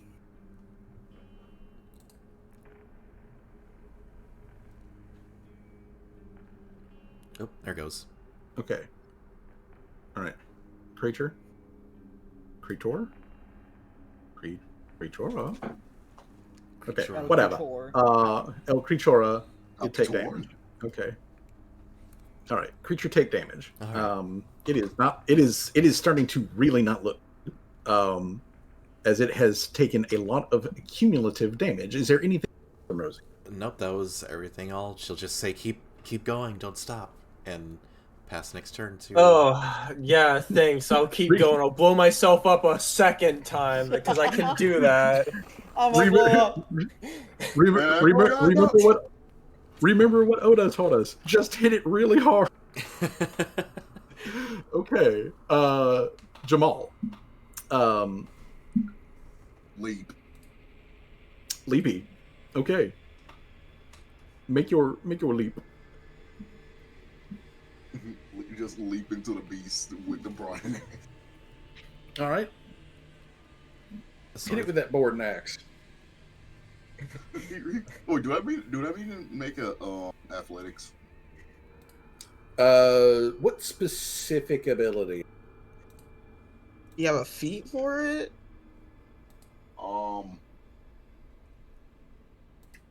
I don't know why that image of that dumb cat exploding gets me every time. The one with the fucked up eyes. Yeah, the one with the dumb eyes. I'm so glad you found that funny when I used it the first time. Yeah, you see him using it ever since. Oh. Rose shining some shoes in the background, dude. I can't believe it. I'm sorry, I'm laughing. I don't. Yeah, Walter. What is calls on that? Okay, so hold on. Let me get Ariel out of the way here. Let me open up your sheet. I think you've got a feat for. I know sword and pistol because he's about to use this.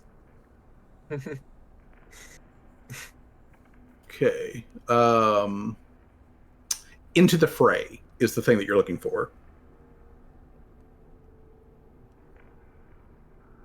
Yep. Okay, so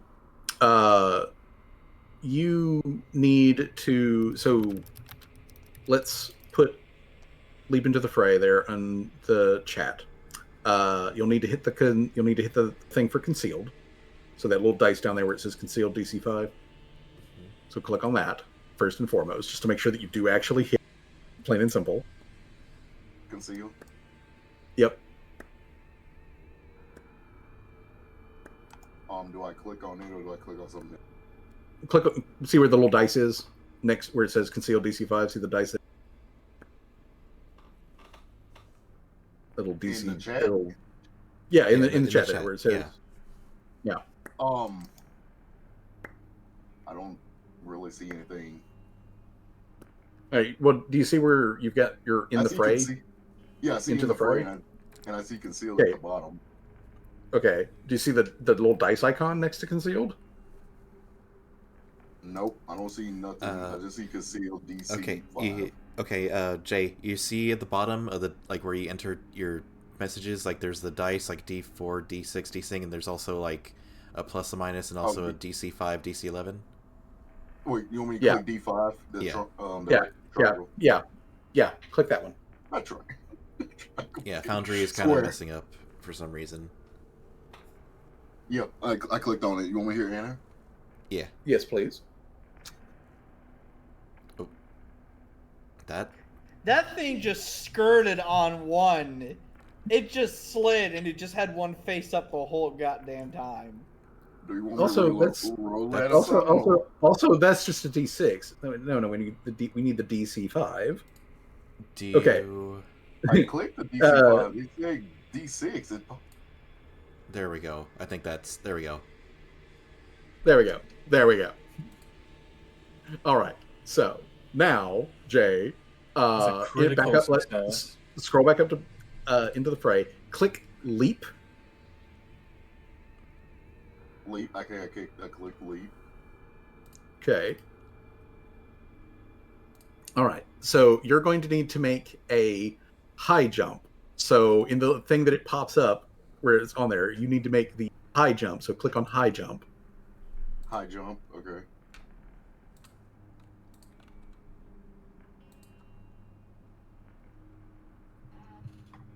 And then that will have a thing for athletics. Click on athletics. Athletics. Jesus Christ, dude.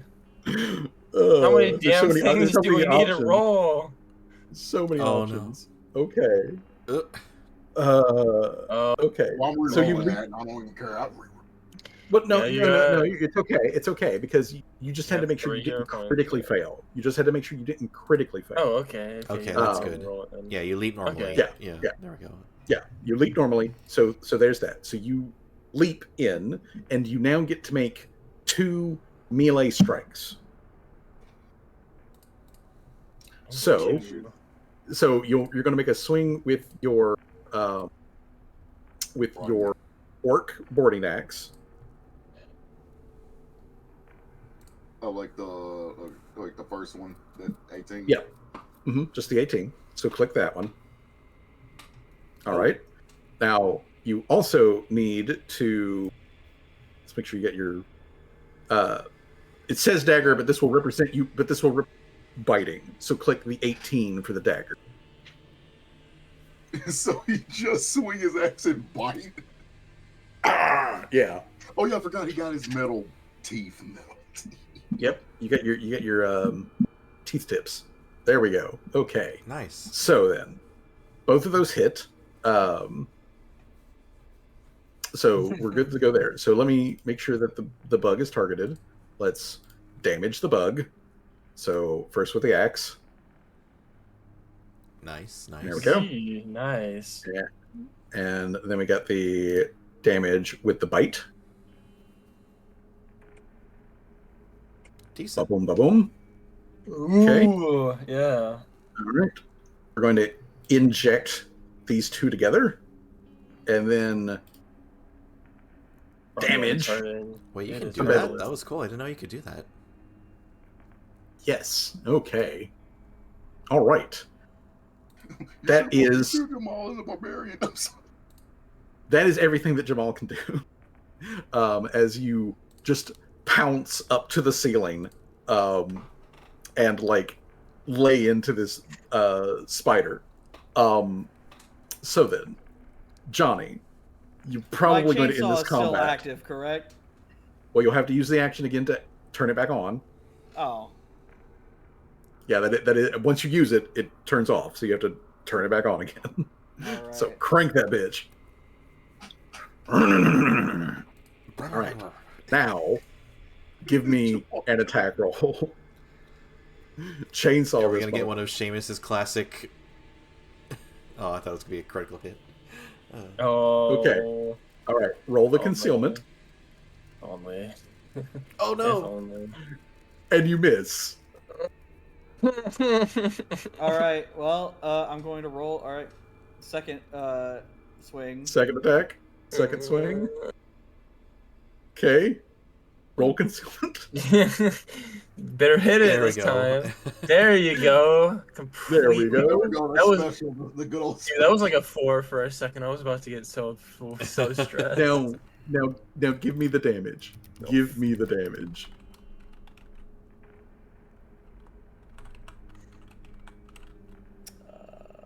Untype. Okay. 21 damage to the Beverly. is enough for Oh it my to god. go down Dead. as Jamal is just ripping and biting at this thing, and Callie is like on her knees on the ground, like leaning up against Mr. Sherman, looking up at this thing still going.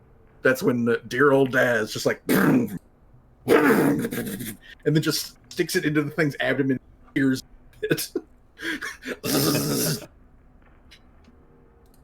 And this bug comes crashing to the ground in wet, goopy pieces as black ichor is splattered everywhere. Everyone is dirty except for the mushroom and the booer. Are we out of combat?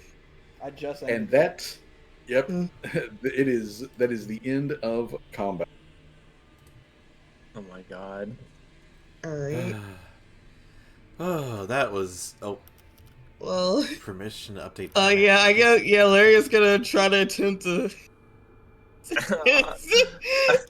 trying heal to hold Callie my- then. Trying to I hold guess my... now she can... what is it, do treat wounds on her. Trying to hold my intestines inside of my body. Thank you, Jay. I think you're gonna have to do it for me, Fussy. Okay, so I have to do a medicine check, right? all right, hold on. Let me bring this up here. So go to actions. We exploration. We go to treatments. Pop it into the thing. Then Laria would need to make sure Callie. Oh, So we make sure I Callie's guess this target. 22 is good. I thought I rolled a 1. Hold on. And then we do. Okay. Now, did you do it at a trained, or did you do it at expert, master? It's master. Okay, so you are doing it at master. Oh, I can choose which one to do it No, you should. Yeah, you be can a choose. master. You can choose because if you choose trained bonus, but it makes the DC go. Oh, in. Oh, I can choose it for trained. Yeah, trained is the lowest DC. Yeah, you want to. You should Yeah, be a I guess master. it's Callie's health is really low, and if I like crit fail, she takes damage. Yep. So okay, so And I just rolled we're it just gonna leave it too. at trained. Okay. So yeah, I guess I'll do trained. Okay. Okay. All right. Oh. So, hold on. All right. So, here's this. Here's that. Okay. There you go. Nice. Crit success. 18 healing. So, could apply that healing to Callie. There we go. All right. better than where I was. Yes, you are better.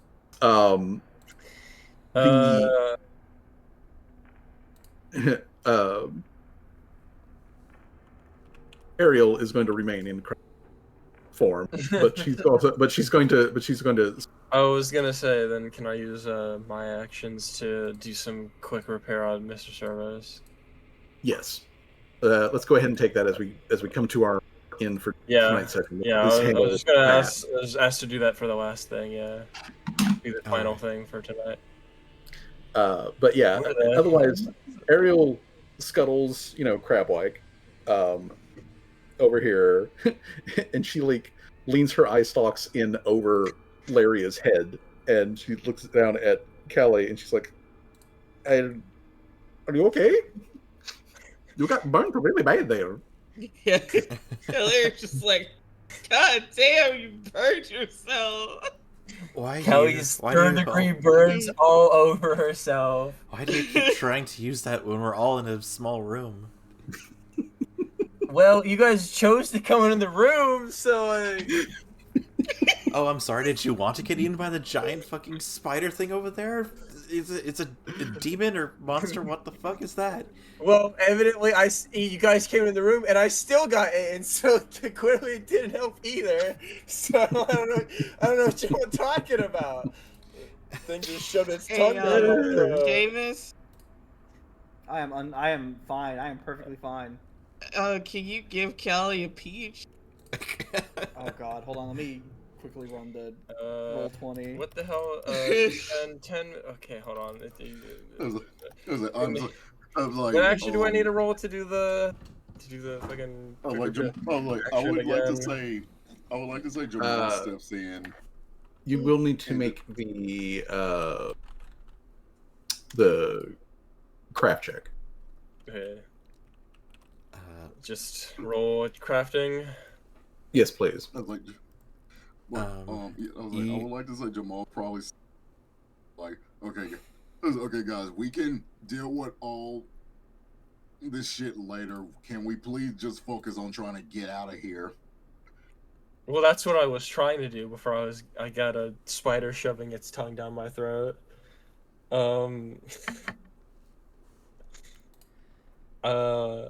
Let me repair Mr. Service, and then we can You do have that. the peach skills? Yeah, John? all right. I see what it is. How It's, he says to Seamus, let me heal 2d6 Mr. plus Service, 5 and then we for can look healing. around. All right. Obviously, so- I'm saying that with the intent of doing that next session. Okay. Okay. All right. All right. Rolling a d4 for how many peaches I spawn. I spawn 3 peaches. I'll eat 2 So of Yeah, them. I'll give one- just give them to Callie. I'll Give Callie my yeah, peaches. Shut the You hell. can get Wait, you can get give me, one peach how about to, the- how about- you can Yeah, I was give about to one say. peach to her too. D6 plus 5. Yeah, I was gonna say give one to Dr. Tremors and 2 to Callie. I'll be fine. All right. Or actually, no, don't give it to Dr. Tremors. Give it to Ariel. Please give it to Ariel. Actually, I changed my mind. Okay. All right, the and Just the give one peaches to are Ariel 2d6. and 2 to Callie, I guess. plus 5. Yeah. 2d6 plus 5. Okay. All right. So Ariel's getting one of them. Yep. So 2d6 plus 5. Okay, that's pretty good. All right. Click right. heal. Go. All right. Okay. So with Callie, you also get 14 as should I roll one for Callie for as well for 2d6 plus 5? yes, please. It's the same, even though it's 2 peaches. 3 peaches. I know it's 3 peaches. I'm eating 2 of them. She's eating 1. Well, that's one peach. So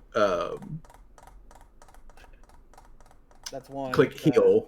So heal for syrup. So that's 1. Okay, I'm back to half health. Exactly half health. There we go. I'm back All up right. to like a Half 2/3. health. Okay. There we go. All right. 2/3 Okay. now. So the very last thing that we'll be game stuff is concerned, as you guys are putting all this together. One thing that has been consistent so far, every time you guys have extra planning or creature, is that after they are killed, their body tends to evaporate into various other things and is just gone. This corpse of this giant spider is still here and still All leaking right, all over. time to shove it through the workshop door, even though I don't think it will happen. Hold on, let me double check. Can I do a check on it to make sure that there's nothing on it that says that some weird demon god will find where I live if I take this wherever I go? The spider? No. Yeah. Okay, good. Then I'll shove that through the workshop door. The door is locked. Damn it! Oof. Well, I guess that kind of makes sense. They wouldn't just let us exit. Yeah, They it won't is. let me specifically work- leave, even though I. The workshop door is giving you a buzz of cannot connect, no signal. Damn. Okay. I guess I'll carry it around for now until I can figure out where or what to move it to. Okay, so since this is done, we are now officially done. Okay, yeah. No, Okay. I would like to thank everybody for staying extra late. I'd like to for showing up. This is a fun session. I'm glad that we had like some nice like politics and doing actual like urgent shit and all that sort of stuff. And then Callie actually managed to trigger the event. I was going to like just let this die if I didn't do the thing that specifically triggered it, but Callie just straight walked into it. Okay, so Well, yeah, you so know, bing bang boom. Bing, bang, boom. shit happens. You guys are now here in the Oak Vault of Mammon, trying to find the items that will let you out of the Oak Vault of Mammon. So, everybody, have a pleasant rest of your evenings. I love you, seriously, and I will talk to you guys later. I'm going to go take some pills and maybe take another piss, and so good night, everybody. Have a pleasant evening. Good Good night. night, Good night, everybody. good night, Wait, good hold on. night, What do we good get for night. experience? Of course. Hold on. Okay, hold on. Hold on real quick. All right. Okay. The 100. Woohoo. 100? Woohoo! Hold on, Almost I gotta- halfway. What do you mean almost halfway? 50 more points till 500 to 1,000. 450.